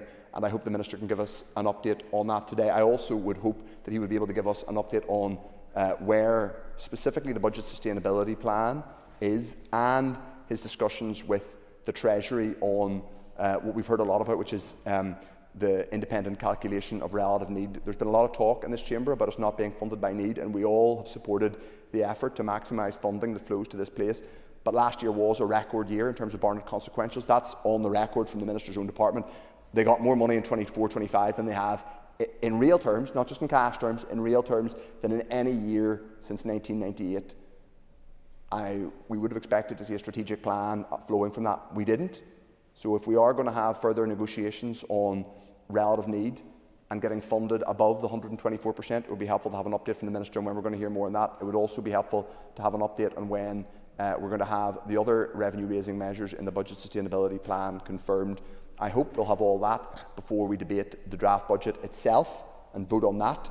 And finally, it would be helpful to understand from the Minister when the actual draft budget, the document he has there, is going to be agreed by the Executive, and then when it's going to be brought back to this chamber to vote on. So while we won't be dividing as a party on the budget bill today, we certainly look forward to debating the actual budget and its allocations, and hopefully a plan going alongside it to rescue public services and finally deal with the problems facing this place. Thank you.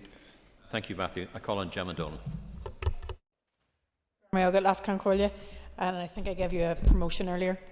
I thank the Minister for bringing forward the budget bill and for his engagement with members during the debates over this last week. Like other members, I recognise the challenges that our public services face due to historic underfunding and a decade and a half of austerity measures by the British Government. However, it is important to note that there has been some progress over the last year, including the delivery of the interim fiscal framework, which has secured an additional £248 million for the forthcoming year.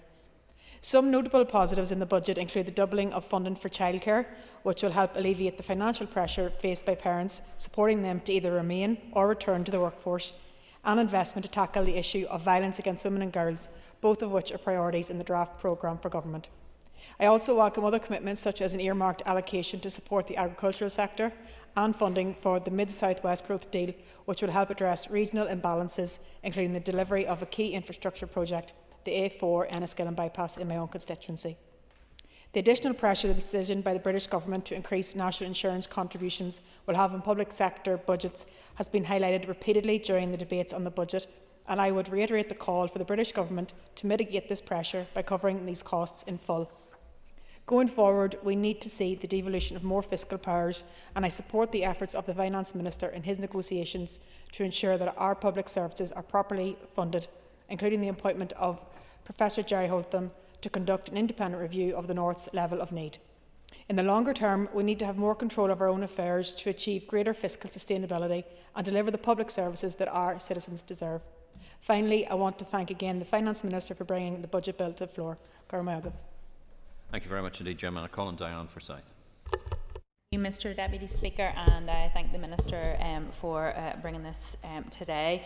Whilst accelerated passage isn't ideal, I think we all understand that this is where that we are to keep public services running. And just to repeat what the Chair of the Finance Committee said, our party is in support of review of the wording of the language that is brought under standing orders to committee with regard to due consideration.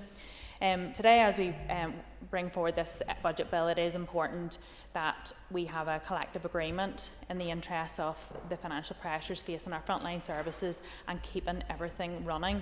But this budget bill, as we know, is not the full 25-26 budget, which is out for consultation, which we will debate at length in future. This is us applying the 45% or approximately 45%, as was pointed out previously, to roll forward into 25-26. And with regard to that, I just will make the point again in terms of the increased employers' national insurance contributions. And I thank the Minister for providing clarity to Finance Committee last week that to central government and NDPBs it will be an additional cost of £200 million for next year, and it will be approximately £250 million when you add in GPs, dentists and local government. So it is an extremely high additional pressure. And just to make the point that whilst there are conversations and there is an expectation of Barnett consequentials, we do not have that formal commitment yet as to anything. And as we roll forward 45% of 24-25 into 25-26, with the expectation of a potential 60 to 70% allocation in June, we're going to be spending money in April, May and June, overspending effectively in terms of the increased employers' national insurance, approximately £17 million every month until we know what we're getting. So I would ask the Minister to just keep making that point and reminding departments, and we remind other committees to keep an eye on that scrutiny, because until we know what we will see coming into the budget from the Treasury, we don't know what we're mitigating against, and we are under incredible pressure, and would urge the Minister to continue as he is doing and pressing for as much as possible from Treasury to cover that additional cost. But again, as we move forward, the DUP will be supporting this today, and we would hope that parties across the House would, in order to move forward, keep our services running, and we look forward to a full debate of the 25-26 budget. Thank you very much, Diane. I call on Jerry Carroll. Deputy Speaker, underwhelming, vague programme for government with no clear objectives went through a period of public consultation. That period of consultation ended some 4 months ago, and still there's no sign of a final draft. Yet we are here today debating a budget bill without a programme for government. It's worth taking a second to reflect on the utter pointlessness of a bill that authorises spending in the absence of agreed spending priorities. And we're still waiting on multi-year budgets to address the systemic, chronic issues in our society. Waiting lists, health inequalities, the housing crisis, a childcare offering that doesn't meet the basic needs of families, crumbling school buildings, inadequate public transport and the climate breakdown, but to name a few. Next year we might get a 2-year budget if we're lucky, but until this executive musters the political courage to break with never-ending UK austerity, our public service will continue to fail every single one of us. So today, Deputy Speaker, in the absence of anything concrete to debate, I'll focus my remarks on the state of our public services and the draft budget. The upcoming budget looks set to fail everyone, languishing on our health waiting lists, which are by far the worst on these islands. Record numbers of people using private healthcare. Winter pressures in our emergency departments are now year-round pressures. The morale of health and social care workers has plummeted almost as low as their pay in real terms. And the upcoming budget looks set to fail everyone struggling to pay their rent. £100 million allocated for social housing, and it's highly unlikely that will be enough to build at least 2,000 new social homes. And of course, there are far cheaper ways to prevent homelessness, including freezing and reducing private rents. But yesterday, the executive and the official opposition showed they can't bring themselves to upset profiteering landlords. The budget looks set to fail women and girls impacted by violence. Just £2 million has been earmarked for tackling violence against women and girls. This won't fund the transformative, radical change that's needed to create a society where women are free from all forms of violence, abuse and harm. The budget looks set, Deputy Speaker, to fail people in receipt of social security. £47 million just has been allocated for welfare medications. This obviously is not enough to mitigate the two-child limit, and families with more than 2 children living in poverty will fall further below the breadline, and children will be punished for being born into a larger family. And today, Deputy Speaker, I met with community and voluntary organisations who are losing core grant funding from the Department of Health, and already these organisations run on tight budgets, providing life-saving and life-enhancing services for the people in the community. They support our unpaid carers, people living with chronic conditions, people with learning disabilities, vulnerable babies and children, and many, many more. They step in and provide services where the state fails to. And when contracting services out to private companies, departments often cover the full costs incurred by the company providing those services. And Department and ministers wouldn't expect a private company to deliver services if they don't cover the full cost. But when it comes to the community and voluntary sector, it's a different story completely. Not only are these charities and organisations operating at a loss when delivering services, they're not getting support to pay staff and keep the lights on. And denying core grant funding by 94% of those organisations that applied. The Health Minister, the Finance Minister and the wider executive are failing those organisations and the thousands of vulnerable people that they support. And earlier this month, Deputy Speaker, when I moved a motion to support unpaid carers, every single executive party talked about the invaluable contribution that carers make to our society and economy. And not even 2 weeks later, the Department of Health has denied core funding to Carers NI, stripping the organisation of its ability to support and advocate for unpaid carers. And I want to ask, are these actions the actions of an executive that values unpaid carers? Are these the actions of an executive that values early intervention, prevention and support for our most marginalised communities? I would say no. Budget cuts are a political choice, and this executive acting as a handmaiden to deadly UK austerity is a political choice. And despite the executive's relentless attempt to copy and paste harmful UK economic policy across our own public services, earlier this month the Secretary of State complained that executive parties aren't doing austerity correctly or enough. I think he should be told where to go. This executive is making a truly half-hearted attempt at functional governance, waving through a budget bill to authorise spending without knowing what the money will be spent on. So I'm going to vote against it for that reason. Thank you. Thank you, Mr. Carroll. Minister to Wine, please.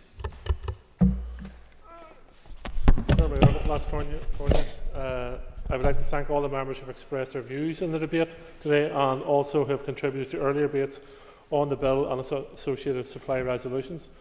I have listened with interest, and while I may not agree with all of the arguments presented, it is useful to me as Finance Minister to hear all of these views expressed. Despite the financial challenges facing us, ministers in the Executive have worked together to make positive differences, to allocate resources to improve the lives of workers, families and communities. We haven't simply involved ourselves in rhetoric. One of the first acts of the restored Executive was to prioritise our public sector workers by allocating £688 million for public sector pay awards. The budget provided £25 million for a range of support measures in respect of early learning and childcare. This included the local childcare subsidy scheme. Over 14,000 children have already registered, and it is reducing family childcare bills by 15%, supporting hard-working families by making childcare more affordable. The draft 25-26 budget doubles the investment in funding for childcare strategy to £50 million. To £50 million. That is not rhetoric, that is action, that is reality. Close to £1 billion of funding was allocated in the June and October monitoring rounds, providing additional funding for health, education, policing, social housing and wastewater infrastructure. My department extended the Small Business Rates Relief Scheme, supporting almost 30,000 businesses, and also restored the back-end business and rural ATM schemes following requests from business stakeholders. The £290 million Derry and Strabane City deal, as an example, was signed, which will be transformational for the North West. And collectively, the Executive and members of the Assembly and local councils united to successfully campaign for the Treasury to lift the pause they placed on the Causeway Coast Glens and Mid-South West growth deals. This shows what can be achieved when we work together to deliver for those who elect to serve us. My predecessor, Dr. Kiva Archibald, signed the interim fiscal framework, which continues to deliver significant levels of additional funding for public services, and I am determined to build on the progress already made. I hope that the 25-26 budget can be our last one-year budget, so we can move to a multi-year budget and more long-term approach, enabling us to focus on the transforming public services, which is essential to put our finances on a sustainable footing. Turning to some of the comments made by members, none of which, in terms of, and quite rightly, members will challenge the Executive, and members of individual decisions made by ministers within the Executive. Quite rightly, that's what the Chamber is for. But I also would urge that when it comes to budgetary matters, there's also an onus upon those to offer alternatives. Rhetoric doesn't get you anywhere. It doesn't get you the £50 million for childcare. It doesn't get you the £600 million for public sector pay. It doesn't get you the 124% uplift in terms of the fiscal floor. And I'm not just looking at you, Mr. Carroll. You're not the only one involved in rhetoric in the Chamber. So it is. You just happen to catch my eye. So you just happen to catch my eye. So it is. But rhetoric didn't achieve any of that. Unity of purpose achieved it. The Executive working together achieved it. And common focus on improving the lives and livelihoods and the well-being of the workers, families and communities we all represent achieved that. Do challenges remain? Undoubtedly. Significant challenges remain for the Executive moving forward. But I do believe that if we continue to work together, to have a focus on the challenges, we can continue to take those challenges on head on and continue to improve the lot of our communities out there. Just touching on a number of the issues, Mr. O'Toole understandably raised the issue of accelerated passage and the commitment from the committee to work with others around perhaps changing standard orders around that. I'm in principle supportive of that. We're not doing anything underhand here. I'm not suggesting anybody suggesting we're doing anything underhand, but we are following the process and we are time-bound by a number of factors, both in terms of the fiscal rules that govern the Assembly and also the fiscal rules that govern Westminster. But I do understand the concern of some members around the wording of the standing orders and why they wish to attempt to change that. Yep. The Minister gave way, and I note his use of a reticence to use rhetoric. Some would say talking about supporting workers and families may be rhetoric from his end, given the fact that actually public sector workers saw their pay decrease by 2.8% in the last year. So if the Minister would like to address that point, I would be grateful.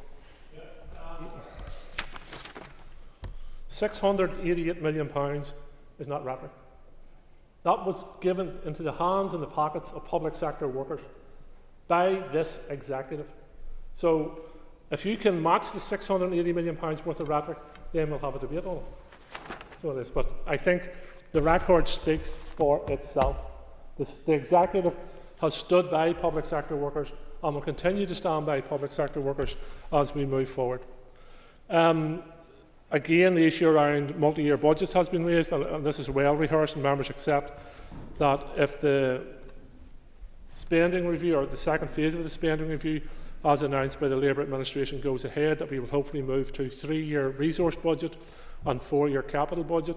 If that is the case, I am committed to bringing a similar yearly budget to the Executive for approval. And the issue of the hard copy of the budget, I received my hard copy today as well. I do question the need for producing hard copy documents, I have to say, in relation to sustainability. But I do understand some members like to have the hard copy, but to me there is a sustainability issue in relation to that. Moving forward in terms of my engagement with the Treasury, I can assure members, and I'm meeting the Treasury on Thursday at the joint meeting of Welsh, Scottish and ourselves and the Treasury. I will press them again in relation to a number of matters, including national insurance contributions, and the need for us to have certainty around those figures. It may be June before we have certainty, given the ending of the fiscal programme within Westminster, but I will press them in regards to that matter, along with a range of other matters which are impacting on the lives of families and workers and also businesses in our society. I'm pleased that Professor Jerry Hilton will take forward the next phase of research in relation to the fiscal floor here. I do think we have a case to present to the Treasury and others around that to ensure that we're getting the funding that is required to deliver public services in this part of the world, and we are able to support those delivering public sector services as we move forward as well. I think that's generally the broadness of the debate, Deputy Speaker. Again, I thank members for their contributions. I've no doubt that continued scrutiny of budgetary matters will continue at committee and within the Assembly, and I look forward to bringing forward a budget bill for 25-26 to the Assembly in due course, and through my executive colleagues, once we have agreement at the Executive, I'm more than happy I will have to bring a bill to this Assembly, which will also at a future stage include a debate and discussion around what our regional rate will look like going forward. And I can assure members I'm always happy to engage with them and discuss such matters with them as we move forward. So thank you. Before we proceed to the question, I would advise members that this is a budget bill. The motion requires cross-community support. The question is that the budget bill do now pass. All those in favour say aye. All those contrary?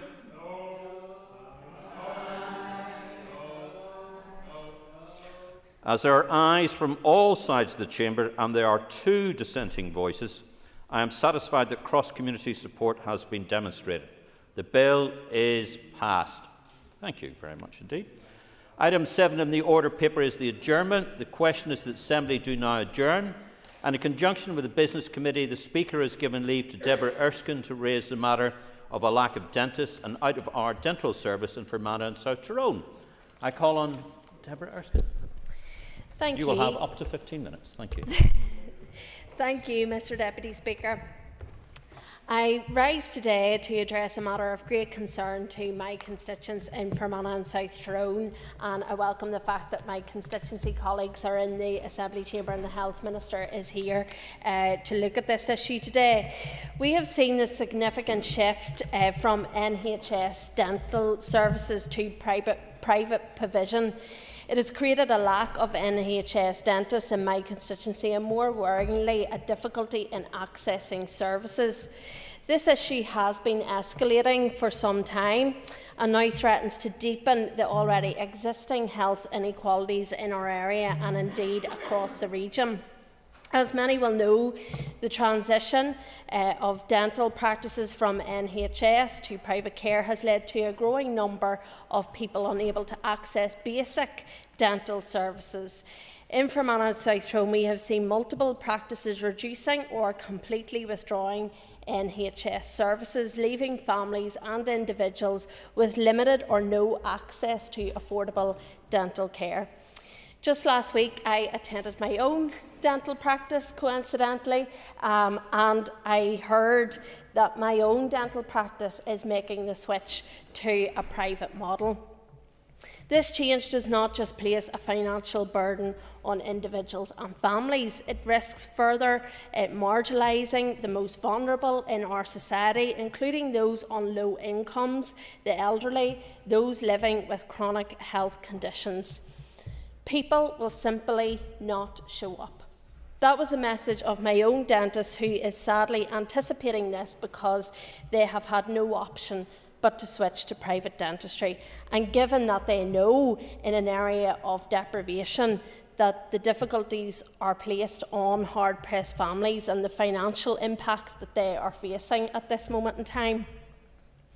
In the General Dental Statistic publication of 23-24, it shows in urban local government districts such as Belfast, Antrim and Newtownabbey, Lisburn and Castlereagh and Ards and North Down, at least 88% of the population is within 3 miles of a dental practice. In Fermanagh and Omagh, that figure drops to just 53% living in that range. Mr Deputy Speaker, whenever you add in the rural nature of our area and the fact that public transport is lacking, you can see already how the inequalities stack up and the need for intervention is now. Furthermore, in that same publication, the figures again painted a grim picture. Fermanagh and Omagh Council area had the lowest adult registration rate at 49%. That's 17 points below the Northern Ireland average. We are a dental desert in Fermanagh and South Tyrone. I'm aware that the Minister is committed to ensuring access to NHS services for all. However, the reality faced by constituents today tells a very different story. Access to dental services is becoming more of a luxury than a public health provision. Minister, I must challenge you on this. You know that one of the key factors leading to poor oral health is socio-economic determinants. Therefore, with increasing private dental practices, what specific action are you taking to address the critical issues affecting the affordability and the availability of NHS dental care in our community? What steps will you take to ensure that NHS dentists are properly reimbursed for their services, to ensure that their practices can remain viable and continue to serve our citizens? Without adequate financial support and incentives for dental professionals, this trend is moving to private practices will only increase, leaving more of our constituents and our residents in Northern Ireland behind. The cost of running a dental practice must not be ignored, and I would argue that the underfunding of dental services is one of the factors and main factors that is pushing dental practices in my constituency and across Northern Ireland to switch or to close. A hard-working, dedicated dentist I spoke to in my constituency recently highlighted to me that compared to when they first opened their doors, their operating costs alone have increased by over 40%. This is before we even touch the national insurance increases, which are hurtling down the track as well. But there is ways that we can try and stave the flow. Other jurisdictions have dealt with this. In Scotland, in November 23, changes there in terms of dental payment uplift within the NHS, and the short space of time in which that has been done has actually proven that things can be done. And when you look at Scotland, they have similar levels of deprivation, but yet they have got to grips with this. And yes, Minister, I know that you will say and point to the cost of service review, and that's something that the British Dental Association has been pointing to for years. And we need to see a third-party review of how much dentistry costs, and so that they can get that fair rate of return. But we also need to look ahead to the key questions of where we want to be in 2027. It is that space between now and 2027 which is key. We need urgent action to top up the fees now and to give the all-important signals to dentists in order to stop the mass exodus out of NHS dentistry. By dealing with the funding issues, you will be supporting dentists to stay in the system. So what further steps are you taking to ensure that we are increasing the number of NHS dentists? Dentists are literally waiting to make the call on what they will do in the future. We need more practitioners. We need to see them in areas that are currently underserved, like Fermanagh and South Tyrone. And therefore, I would ask the Minister to consider things and incentives like reinstating the commitment payments given to NHS dentists to stay in the system. And that was done away with in 2016. I think that's something that we need to maybe look at again. Which brings me to another point that is affecting my constituency, and that is the out-of-hours dental service, which is run by 13 practices. One dentist per weekend is responsible for over 65,000 patients, and they're only obliged to see registered patients, and there's no way of checking whether those patients are definitely registered or not. And essentially, patients are relying on the goodwill of that dentist over the weekend to provide that dental treatment to them. I want the department to support the trust and my local dentists in finding a site and paying a sessional rate per patient, which is the same as elsewhere in Northern Ireland. Mr Deputy Speaker, we need to address the growing health inequalities that are exacerbated by switching to privatisation. You cannot blame dentists who have seen no change in their contract, who have lost faith in the system. And you can't blame patients either, who are worried at a decreasing service and are frustrated at the fact that they now have to pay for a service. It is clear that access to dental care is not equal across Northern Ireland, and in fact it is becoming increasingly determined by one's ability to pay. This will only deepen existing disparities in health outcomes, particularly in rural areas like mine. It is essential that we take urgent action to ensure that dental care is universally acceptable and affordable for all our citizens, regardless of where they live or their income level. Dentists also play a crucial role in identifying cancers, such as oral cancers, obviously. Incidences look set to increase and double in 2035 in the UK. I do not want my area of Fermanagh and South Tyrone, or in fact any area in Northern Ireland, to be a statistic for oral cancer. It's as stark as that. We need to rebuild confidence in the system. One dentist put it like this: dentists don't go on strike, they leave. Don't let anybody else leave. Let's stop creating more health inequalities. Let's save NHS dentistry. I urge you, Minister, to take immediate and meaningful action to support NHS dentists, to increase the number of available services and address inequalities in access to dental care. The people of Fermanagh and South Tyrone deserve nothing less. Thank you. Thank you, Deborah. And before I call Anya, constituency MLAs will get 6 minutes, all other MLAs will get 5 minutes. Anya Murphy. Gormiagat Lash Can Collier, and I'd like to thank my constituency colleague for bringing this adjournment debate today. And I want to put on record that I agree with all of the remarks that she has made.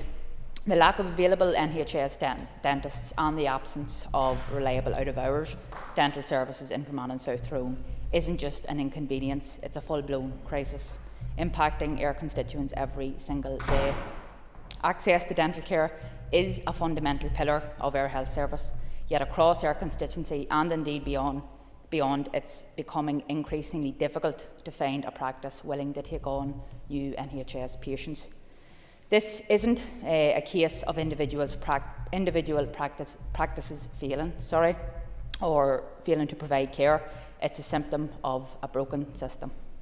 More and more dentists are being forced to remove patients from their NHS lists because it's simply no longer economically viable for them to continue providing NHS treatment. This is leaving people, particularly those on low incomes, without access to affordable dental care. When private treatment is the only option available, it effectively locks out those who can't afford to pay, widening health inequalities that our public health service was indeed designed to prevent. Fewer NHS dentists, longer waiting lists, and our ever-growing divide between those who can pay and those who cannot. For those fortunate enough to be registered with a practice, routine appointments now come with lengthy delays. But for those unregistered and in need of urgent care, the situation is even worse.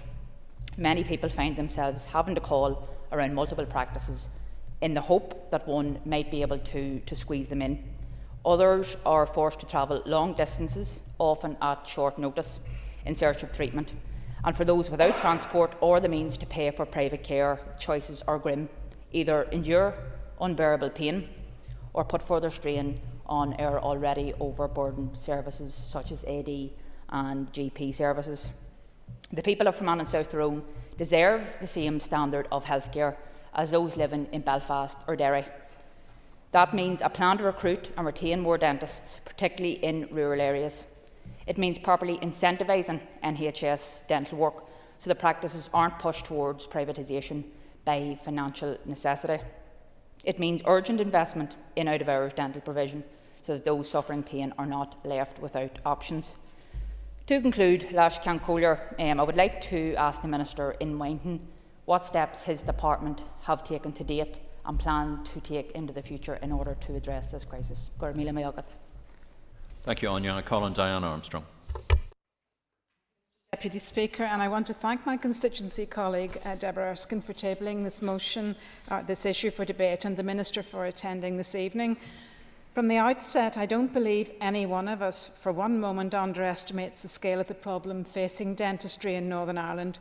It's clear from the reports, even in the media only last week, that NHS dentistry is a problem across every corner of the UK. There is an undoubted challenge in our constituency of Fermanagh South Tyrone.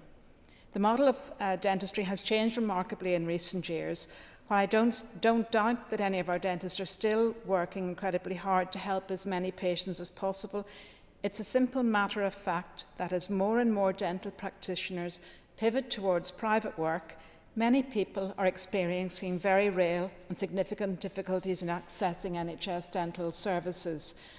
Unfortunately, in an area as large and as rural as ours, it is meaning that often people are being left with little choice but to travel long distances.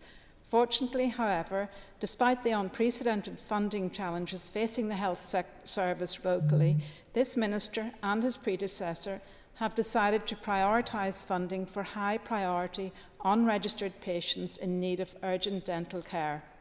The new Dental Access Scheme was given a not insignificant budget of £4 million, and whilst it has helped many people right across Northern Ireland, unfortunately I do not think there is still room for further progress. I do think there is still room for further progress in the South West.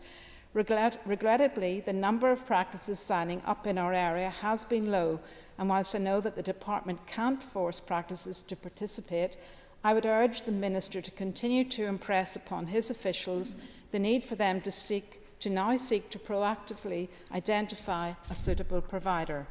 After all, people in the rural villages and townlands of Fermanagh and South Tyrone deserve no less the dental options that are available to their urban counterparts.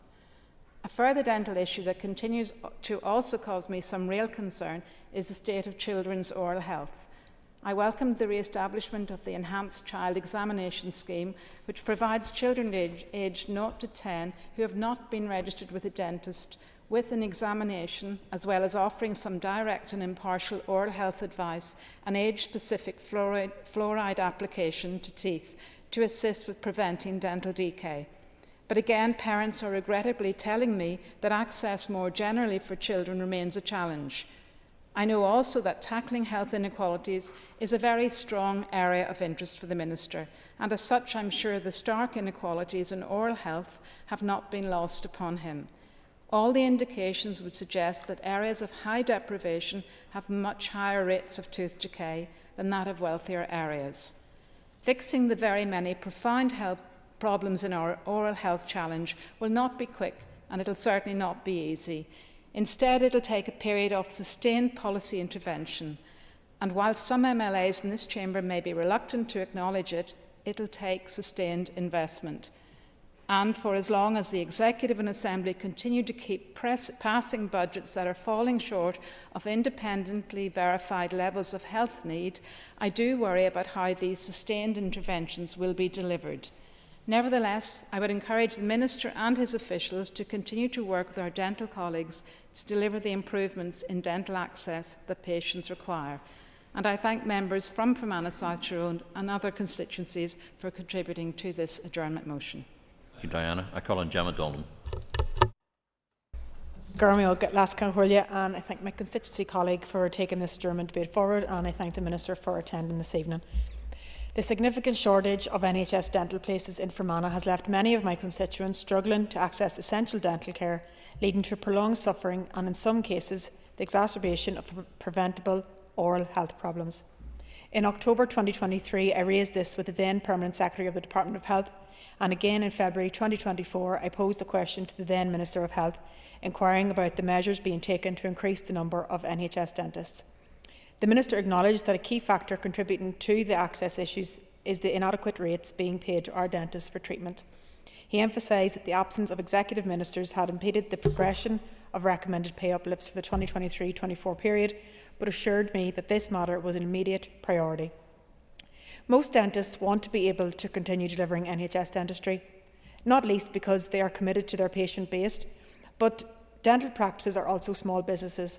For the past decade, uplifts in fees have failed to keep pace with inflation. As a result, many are now being forced to reconsider their futures because the numbers of NHS dentistry is based on increasingly don't add up. The current NHS dental contract, which was introduced back in 1990, is antiquated and is not fit for purpose. Dental fees bear no correlation with the true cost to deliver modern dental care. It has not reflected the changing demographics both within and out dentistry. To increase access to NHS dentistry for patients, we must make NHS dentistry a place where people want to work and to make the service financially viable. The response so far has been wholly inadequate, forcing many dentists to lose confidence in the deeply broken system. I urge the Minister to explore the reinstatement of financial support schemes that have previously bolstered our dental services. Collaborative efforts with educational institutions to train and place new dentists in our region could also serve as a long-term solution to this ongoing crisis. Access to dental care is not a luxury. It's a fundamental aspect of our health and well-being. So I urge the Minister to work to ensure that every resident of Fermanagh and South Tyrone can smile with confidence, knowing that their dental health needs are met promptly and effectively. Thank you, Gemma, and thank you for not smiling. Thank you. Colin. And I also want to thank Deborah for bringing the motion and the Minister for attending. I want to support everything that's been said here in relation to the difficulties and the challenges. As my colleagues have said, there is a severe lack of NHS dentists within Fermanagh and South Tyrone, and indeed in many constituencies across the north. This has been an issue for many years, and unfortunately we don't seem to be making any real positive progress in this regard. Dental care is, of course, Concordia, a basic healthcare necessity and absolutely not a luxury. When people are unable to see a dentist, they suffer in pain. Small problems become major health issues. Tooth infections go untreated, impacting overall health and in some cases leading indeed to life-threatening complications. Children, as have already been mentioned, are being deprived of early intervention, which could prevent serious dental issues in the future, and children suffer in pain waiting dental treatment. And my understanding is a number of years ago at least, I'm not sure if it's still the case, that the single largest reason for admission of children to hospitals is for tooth extraction. The issue at the heart of this situation is a lack of funding. NHS contracts are not financially viable for most dental practices, leaving most dental practices with no or little choice but to take on private patients in order to maintain a sustainable business model. But as we have heard already, many people in our society can't afford to pay the cost associated with private dental care, and they therefore go without that essential dental care. We need to see radical transformation of NHS dental contracts to make them financially viable again. And the Minister needs to set out a roadmap for how he intends improving the situation and give hope to the thousands of frustrated citizens in our communities who demand to see some action on such an important issue. I'm acutely aware from my time as Health Committee Chair of the severe workforce pressures across health and social care generally, and that simply underlines the need for urgency in terms of wider workforce planning. In terms of Fermanagh and South Tyrone, and you know, given our rurality and our border location, we are already extremely marginalised in relation to many health services, and this is no less true when it comes to dental health care. This contributes to further inequalities being brought into existence, while, and I acknowledge the Minister has emphasised his desire to press down upon and eradicate those inequalities, more are being built into the system. So I would urge the Minister to take that into account when he's considering the need for improvement in relation to this issue which we are debating today. I call on Nuala McAllister. And Nuala, you have 5 minutes as a non-constituency MLA.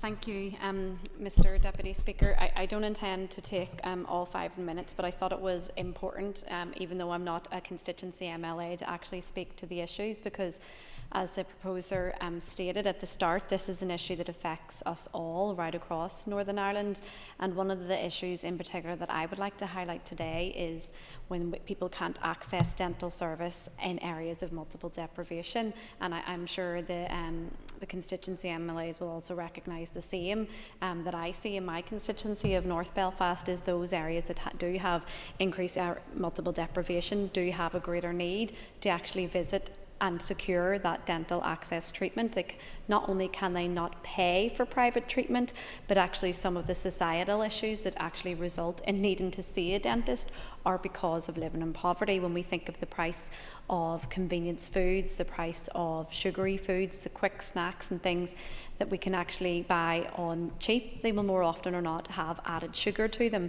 They will more often not have additives, etc. So it is resulting in more access to dental care. But also there is an issue around the services in which the schools and education provide.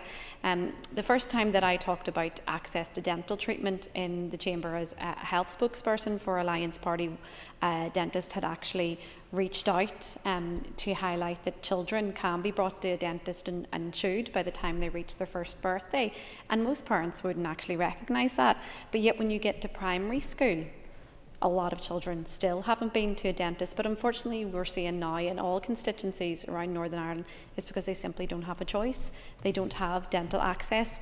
We do have a bit of an uplift in access for children throughout our different constituencies, and I see it in my office where people contact. We now have somewhere where we can refer them, but we don't have anywhere where we can refer adults. And I can only imagine what it's like in the more rural constituencies. It's easier for me to walk down the Antrim Road in North Belfast and pass numerous dentists on the way, but I can't imagine what it's like in a rural constituency where you have to drive from village to village in different towns, where you have just a lack of general services, never mind just dentistry. I think it's important that we all do speak from the same record when we talk about securing a reform of dental services. On the Health Committee, I know we have other Health Committee members here.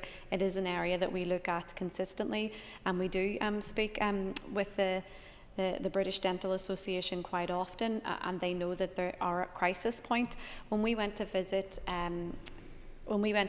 Daisy Hill Hospital a few weeks ago, we did actually hear a lot of the treatment being given across Northern Ireland for dental services there with children, and it's something that could perhaps be rolled out across Northern Ireland as we see an impact on that pilot. But we're talking about children who need dental services in hospital because they have either waited so long or the impact has been so bad at a constituency level base. And again, this is a hospital that does reach out into rural constituencies. I think it's really important that we do have a focus on this, and it's really important that the funding model as well for dentistries is given the proper focus. And I don't doubt that the Minister's hands are tied with regards to the budget that is available. I don't doubt that for a second. But I also know that where we can, we should be doing everything in our power to ensure that there is an equity of those services right across Northern Ireland, because it is easier for those to travel that little bit further when you are living in the city and have access to public transport, but not when you're living rurally. But I want to thank again the proposer for bringing forward the adjournment debate. I hadn't intended to speak at the start, but I think it is important from someone who sits on the Health Committee and is from a city constituency to speak up and recognise that there are individualised issues for more rural-based constituencies. So thank you. Thank you. I call on Colin McGrath, and Colin, you have 5 minutes. Deputy Speaker, and I thank the member for raising the issue. And again, another issue to do with health in Fermanagh, South Tyrone, and I'm delighted to come as the SDLP, an opposition health spokesperson, to support the issues that you're raising, because there are quite a number of unique attributes to a large rural constituency, and I think that it does make those access issues much more difficult, and I think it's really good and proper that you're highlighting those. But also, needless to say, the principles of the issues that you're talking about for Fermanagh South Tyrone are pretty much the same right across the board, and as has been referenced in terms of the Health Committee, and as health spokespersons, we have regularly met with the British Dental Association, with our local providers, and I know that certainly one of the senior practising members of the British Dental Association has a practice in my town, and I get an opportunity through conversations over the years with her to be able to get the update about what they're facing. And underpinning most of it, of course, is finance. And we have, regrettably, we are almost sleepwalking towards a two-tier system. And the two-tier system is that those that have money can afford to go private, and those that don't have the money can't afford to go private. But then those that can't afford to go private rely upon the National Health Service dentist providers.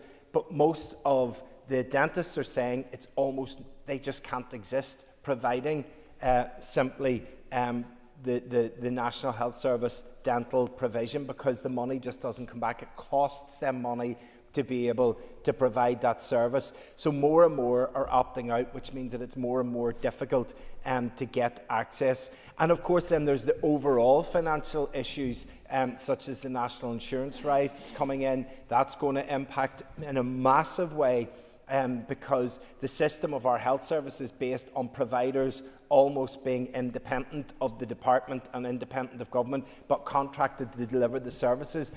That means that they're seen as private businesses, and therefore they're going to have to try and find the money for the national insurance lift, which is going to be absolutely, it's just going to push so many practices over the edge ordinarily, never mind if they're just reliant on NHS dentistry to provide it down.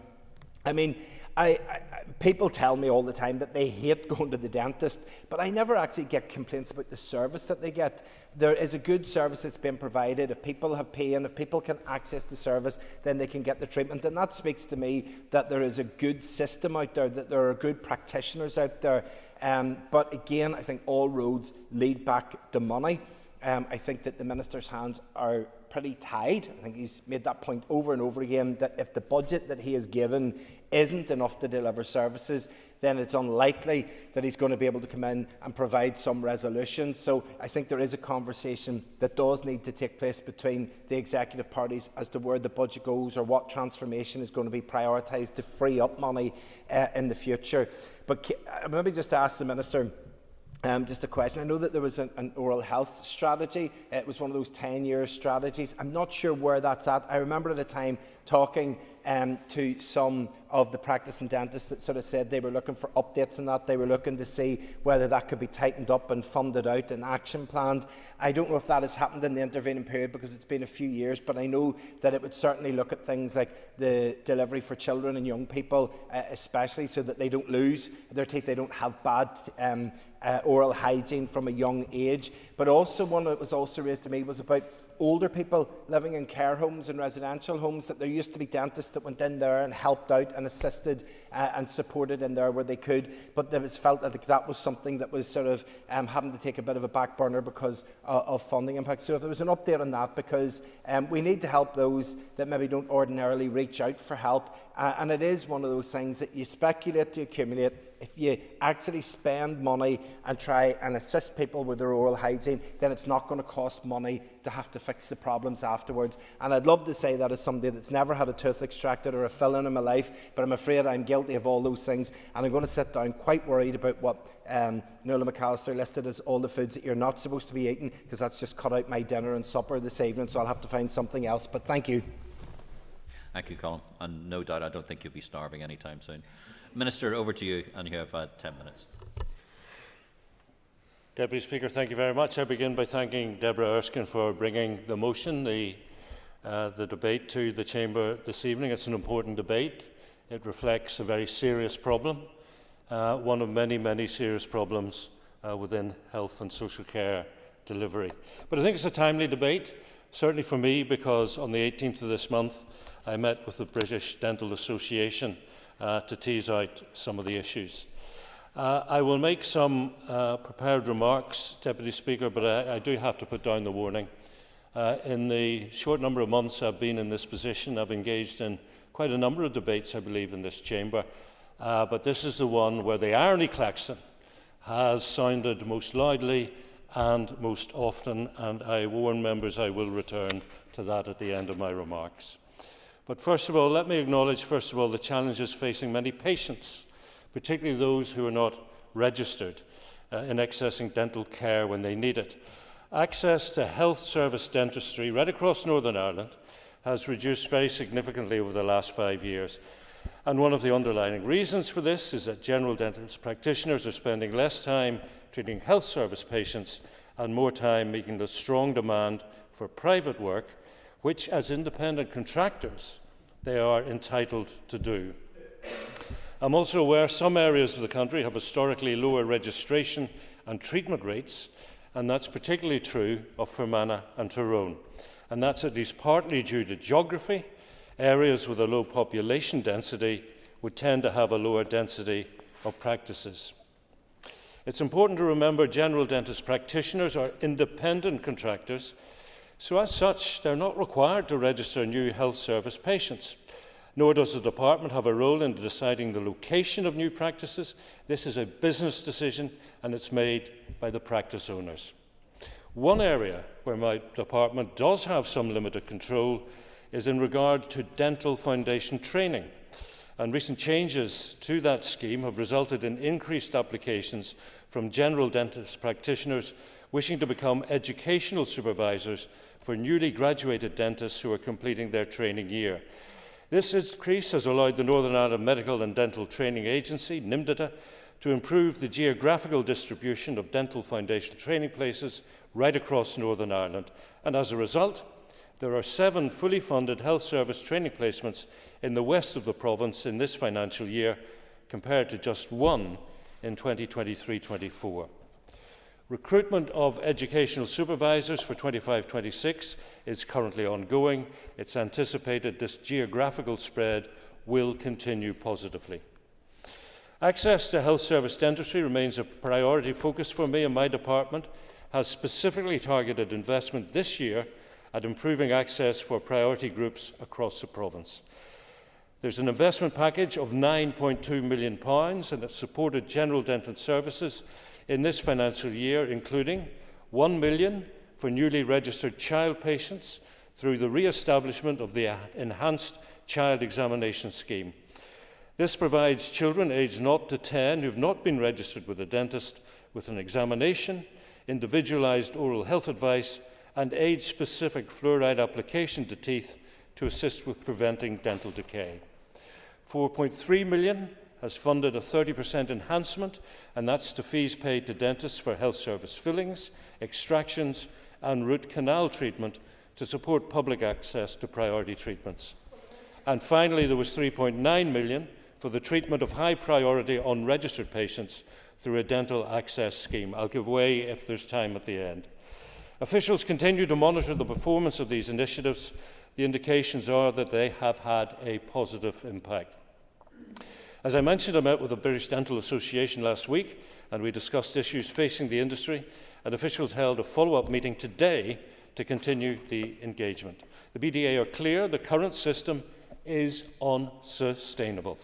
So my department is currently developing options to increase investment in the service next year, but they're doing so in the context of a budget that's entirely inadequate to meet the needs of health and social care services.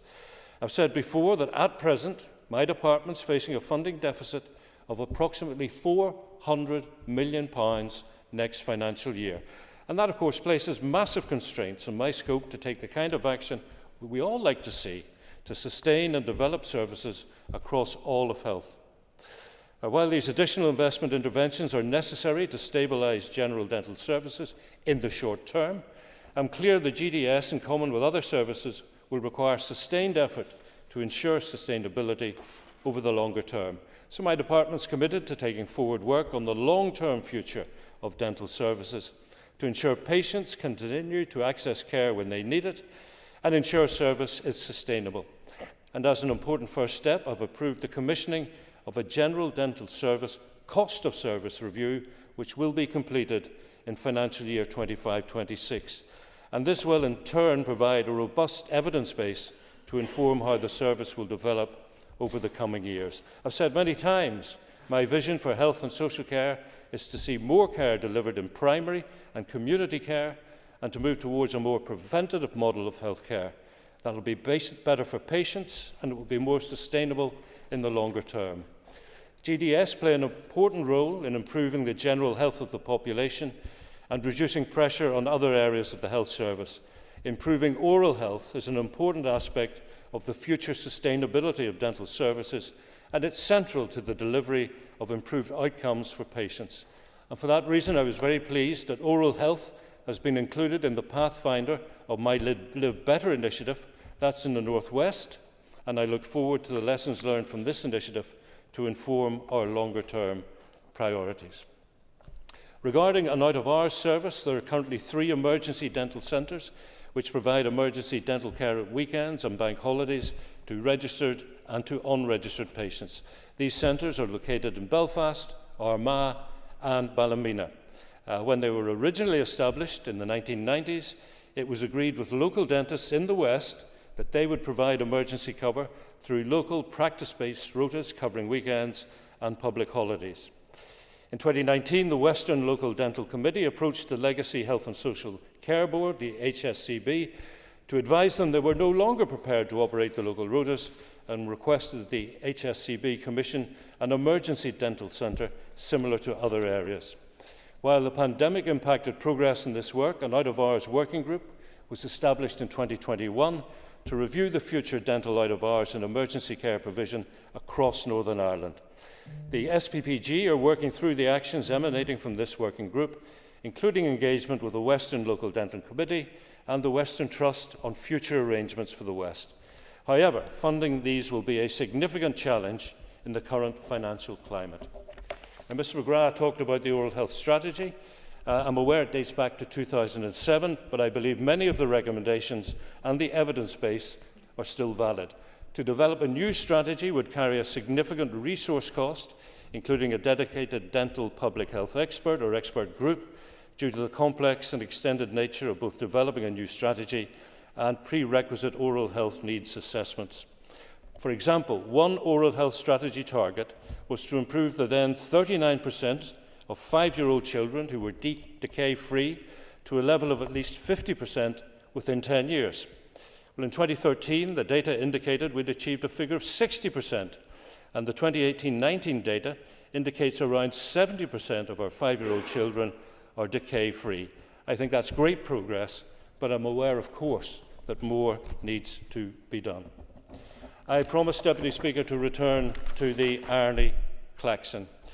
Mrs Erskine challenged me, what steps will I take to introduce financial support and incentives for dentists? Well, the first step will be to continue to try to persuade her that she made a big mistake in voting for the 2024-25 budget. Anya Murphy made the point that a lot of dentists were no longer giving NHS dental treatments because it's no longer economically viable. I agree. What's the solution? You need to find more money. And where do you find more money? You find more money in the budget. But you voted for a budget you were warned was not adequate to meet the health and social care needs of our population. And the other point in the irony klaxon, Deputy Speaker, is about health inequalities. I challenge members, which minister in recent years, which health minister has put more of a focus on tackling health inequalities than I have, or moving into areas of deprivation, to tackle the issues, the disparities particularly in healthy life expectancy? Who's done more of putting a focus on that than I have? Thank you, Minister. And that concludes the adjournment debate today, and I say the Assembly is now adjourned. The Assembly is adjourned. Thank you.